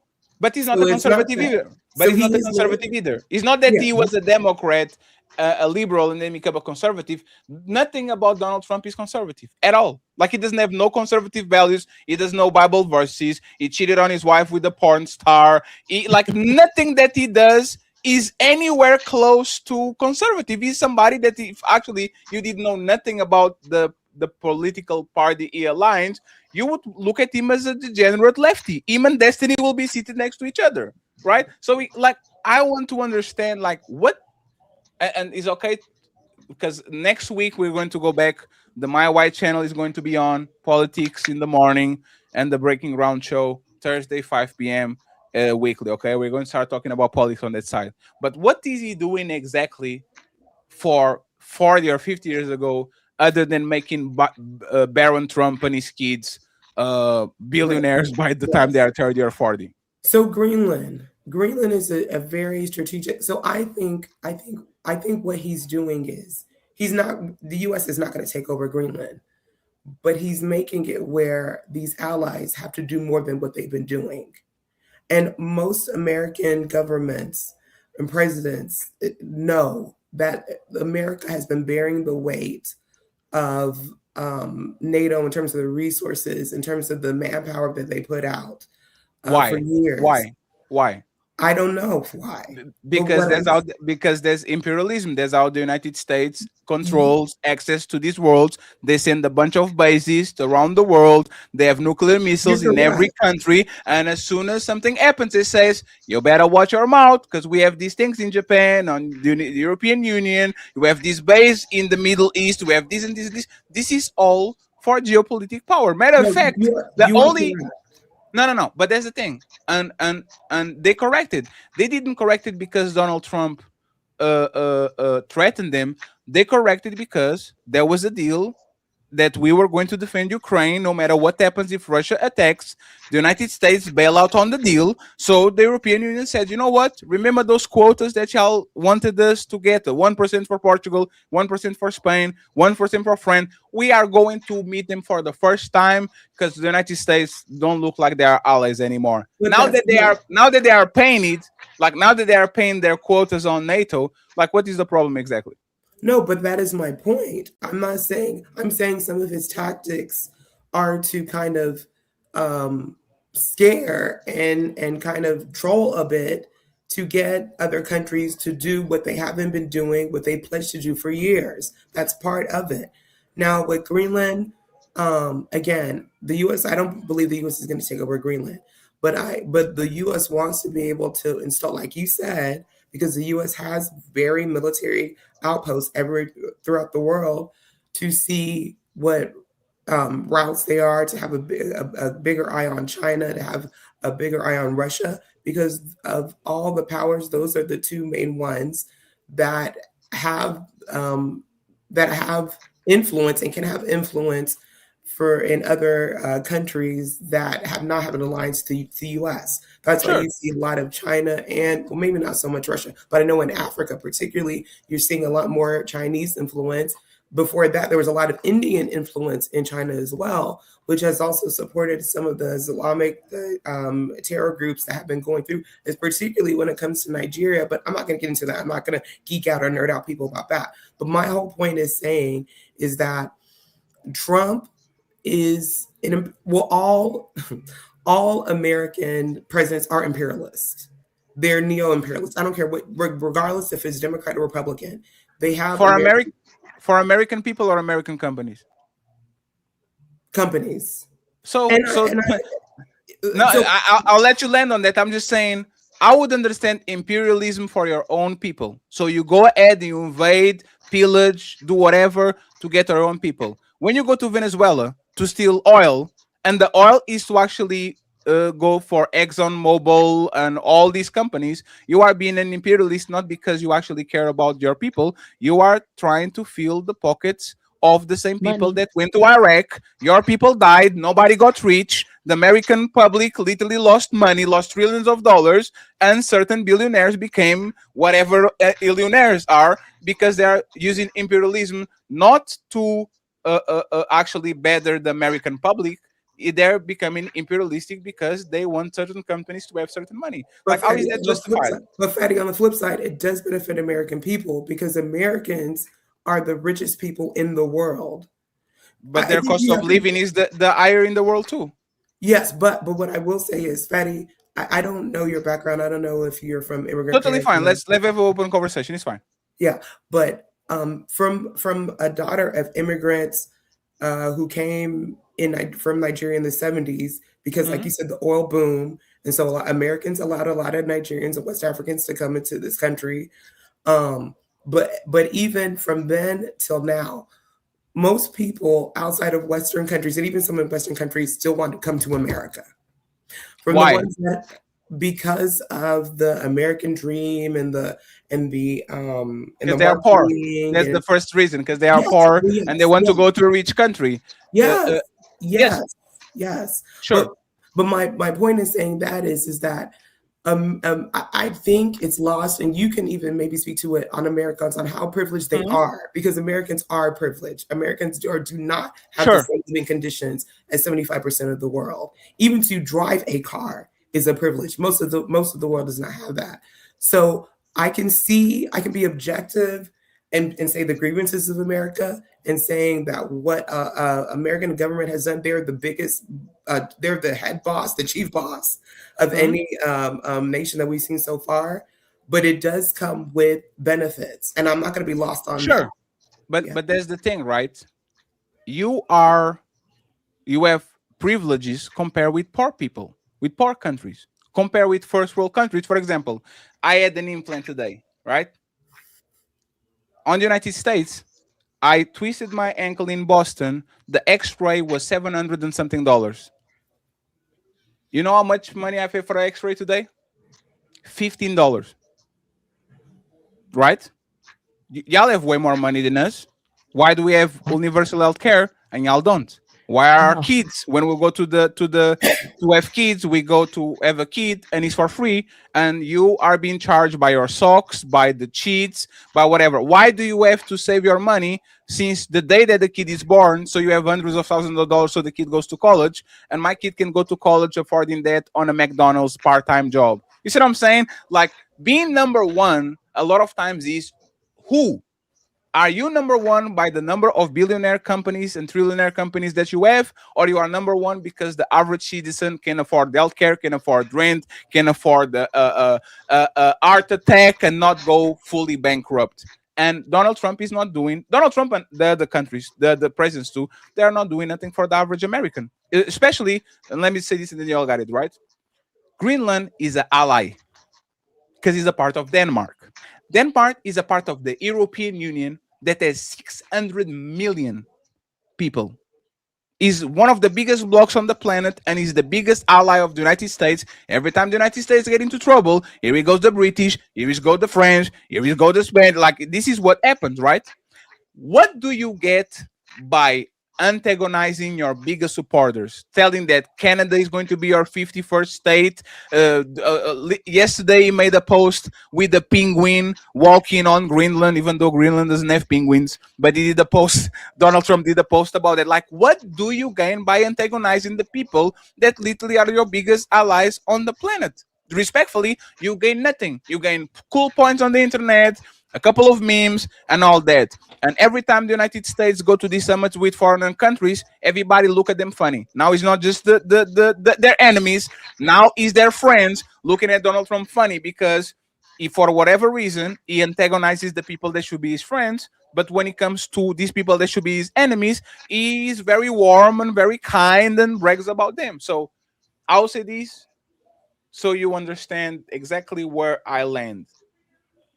If the United States were pillaging, killing, and robbing to make the United States people a better country, having better infrastructure, better hospitals, affordable college, affordable healthcare, and all these things, I understand the purpose. It's totally fair. It's the law of the winners win, losers lose. Is the only the strong survive. But the amount of destruction that the United States caused on the last 60 years in every country, try to destabilize them, flip them, invade them, Vietnam, Iraq number 2, all these, Afghanistan, and these places are literally the same. And the American people lost economic power. They lost the ability to afford even a rent. They can afford groceries. They can afford gas. I don't understand why they're so pain and suffering for 3, 4, 7, 10 companies and a couple of billionaires to be the wealthiest they ever were, like Elon Musk, for example, that literally is almost reaching $500 billion. $500 billion. Half of the American population has a network of 0.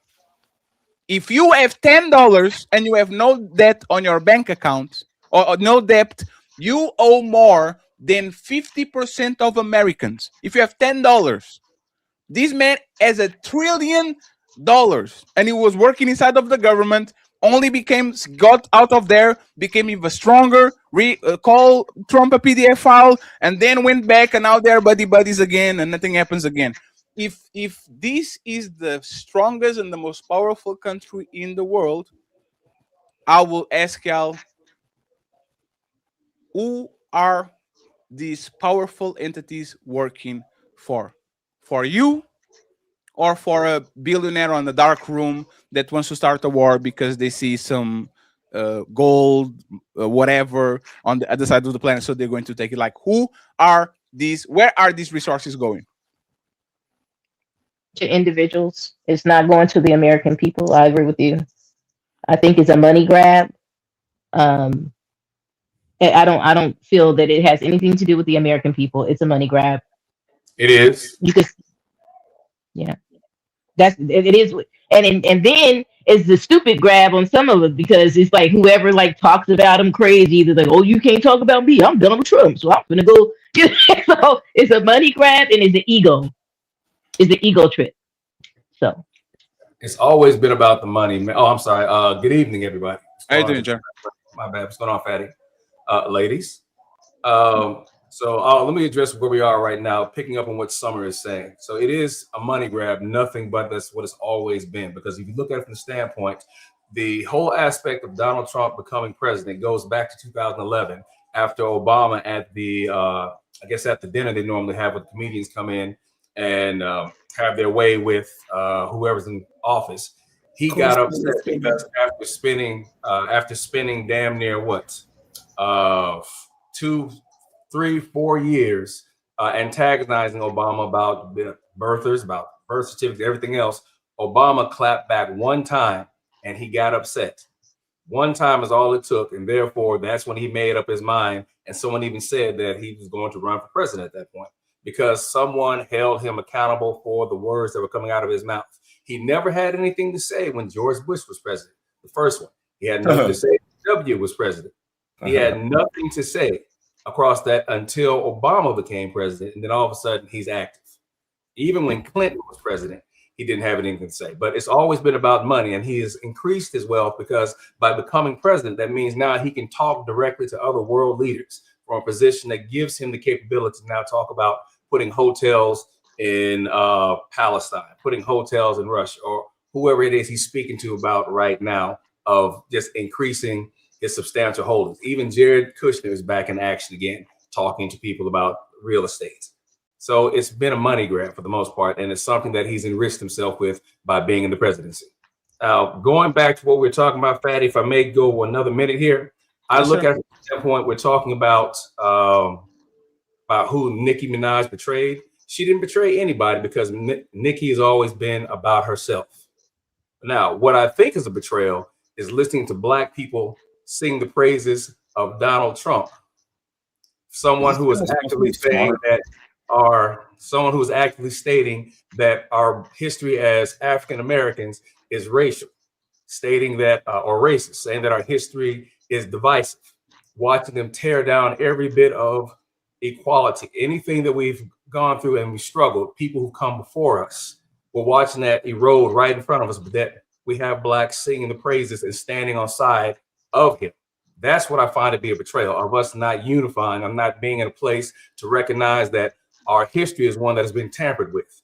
When I listen to Blacks speak like this, I think of nothing more than Black conservative comfort on the plantation, Django dancing Stephenites, or AKA blackface is what we're hearing. Manifest destiny in blackface, white man's burden in blackface. That's exactly what I think of if we're going to talk about the word betrayal. I'll land my plane there. Yeah, you said. Go ahead, Derek, and please be careful with the TOS. TOS, I got you. So first off, he said you lied. Well, I don't know if it's a lie because you just don't know. You said that Donald Trump only became active after Obama insulted him. Donald Trump was against the Iraq war and did not like the Bush family at all. So you're wrong about that. Donald Trump has been saying things for years about specific politicians. And if you're trying to reference what insult to Obama are you talking about? Like, what are you saying? You said Obama insulted him one time and he wanted to run for president. What are you speaking about? All right, so let me correct you, Eric, that when I say he became active, meaning that he became active wanting to be a politician. That's what I'm speaking about after the incident with Obama. So please don't consider. What year was that incident? 2000. It was at the correspondence dinner. 2011. Yeah. He tried to run before then. And the correspondence dinner was the one where it was actually Seth Meyers that said something about Donald Trump. And, you know, Donald Trump appears on the Fox, and Fox appears on his head. No, Donald Trump had been trying to run for president before that, because one of first Seth Meyers' jokes was, I thought Donald Trump was running as a Republican because I always thought he was running as a joke. And that was like one of his first jokes. Trump was trying to run before then. Yes. Which is what prompted the joke. So it wasn't just Obama insulting him. I think that you're wrong about that. You said a lot of things that are wrong, but that's the first one that I want to tell you is Donald Trump has said things about politicians for years and has even talked about running for president. I believe it was on Oprah or something like that in the late 90s. So I don't know if Donald Trump has always kind of spoken aloud. But in terms of, I want to go to Fatty about some of his. Hold up for a second, Eric. Time out since you cut in here. Let me go ahead and correct you. So I'll say it again. Donald Trump may have talked about running. He may have attempted to run, but he was not active as he was until after the correspondence dinner. So let me correct you. You're wrong. Okay, I don't mind you saying I'm wrong because that's perspective you have. You can keep. No, that. I can prove it. Eric, again, I'll say one more time. You can prove and state however you want from the perspective how you feel that I'm wrong. I will say again, Donald Trump did not get active. When I say active, I mean the involvement that he had after the correspondence dinner by making a run for the White House wholeheartedly. He was half-hearted before. So he was not ran active. for president in the year 2000, dude. Again, it's a simple Google search. Everybody can see, did Donald Trump run for president in the year 2000? Okay, so he ran. Eric, was he active? Did he stay on the road? Did he stay on the hustle? Just because he ran like what are you saying? That's being active. When you run for president, that's being active. No, that is not. That is him participating. Yeah, Active is, it's all right. Yeah, walk that back because that was a bad claim. I will walk forward. Make sure you hold on to the rope because I'm going to drag you with me, Eric. Oh shit! Now the next thing here, we're talking about. I could make plenty of rope jokes. It's time to Obama brought up his birth certificate, and if you recall here, he brought up the what was that? At the Lion King, I believe the Lion King, where he held it up and said, "Hey, here's my birth certificate. Here's the information. Here's my lineage." That was him poking fun at Donald Trump about all of the birthing lies that he told, for the most part. And if you recall, even Michelle Obama said at the end of the presidency, "I will never forgive Donald Trump for all the things that he said about my family." But he did though. But he still shook his. Can we just not? Because these politicians, they do this. They're like WWE for government. A quick question I do want to ask, since you're offending Obama, what has Obama done for Black people? What policy has he legislated or led? Only 1 second. Universal health care, literally. That's what for Black You took it from me, Patty. There was it. No. 1 second, please. Let me finish, please. Go ahead. Okay, we know that it was Mitt Romney that came up with that, but he couldn't implement it. Barack Obama picked up Mitt Romney's idea and he said, we are going to do Obamacare. And because it was called Obamacare and it was going to give big political points to Obama, the same Republicans that was in favor when Mitt Romney was pushing that flipped and they said, we don't want it no more, and tried to actually defund it and try to eliminate it. If you are a Black American and you are universal health care, which means now your health expenses are going to be literally drop because you are not going to have to spend money on insurance. You're not going to have to pay premiums. Your visits to the hospital, nobody's going to charge you for your socks and all that. Only that one, in my opinion, and just that one would be literally beneficial to all the 40 million Americans in the United States. They didn't want to pass it because they didn't want to. So I gave you one policy. I gave you one policy that will clearly benefit Black Americans. Like, is there anyone who disagrees with that? Point, Fatty? Doesn't that go against your point earlier about America not doing anything for its people, though? No. So Barack Obama is still a corporate Democrat. Barack Obama is just the lesser, in my opinion, of several evils. Even though he's still going to work for big companies, Barack Obama had certain things that he wanted to pass that he didn't. For example, close the Guantanamo, and then he went to talk with the guys on the back end, and they kind of says, you can't do this because we have no place to actually put this person. For the most part, once again, I believe that inside of the corporate Democrats, which in my opinion are bad, right? Barack Obama at least tried to push things that were going to be good for Black Americans and regular people overall. What is the disagreement that? Well, the For thing is, all they're Americans, going to not say for that Black it's, people they're going to say if specifically. it's not specifically, we can just buzz through this because I do agree, Patty. This argument is very boring. They're going to say if it wasn't specifically earmarked for Black people, that it's not for Black people. That's what they're going to do. So when you say, even though that Black people are a part of the American population and they benefit from these things, they're going to say if it's not specific, we already know these are like 21 arguments. So they're going to say it wasn't specifically for Black people. And then they're going to have a problem with it. They're going to say he didn't do anything and all that. So that's No, I'm not saying Obama didn't do anything, but what I'm saying is that Black people specifically act like Obama is their president. No, he was the president for all American people. But No, he was the specifically- president for the LGBTQ. So I did no, but even if you, but even don't go here with that nonsense. just one man. second, What's up, Coco. by the way? But even if he was it, right? Even if he was it, like what is the point exactly? Like you wanted him to come into office and do, for example, oh no, we're going to do like let me give you an example, right? If Barack Obama pulled up and he said, you know what, we're going to make affirmative action a norm. If you're Black, you just go in front of the line and you get it. Coco, would you be happy with that? No. What about you, Fantastic? What about you, Fantastic? Yeah, that's what he did for gay people. Okay, what about you? Fantastic has been consistent. What about you, Eric? I would respect it, but you wouldn't be happy with it, right? Maybe. I mean, I don't know.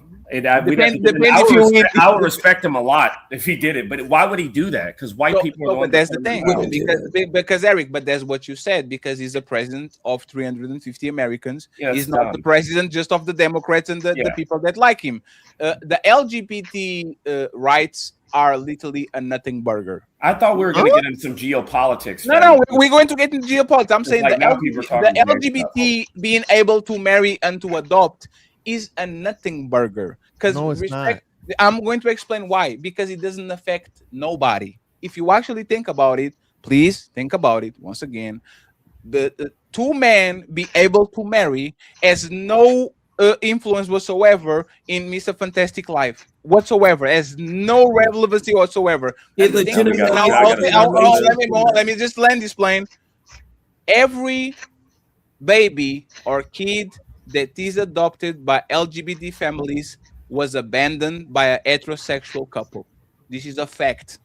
Every single baby that was abandoned by that was adopted by an LGBT family was abandoned by a heterosexual family. I'd rather have that kid in a stable household when he can be raised by two lesbians that are going to fight each other because whatever, then let them on foster care and you know the atrocities that those kids go through. But you when know they stay lesbian households aren't stable. Sorry, I hope I didn't violate your TOS. No, it's fine. Don't worry about it. They're less likely to be stable. You know what I mean? Yeah, but they are still more stable than a foster care when people How touch do you know that?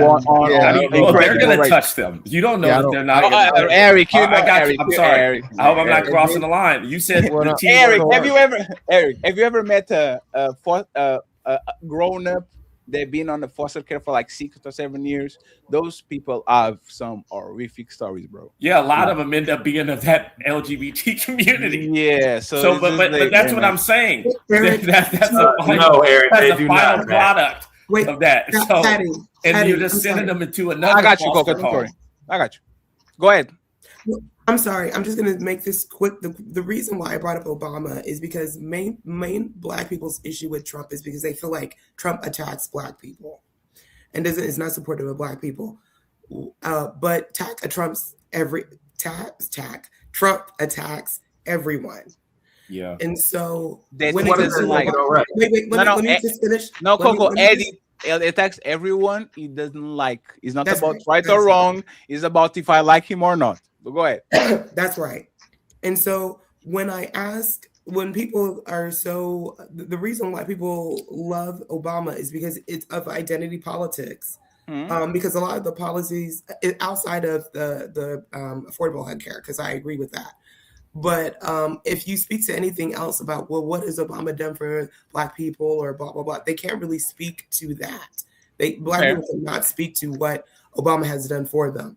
But then they will say things that Trump has done that Trump has not done to Black people. I'm not defending Trump. He's been outrageous, like you said. He said a lot of things to his allies. So that's not going to work in favor. But I can be objective and look at each president and see what they have done and what they haven't done. And Black people put a lot on Trump that he has not done specifically to Black people in terms of policy-wise. I'm talking about specific to policy. But lastly, the people that have come here under starting in a Biden administration, a lot of Chicago and Detroit people, Black people, are not trying to be Democrat anymore because of the money that was poured into those people who came into the country illegally that they didn't receive. Why is the federal government putting people in hotels and having buses to bring in people, spending billions of dollars when the citizens that have done what they were supposed to do, Black people, have not received that money? So sure, the same way they're spending trillions of dollars in wars that are unaccounted for. Literally a few days before the towers got hit, $1 trillion, $2 trillion disappeared. Matter of fact, the Defense Department, which is the biggest on the American budget, can't account and do an audit to his own department, I think, for the 8th year in a row. These little things are basically distractions. The big money is going to dark places that nobody wants to actually investigate and nobody wants to account for. I agree, but I just want Black people to really kind of be more objective. But my question to you, Coco, and Donald Trump was elected on identity politics. And if Kamala won, it would be about identity politics too. Yes, yes. One second. We all are looking at Andrew Wilson meteoric rise. That motherfucker was literally debating me 3 days ago. Now he's on Joe Rogan.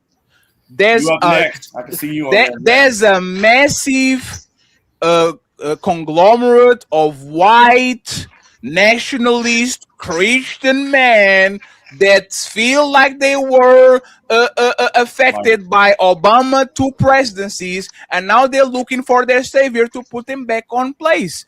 This is literally identity politics. I'm going to pander to the religious people. I'm going to pander to these white people. I'm going to pander to these people that live on these states where they are highly proud of their heritage and who I am, and look at that. I'm going to use it against the Democrats. Every single respectfully,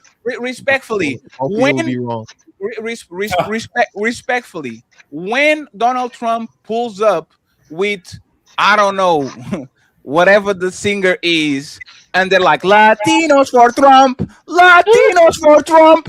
That shit is identity politics. They literally are picking up a group and saying, vote on us, Latinos, because those Democrats over there don't fuck with y'all. And they're like, oh, damn, y'all don't fuck with Latinos? I'm going to that side. That's because of their values, not because of their skin color, because of their values. You know why it's not because of their you know why it's not because of their values? Because once again, if you are conservative, Donald Trump is the last thing that you can consider conservative. That man doesn't know Bible verses. That man cheated on his pregnant wife with the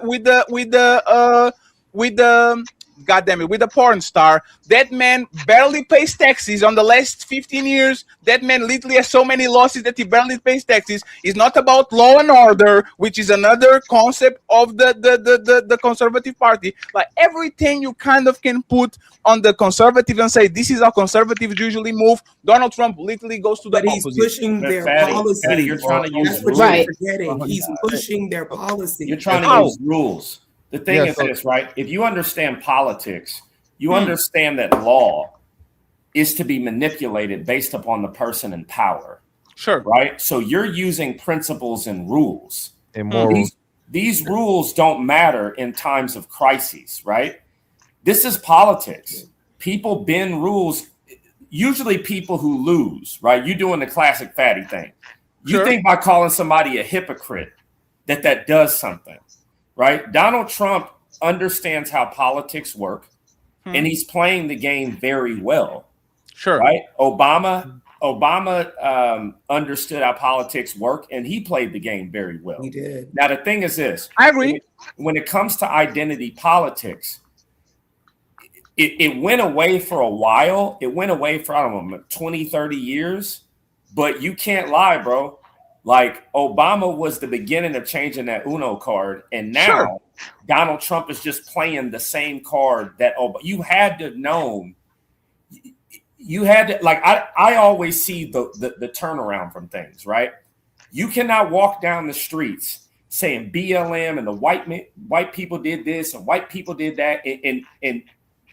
But you really believe that the white man is bad. So you're going to go in the mirror and say Candyman 5 times. And then when Candyman shows up, now you want to be the victim. Sure. But people admit it. No, but people admit it. A lot of people voted on Obama because he was black. A lot of people voted on Hillary because she was a woman. And a lot of people vote on Trump because the pendulum swings so much that they were thinking, oh my God, now it's woman running and there's black men running. We need to take our country back. One second, please. 1 second. Matter of fact, what do you think Make America Great Again is? Is literally, let's go take the shit that was ours from the begin with. Respectfully, everybody's playing the identity politics. Y'all just don't like it when we point out that these white people are literally going ahead and make sure that they get themselves represented because they feel like on the last 8 years with the Me Too's and the feminist movement exploding and LGBT and all that shit, you find so many white men saying the white man is the most affected and the most scrutinized on the United States. So you want to be a victim now. The things that you fought against, being a victim and have a victim mentality, now the white man all of a sudden wants to be a victim and say that he's being oppressed because he can say the word nigger on the internet without getting smacked. And Donald Trump played on their emotions because he was going to get in where he that's what I was going to say, right, Summer? I got you. I'll give you the microphone back, right? And Mr. Fantastic can go, and then the rest of the people. Respectfully, it's very easy to be a populist. I just have to say what you want to hear. It's so easy to be a populist. Oh, you want abortion rights? I got you. Oh, you want no wars? I got you. Oh, you want... The problem with Donald Trump is this, and with the Republicans. Y'all were supposed to be the party of law and order, and now you are pushing unlawful shit to happen all the time, every time, like this Trump gold card that he's pushing, that has nothing, that it wasn't approved, it wasn't passed by nothing, but now all of a sudden you want people to get riled up and put on boats and be sent to somewhere. If you are the party of law and order, you should want people to have due process and for people to actually have their rights before they get whatever consequences they have. Y'all are not the party of law and order. Y'all are the party of revenge and mean girls. Go ahead. Eric, 30 seconds and then Fantastic and interrupted. Okay, the thing is this. You know Donald Trump, when did he ever say he was going to be fair with his enemies? When did he ever say that? He's been talking like this for years. You should have known what's happening right now was going to happen. Okay? When we say we don't want these immigrants here, they're gone. Okay? I don't understand. You Cap. I can prove it. Fatty, I can prove it. Okay, Eric, I can prove it. Fatty, can I say this one thing? You're going to say that he didn't. Okay, the thing is this. For the first time in 50 years, we have had negative migration into the country. We're at a negative level. And for the first time in like 60 years, the white birth rate is the only birth rate that has increased as of 2025. So you can give me all the stats that you want to, right? You're going to bring up, oh, they're still bringing people from India. They didn't ban Mexico. They didn't ban Venezuela. We got it.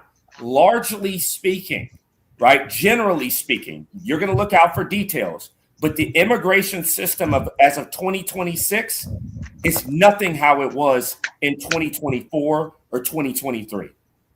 Sure. So has always been in place, though. Yes. So what was the last point that you made, Eric? What was like the last point that you made about... Oh, okay. I remember now. So thank you for admitting that Trump is a massive liar, right? He's not going to be fair. He's going to do what he needs to do. Trump he's pragmatic. Yeah, but he's not. Because think about it, right? Trump had a very we are going to deport every illegal in the United States because this is what my fan base wants. As soon as the hotel people and the farmers went up his ass because they was losing millions and billions of dollars, Donald Trump come to the public and said, you know what, we are going to appeal to common sense. Okay, we're not going to deport all the illegals that work in the hotel industry and on the farming industry. We're going just to deport over there. He's not against immigration. And I can prove Eric, I can prove it. I can prove it, Eric. He gave them amnesty? No. But he was so they can still be deported. Eric, he wanted to pass a executive order that gave opportunity for these illegals to work on farms and to work on. He didn't pass it, but like Obama wanted to pass universal health care, but he couldn't do it. Is what you want is a lot of times not to pass. Let me just say this is 3 seconds. If Obama was against immigration, he wouldn't try to get these white South Africans to come along and to be American citizens. These motherfucker literally closed the borders to 80 brown and black countries while he opened the borders and give VIP passes to white South Africans because they look just like him. So you are not 1 second. You are not against immigration. You are against brown and black people coming from other countries and making it a little bit browner. Yes, absolutely. Fantastic and interrupted, please. Yeah, hey, shout out to everybody, man. First and foremost. And by the way, why so serious? He said, "Can you let Americans talk?" You can go first. I ain't American.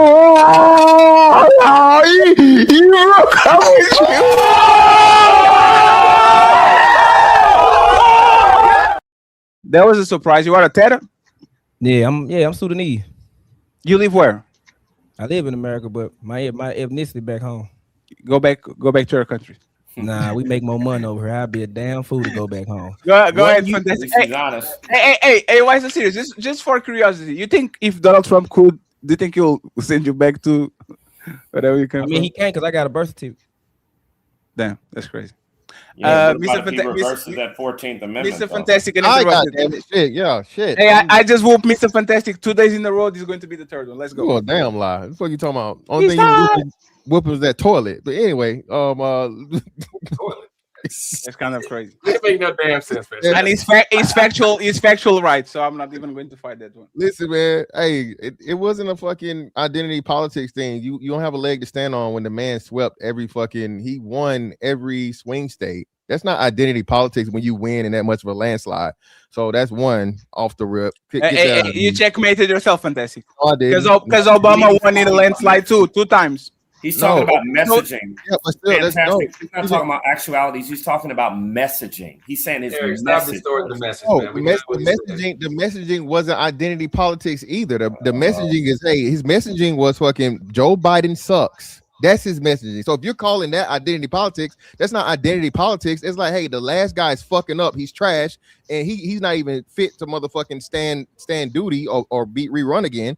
And so he was inept and fucking handicapped. So they just throw this other woman in the thing, and she's even worse than him. So if you're calling that identity politics, that's just not. It's the messaging. It's the messaging behind it when you say make America great again. So what is the message that Donald Trump pushes that go against? So what is the message? Like we see him passing messages about brown people, black people, immigrants, DEI, woman. Like he targets a lot of groups, right? LGBT. What is? Give me one message that he pushes that goes against the white 40-year-old man that is struggling. Like what's the message? Liberal extremists that believe in there are more than two genders. All of these things that were mostly. Come on, Fantastic. Y'all keep cutting me off. I didn't shut the hell up for the whole time. Now. I know. I want to say this. I apologize because you don't do that to us. Go ahead.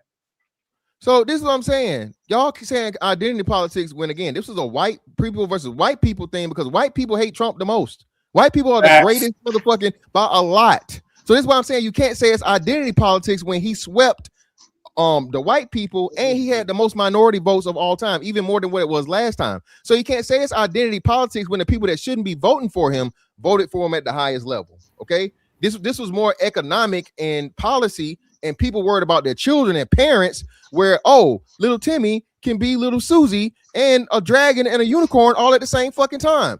So if you want to call that identity politics versus identity saving politics. the family, that's not identity politics, bro. Yes, identity it is. The LGBT is a part of that. Yeah, but bro, I'm again okay. I'll give y'all that. I'm just not seeing it the same. Obama, Obama's identity politics was I'm a black guy.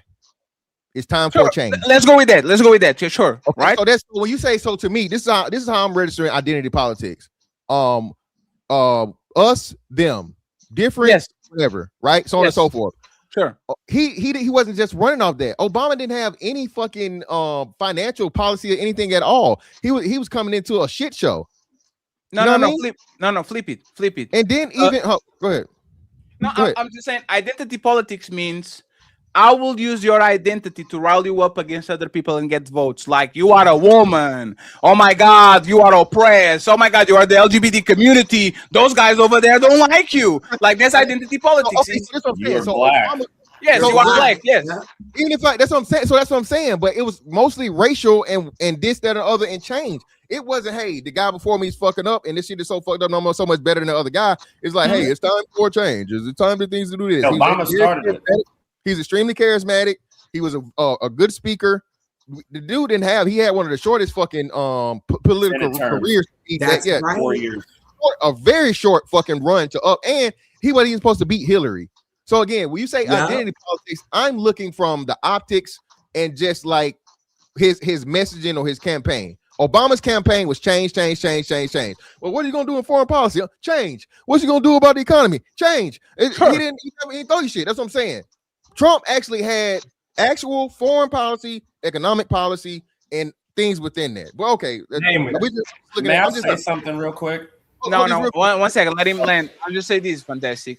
Most importantly, by our metric, Barack Obama, in my opinion, that actually won by a landslide because of identity politics, because he was a black man and it was nice to see the first black man win. No, he actually, I think, was the president that got the most white votes of all time. Not just like I agree. I concede that. I think a lot of people obviously he's the only one. Fatty, goddamn. But it's everyone. But that's everyone. If Kamala won, she would have the most populous white people. If Hillary won, it was most white people that voted on her, and both of them clearly run on identity politics. Oh, we are the oppressed group. The white man is bad. Let's go ahead and let's form a megazord against them. I think Donald Trump did the same thing. You see all these groups that are rallying up against us. Look at Hillary and Obama and Biden rallying the LGBT community and the Latinos and the blacks and all these. We are literally disappearing. Our birth rate is low. We are going to be overpowered if we continue this. So we are going to make sure that we take our country back again, make America great again. There's an identity politics that's catering to the white nationalist Christian man that thinks he's getting his shit washed away. It's identity politics. It's just a reverse. And again, it's not enough of those for you to substantiate that. There's not enough white nationalists for that to even matter. That's less than fucking. Well, okay, most Americans are nationalists. No. I've got two shows. Hold on. Go ahead, I'm sorry, my bad. Go ahead, bro. So no. If we're talking about nationalists in the actual meaning of the word, we're all nationalists, or we should be. The way that the media has couched nationalists and turned it into this negative connotation is the bullshit that everybody keeps mentioning. So when you say nationalists, most people, a lot of Americans don't like America. Ultra nationalist, that's better term, because nationalist is just nationalist is you being patriotic. Ultra nationalist is a different term.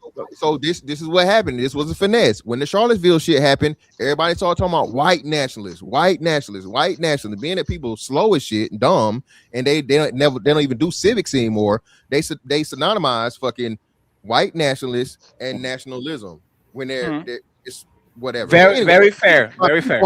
My biggest point is on the Affordable Care Act. The worst thing to happen in healthcare of all fucking time is did nothing but get more expensive and more expensive and more expensive. That's why Trump wanted to kill the shit. It made it worse. It made it mandatory. It fined people. It fined American fucking citizens if you don't have motherfucking health insurance. Okay?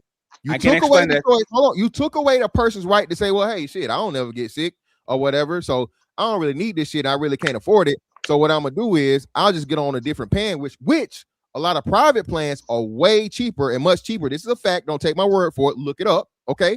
And now you fucking deprivatize the motherfucking the same motherfucking system, and you put the motherfucking money and control in all of the motherfucking health companies. Bro, these people laughing to the bank. It ain't did nothing but increase and make the stronghold even worse. That big pharma and in tandem, because they're one and the same. Insurance companies and big pharma are the same fucking entity. They just had a meeting on Congress the other day where you had these people that were pharmaceuticals, they ran hospitals and owned hospitals, and they had fucking insurance companies, bro. So Obama ushered in the motherfucking oligarchy of healthcare, made it absolutely worse than it possibly be. Okay. So I will tell you this right about Obamacare. That was all yes, Obamacare was never the original plan. Universal health care was the original plan, and they had to negotiate with Republicans. So they thought, we are going to get this program from Mitt Romney that everybody will agree so we can move along. And instead of agreeing, they keep chopping at it and chopping at it and chopping at it. The Obamacare that you got covered, I think, more 40 million Americans that ever were covered before. There was 40 million people that was uncovered, and they actually got coverage. The problem is, every time a Republican comes in, they start to chop at the program and they stop to chop, and like big chunks of the problem fall to the point where now everything is just stupid, because you either are going to be eaten by that program or eaten by the private insurance. What y'all needed to do, and everybody knows that, is take big pharma out of the system. Big pharma can have their private companies and their private hospitals and all that, but the American system is going to run itself. There's going to be public hospitals where Mr. Fantastic can go if he breaks his neck, and if he wants to go and goes to a private hospital, he can clearly do it if he wants to pay it on the side. We already have public hospitals. Yeah, you got free clinics and shit. But but just real quick, let me say this, Fatty. And guess who's doing it? Guess who's in the middle of fucking a wrecking ball, a human juggernaut, and tearing all this shit apart? Motherfucking the appointed motherfucking RFK Jr. that's going fucking ham, left and right, fucking up the CDC, fucking up the FDA, and all Look at Coco laughing. Coco laughing. She knows about it. They laugh it off. He's literally tearing down all of this bullshit and breaking up this motherfucking conglomerate as we speak, bro. He's the first person. Some of what he's not doing it for the better. Don't fall for the bull. Hey, Fantastic. If me and you are like some of what he's doing, I do like some of what he's doing. Particularly when it comes to measles back, making measles better, making measles great again. Yeah, you need it. No. Let Coco finish real quick, and then Johnny can reply. No, just real quick. Universal health care is not the answer to America's problem when it comes to chronic. What is the answer is all Americans moving more and eating better. Having more hospitals does not keep people away from hospitals. Having more people have access to hospitals does not make them less sick. No. But I'm not going to get into all that. Let's stay there. Who is this regulating these companies that are putting poison on your supermarket and you go ahead and eat it? Isn't that the same person that Mr. Fantastic was applauding right now? He literally is cutting regulation. One second, Gogo. I got Gogo. The microphone is yours. If eating well and doing exercise is what makes you actually not become a sick country, and we have RF Kennedy and Donald Trump that literally are dismantling every single institute that controls, that checks for. If you can get a bucket of Agendas on the United States that is this size, and in Europe you only can get this size, you know who is actually poisoning you. These people are deregulating the market so you can buy that Agendas, that McDonald's, that those food that are extra, and now you go to the hospital, and now that hospital. But now they're giving you freedom back. Hold on. I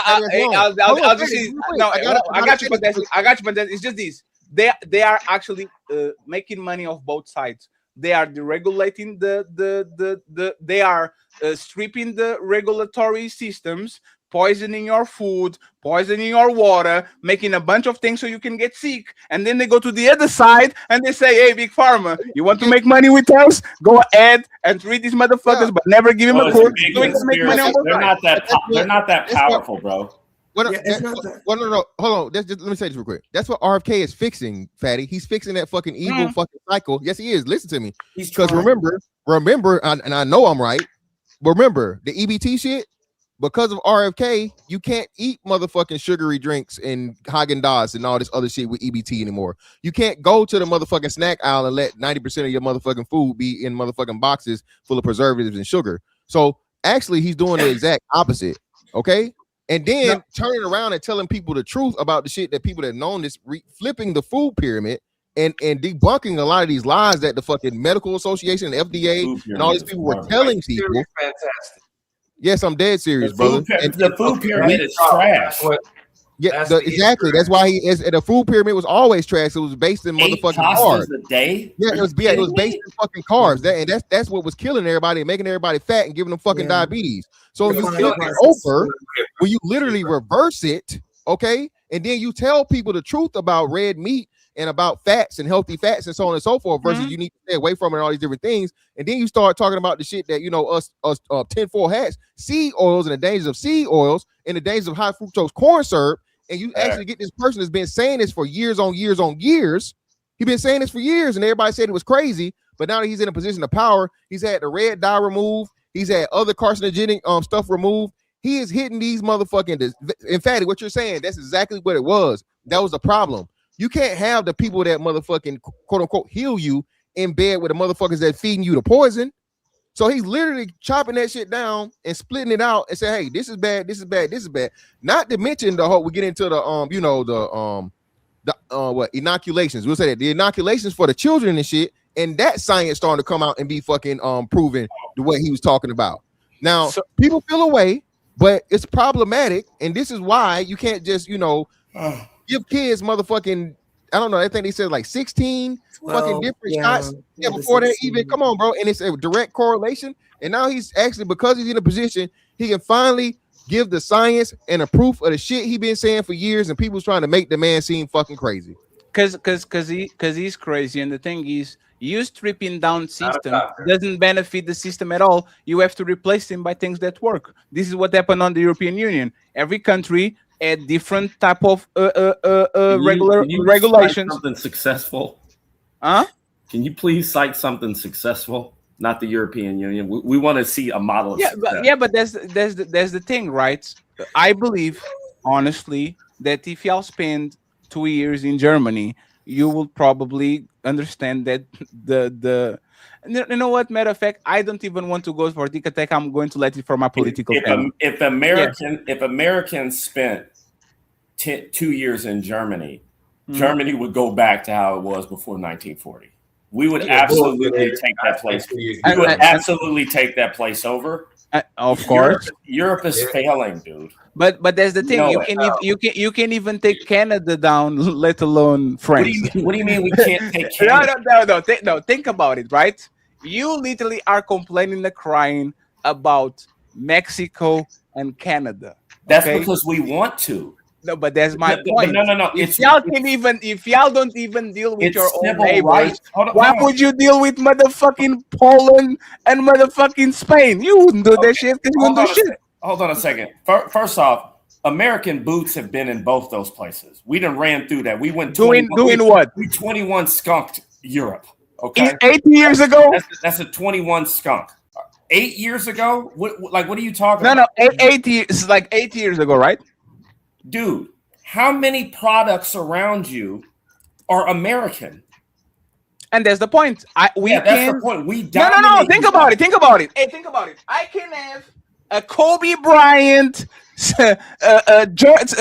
magazine while live on a country that has health care, where I can drink tap water and not be intoxicated and die. I can go to the hospital. Like, I have all the benefits of the United States system without actually being poisoned by the system. But the thing is this, you can go to, what is this healthcare stuff? What are you talking about? You can go to the, what's the healthcare stuff?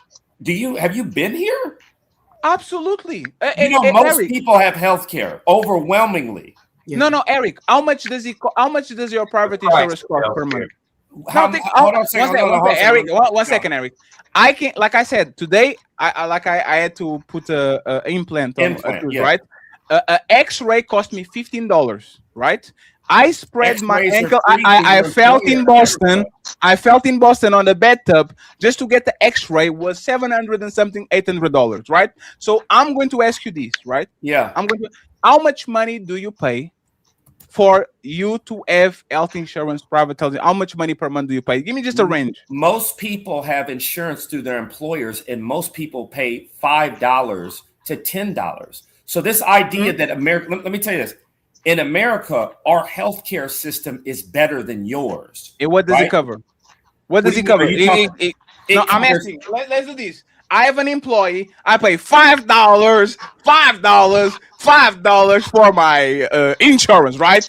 Correct. And then I have cancer in my throat, It covers stage that. 3, and I It go to covers the it. hospital, right? Is there any chance that I get? They say, you know what, friend? Sorry, this doesn't cover. You have to either. No, No, from a PPO, a HMO. No, bro. Let me just say this. First off, let me say this. If you had that stage of cancer in Europe, you're cooked because all the specialists are here. No, they don't. Are you kidding me? Who has better? Germany has one of the biggest medical infrastructures in the planet. What you talking For about? cancer? Sir. Like for the most complex, Eric, you're wrong. diseases. We'll get to you later, forehead.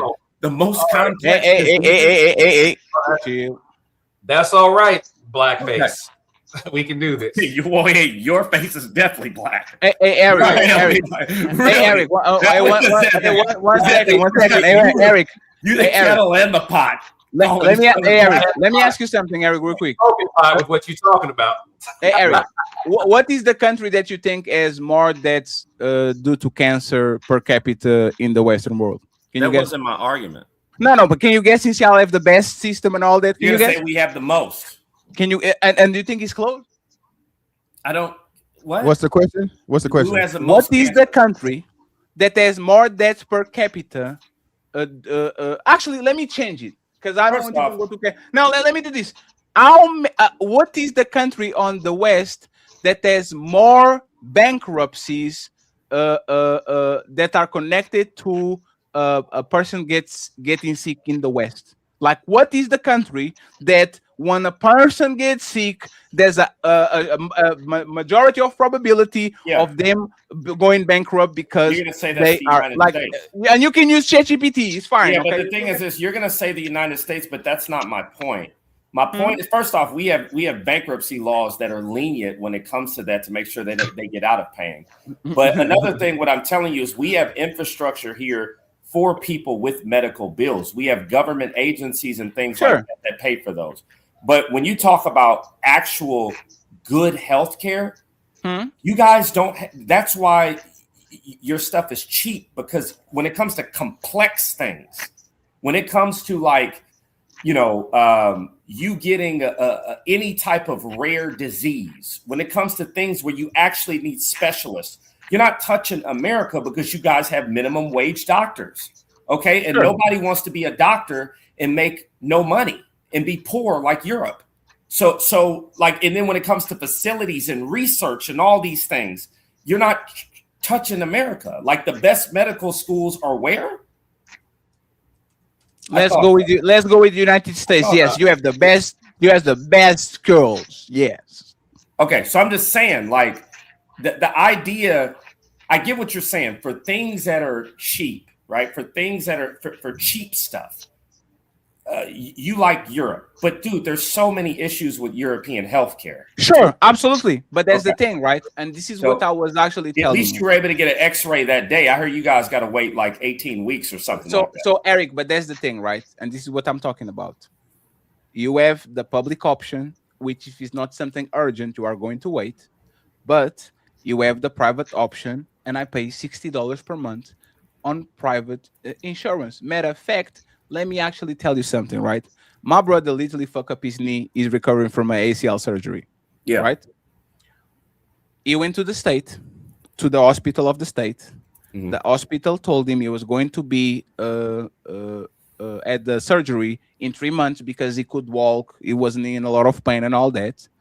The government has a partnership with the private hospital So instead of waiting the 3 months, it was reincarnated to. It was sent to the private hospital. It was operated by private doctors. Public and private. Yes, and now he's doing rehab in both private and public.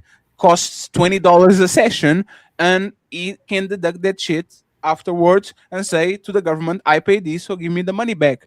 This ACL surgery will cost him basically nothing, and he's actually being attended by private doctors because they have a partnership between the public and the private. The American people are That's being an robbed. exception. No, that's regular. No, Eric, it's been an let me just say, issue with Eric, you. please, let me just say this, right? It happened the same thing to me. It happened the same thing to my father. My dad literally has a rubber knee. Motherfucker Okay. is the Are Captain you- Hook. That shit, like they literally replaced his whole knee. That outside of on the United States probably is $200,000 surgery, $150,000 surgery. He paid $3,000 because he wanted to actually have a rehab in a place that actually was better. But he at least has the option. Y'all don't. First off, if you work, you have better options than you have, right? So the issue with the SNS, right? And there's plenty of issues. Okay. Oh, this person right here. He's got his mammy in the picture. Can you get Ghetto and the fat woman down? Hey, Eric, you can't do that. Well, the thing is he's typing. I mean, he's Twitter fingers but over here. he's typing, but this is what I'm saying, Eric. Oh, that's your friend? Sorry about that. You started the personal, the Well, it's pretty personal. He wanted to jump in for no. Asian Black It's over there. it's very fair for somebody to tell you, don't talk about people. I can do what I want to do. Want to be on camera. First off, I can do what I want to do, and I can do it, and I can tell you to stop, right?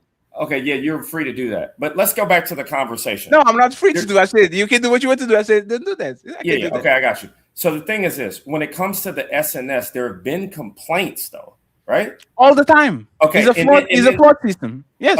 Okay. So also, from what I understand, like I said, when nurses and doctors want to get paid, right? Sure. So, from what I understand, what are one of the complaints about the SNS with their nurses and their doctors about pay? They think they are underpaid, like the WNBA. Okay. Do they ever leave the country? Yes, absolutely. Okay. So you have an issue with retaining these doctors and these nurses who are leaving the country, right? Yes, but they go to France, they go to Germany, they go to the United Kingdom, and those countries now are competing with the United States. So you can talk about that with Portugal, because Portugal has a low cost of living but low wages. These people are running for other first world countries that have the same systems because they get better pay, but the system is the same. And the United Kingdom has universal healthcare. It's not the same, right? It's not the same. No, it's literally the same. How is it the same? Because they have universal healthcare. They are not leaving the public system in Portugal to go to the private system in other countries. They are leaving the Portugal public system to go work in the French public system that has universal healthcare. These are healthcare. Different countries with the SNS is going to be different. No, it's literally the same system. First off, let me just say this, right? So first off, what is the UK's health system called? NHS. Okay, NHS. Yes. It's completely different from Portugal. No, it's not. What do you mean it's not? It's funded by the taxpayers, so it means that it comes from your taxes. No, in terms of distribution, it is. How? But, okay, hold on a second. Just because you have a government agency, it doesn't mean that all government agencies are the same. So I get what you're saying in practice. It is quote unquote universal health care. But it does not mean that the way that they're ran are the same. And we know that the way that they're ran are the same, which is why doctors and nurses are leaving your places to go there. No, that's not what it is, Eric. Mean? Eric, please, Eric. You know the minimum wage in Portugal? €5 and a donut? $900. You know the minimum wage in the United Kingdom? What?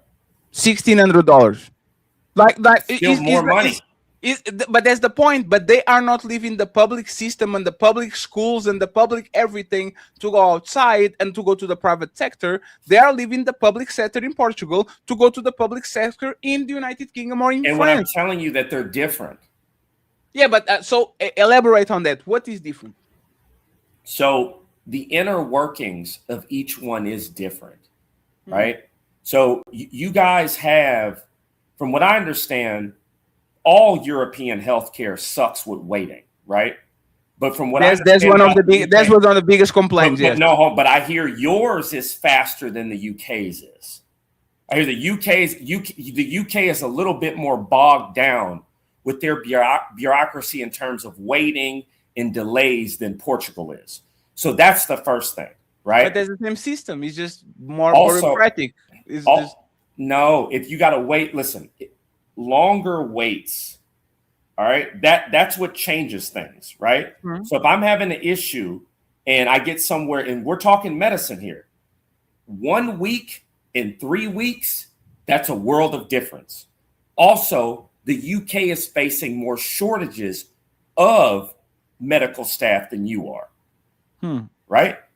So that's another Why? But why? Well, because people don't. I mean, there's several reasons. The first reason is this, right? It's called Brexit. That's the reason. No, what you just Yeah, said, that's the reason. They You just isolated said themselves from 600 million people, and now the people that used to go to UK because they could go with their ID and just live a life like they were a UK citizen, now don't do it because their ID only is let him stay there for 3 months. It's literally they left the So you're European saying Union. the immigration system is why the UK is having an issue with waiting times and understaffing? No. Is that the United Kingdom was the prime destination for people that live in Europe, coming from the south of Europe, Eastern Europe, Central Europe. Everybody would order Amazon UK. They wouldn't order Amazon Spain. They would order Amazon Germany. Even though we added, they would actually flux to the United Kingdom. Once the United Kingdom closes their borders, like for example, California closing their borders, and nobody that comes from outside of California can be a California citizen for more than 3 months, people are going to start go to Texas, to New York, to Boston, to whatever big city, because they can practice there more than 3 months because they are literally a foreign kind of entity. If they left the European Union, they lost all the free rights to free work, free transport, and all these things. Like it's just they closed each other. They close their borders to the planet when it comes to finances, when it comes to immigration, when it comes to all these things. Like it's very understandable. Okay. So the idea that they're completely separate from you now is going to justify why there's longer waiting times and a shortage of nurses? Yes, because even though you said people are immigrating there to work there. So Eric, do you want, like, for example, I'm a Portuguese citizen, right? Yeah. I have a Portuguese ID. Correct. I can work in any country of the European Union, 20-something countries, stay there indeterminate. I'm going to be treated just like if I go to Spain, I'm going to be treated just like a Spanish person. Spanish person, yeah. Right? So this is the power of the European Union. Once the United Kingdom leaves the European Union, now there's a bunch of bureaucracy for me to go there. So if I want to establish a country, a company, if I want to be a nurse, if I want to be an entrepreneur, I'd rather go to a country that is friendly to my ID, which is Germany, France, whatever country that is inside of the European Union, then go to the United Kingdom and have to go to all the bureaucracy, try to become a citizen, try to do all these things. So shortages are going to happen, absolutely. Okay, so you're saying the reason why there's shortages is because they can't immigrate there. The reason why there's nurses and all these shortages is a lot of it absolutely is because they close their borders. The only way that you can prop up your system is by immigration from other European places. The United Kingdom, absolutely. United Kingdom is a melting pot, especially London and the big metropolitan areas. Like they were hyper dependent of people coming from outside, from Bangladesh, Portugal, France, and all that to actually do their shit. Absolutely. Well, hold on a second. I gotta go because I gotta mute up real quick. I gotta go get some. I'm picking up some food. No. Go ahead and do your thing. And Eric, political take, Eric. Hold on a second. I'm getting some food right now. I'm going to say this next week. I'm going to start again the politics channel. I want to actually have these people that are right here on this panel way more over there. Okay, now we're going to bring the white people to make sure that everybody has the place at the table. But we are going to go crazy over there. In my opinion, actually, that side is going to blow up a little bit faster than the relationship side over Right, here. let's Okay. bring all the extremists back. Gotcha. You don't negotiate with your friends, John. And that's Oh, hey. that's the reality. You negotiate with your enemies. Okay. Oh, Tomorrow, yeah. we on the red channel, friends. We are up and running on the red channel. Monkey Business. Fatty is back doing Monkey Business on the red channel, 5 p.m. And then we go from there. I just want to ask one little question, right? Mr. Fantastic, do you see how you actually whoop Opulent 6S? Did you saw? Do you have to learn things with me? Okay. I don't think he rage quit, but I think I did a better job than Fantastic. So respectfully, I'm the captain now.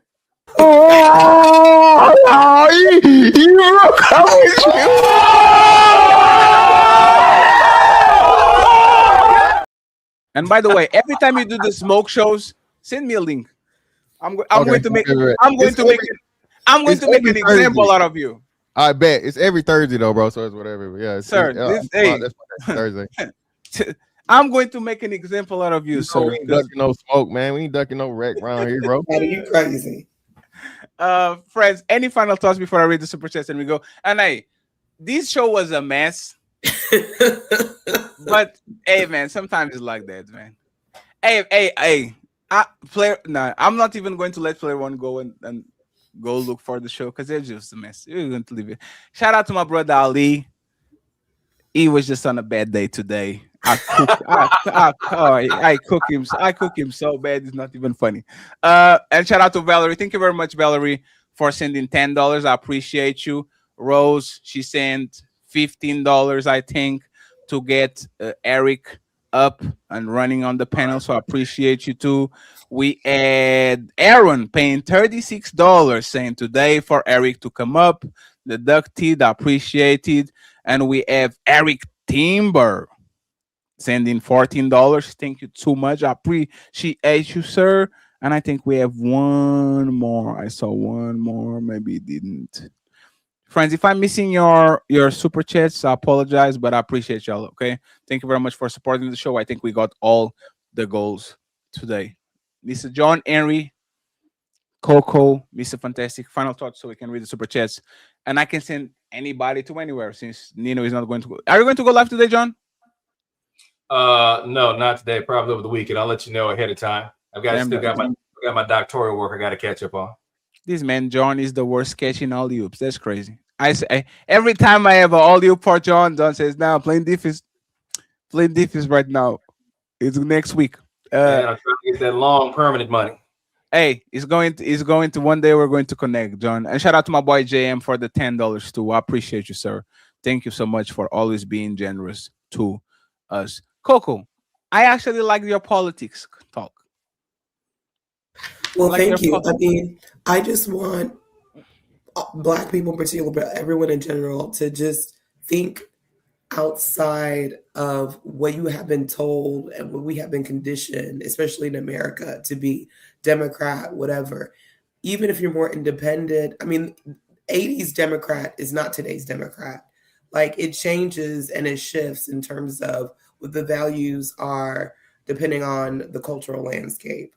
I just want, because and let me take a quick point about DEI. And by the way, John is looking at me like I'm an alien because I'm bald again.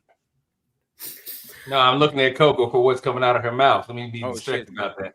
Well, it's fine, John. I still love you, even if I don't know where. Okay, exactly you can love me, but again, it's misinformation. But go ahead.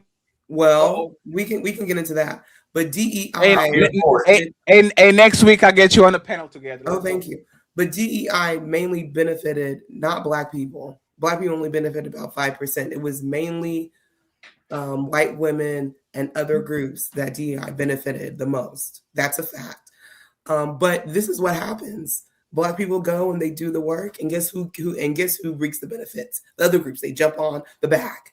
It will be the white women. It'll be the alphabet community. It'll be disabled. It'll be everything will benefit on what the movements and the policies that Black people pushed and enacted. And I'm not saying that's a bad thing. I just want us not to be misconstrued and think that a group is for us when they're really not for us. And then Black people have to think about, what do they want? What is it the policies they want? Is it just specific to Black people, or is it really specific to social class? Because I think really that's what's going on. There is a clash of classes, not necessarily race at this moment. I don't think racism is the biggest issue that is plaguing Black people. I think economic upward mobility is the main issue that is plaguing Black folks. But again, Fatty, when you do have your show, I'll go and speak my piece on that. It is Coco, the health coach. Again, Black people, please do not get into Trump derangement syndrome. I don't agree with a lot of things that he says and the antics that he uses, but let's look at the policy. Let's look at what policy is stating and if it benefits you or not. That's the main thing. Hey, Coco, question. Did you saw what they found out about Trump today on the Epstein file? Wait, did I hear what? Did you saw what they found about Trump on the Epstein files today? Oh no, I haven't heard about that. Yeah, I wouldn't be shocked. I must say, look, he's not a morally corrupt. He's not a moral person. I'll never say that Trump is a moral person and he's done everything great. I will talk with Charles next week. Oh my God. Okay, Fatty, man, give 2 syllables. Absolutely, and then it's fantastic. Take us on. 13. I'll leave it at that. Man, that's crazy. We know too that Bill Gates message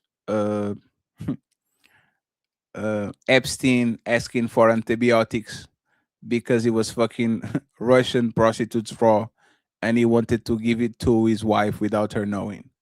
So, hey, I'm going to have a lot of fun covering politics. I love your faces, Mr. Fantastic. We are going to have a lot. I'm going to have so much fun covering politics. It's going to be hilarious because it's probably the easiest money I ever going to make in my life. I'm not even, because this information cycle is just ridiculous.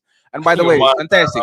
Nonsense, right? Fantastic. Hey, Do more of what you're doing today, man. Like, come on, man. You are like, I love people that are actually entertaining, reacting to shit. I'm tired of this lame, no spirit, no passion, no knowledge, no.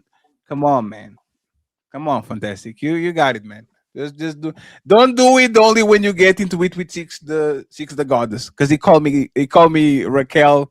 So like he called me a feminine name today. So I'm going to call six the goddess at this point. I just came in, bro, for like the last, like right before I hopped this. I gotta rewatch the stream, right? I didn't even see it. He got on his feelings for a second, but six sideways. I went away for a minute. It was all sideways. Yeah, that's all, man. You know, that's how he is, man. That's how he is, man. Yeah. It was like the perpendicularity of the atoms in the stratosphere. Like what? That's kind of crazy. Living color, the RZA of the schism, because the fism, because the lism of the schism. Well, no, let me say this, bro. Hey, man, shout out Fatty, man. Shout out to you, Ali. Everybody doing their thing, man. Shout out to y'all, bro. But yeah, shout out what Coco said. Listen, man, my biggest thing, bro. You can not like Trump all you want. You can hate Trump, but bro, you as a grown adult, especially you our age, bro, you 35, 40 plus, and you so mad with Trump, you're not taking advantage of the shit that's clearly happening, and he's changing, especially from a financial standpoint, bro. This shit is serious. Okay. Gold and silver you just lost like $11 trillion in like less than like a 6-hour span, bro. 90% of y'all not even aware of that shit. Okay. The world is changing. Go back and listen to his speech at Davos at the WEF and shit, bro. World Economic Forum. For y'all that don't know, learn some shit. Okay. A lot of y'all rage baiting in the comments and, you know, saying all kind of stupid shit and whatever. You know where you're going to be a couple years from now in 2030? Po as fuck. All right. Damn. Po. I want to be rich too. Technically, I don't even know if I want to be rich anymore. I want like a BBL, like Brazilian booty. Like I'm out, man. Fatty always do this to me on purpose, man. No, I'm telling you, like I just want to just pa and then ta and then go to YouTube back again. Like I don't know what I want. Oh, Fatty. Hey, Frank. You're not gonna be poor. I know that for yeah, sure. but if we are poor, but have some like juicy, like, hey, as long as there's food on the table. Oh, I have such a nice meal. I'm not ordering pizza today. I went outside. I went to the dentist. I said, I'm going to the supermarket. I got some, damn, I don't know what I got. I got food. Like I got real food. I'm so anxious to go to that fridge. So, friends, Coco, I'm going on my fitness journey. This is the last time you see me fat. Okay. In Can I 12 be your hours, coach? I'm serious. 12 hours, I'm going to be doing I'm going to do the what is the program of that guy? Alpha something. It was a guy that was skinny and now he's a buff dude. Yeah. He has a boyfriend. He's married. He's a black dude. I don't know. But you have a good frame, Fatty. After this, I'll message you. I'll support you in your goals. I don't need a personal trainer. I'm going to get the BBL. I'm going to be on Ozempic. I'm going to be on growth hormone. I'm going to do it all. You still gonna lift weights? Nope. I'm going to eat pizza. Okay. I'm going to go artificial. I give He's gonna get a membership at Planet Fitness from the sounds of it. I'm going to have I have 2 gym memberships, John. Shut up. I have the Porsche person membership, $20, and I have the $70 membership. So play with me, John. But I will promise, friends, 2026 is the last year you see me fat. After that, we're going to go crazy, okay? If I fat at the end of the year, I'm going to take my trip and my ass to Turkey, and they are going to put me to sleep, and I'm going to wake up a new person. Okay, so not Jersey abs, please. I'm going to go to the RoboCop protocol. Put me to sleep. 6'3", so what do you want to be? 6'9"? No. I'm going to take my love handles. I'm going to have some 3D abs. I'm going to put silicone on the shoulder so I have like the shoulder pads, shoulders. Oh, it's going to be so fun, friends. Appreciate y'all. Once again, you can find Coco and John Henry links in the description at the end of the show. It's been a long time, John. I'm glad to see you. I'm glad to have you back, Coco. Always a pleasure. Maybe I'll see you Sunday. Yeah. Now, get the L out of my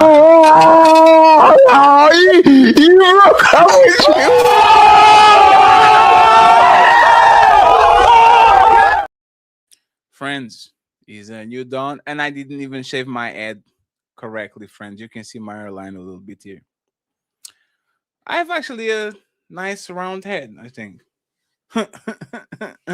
I just need to shave it better. I was running away to go to the doctor, so I didn't have time. So appreciate y'all. Let's go ahead and let's read the super chats, the last ones. Charlie Kirk was racially agitated. I already saw this. Super Pete, I got this. Chef Chopinho, thank you very much. Mrs. Spoot, I am a girl. She was never mine. Okay. Boogie says she was never mine. It was just my turn. Yeah, so why you got with her in the first place? If it's just your turn, why did you claim it? Prada, Mr. Eric, he says, bro, let me up. Eric needs to be on camera, man. Eric needs to be on camera. Make sure that he gets recognized. He is a fair and strong opponent when it comes to politics. He says, give me the fee. I don't look well right now. And Roses and another person got him, and Eric got him the job. Thank you very much. We have my boy John Henry saying, America has always been racist country. Appreciate you. Thank you very much. Thank you. We have Brian with the $10 since the left and the right are killing us. This is a game of Monopoly. I know y'all seen the meme. If we stand up, game over. Absolutely. They work for the same lobbies. So it is what it is. My boy Thomas Legacy saying, how you commenting on someone looks when you don't want to get on camera? Don't take pictures. Show your face, clown. And then we have Matreon saying he's talking about looks as he came down. Then Matreon reminded of a point. And finally, Mr. Ordinary. Shout out to my lady Don Quisha. He says, this nigga here. You motherfucking coward. Tomorrow, Fatty is going to be on the Monkey Business, Monkey app.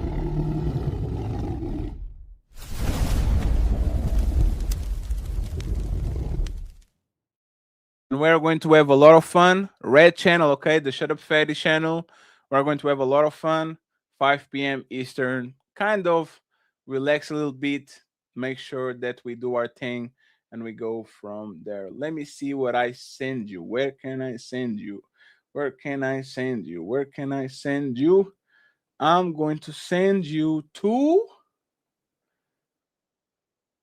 the Powder Dusty. The Powder Dusty. Here we go. Oh. And Cammy going live tomorrow too, friends. So don't forget to go there. Team Fatty says goodbye to you. Ball digger, ball digger, ball digger. What did the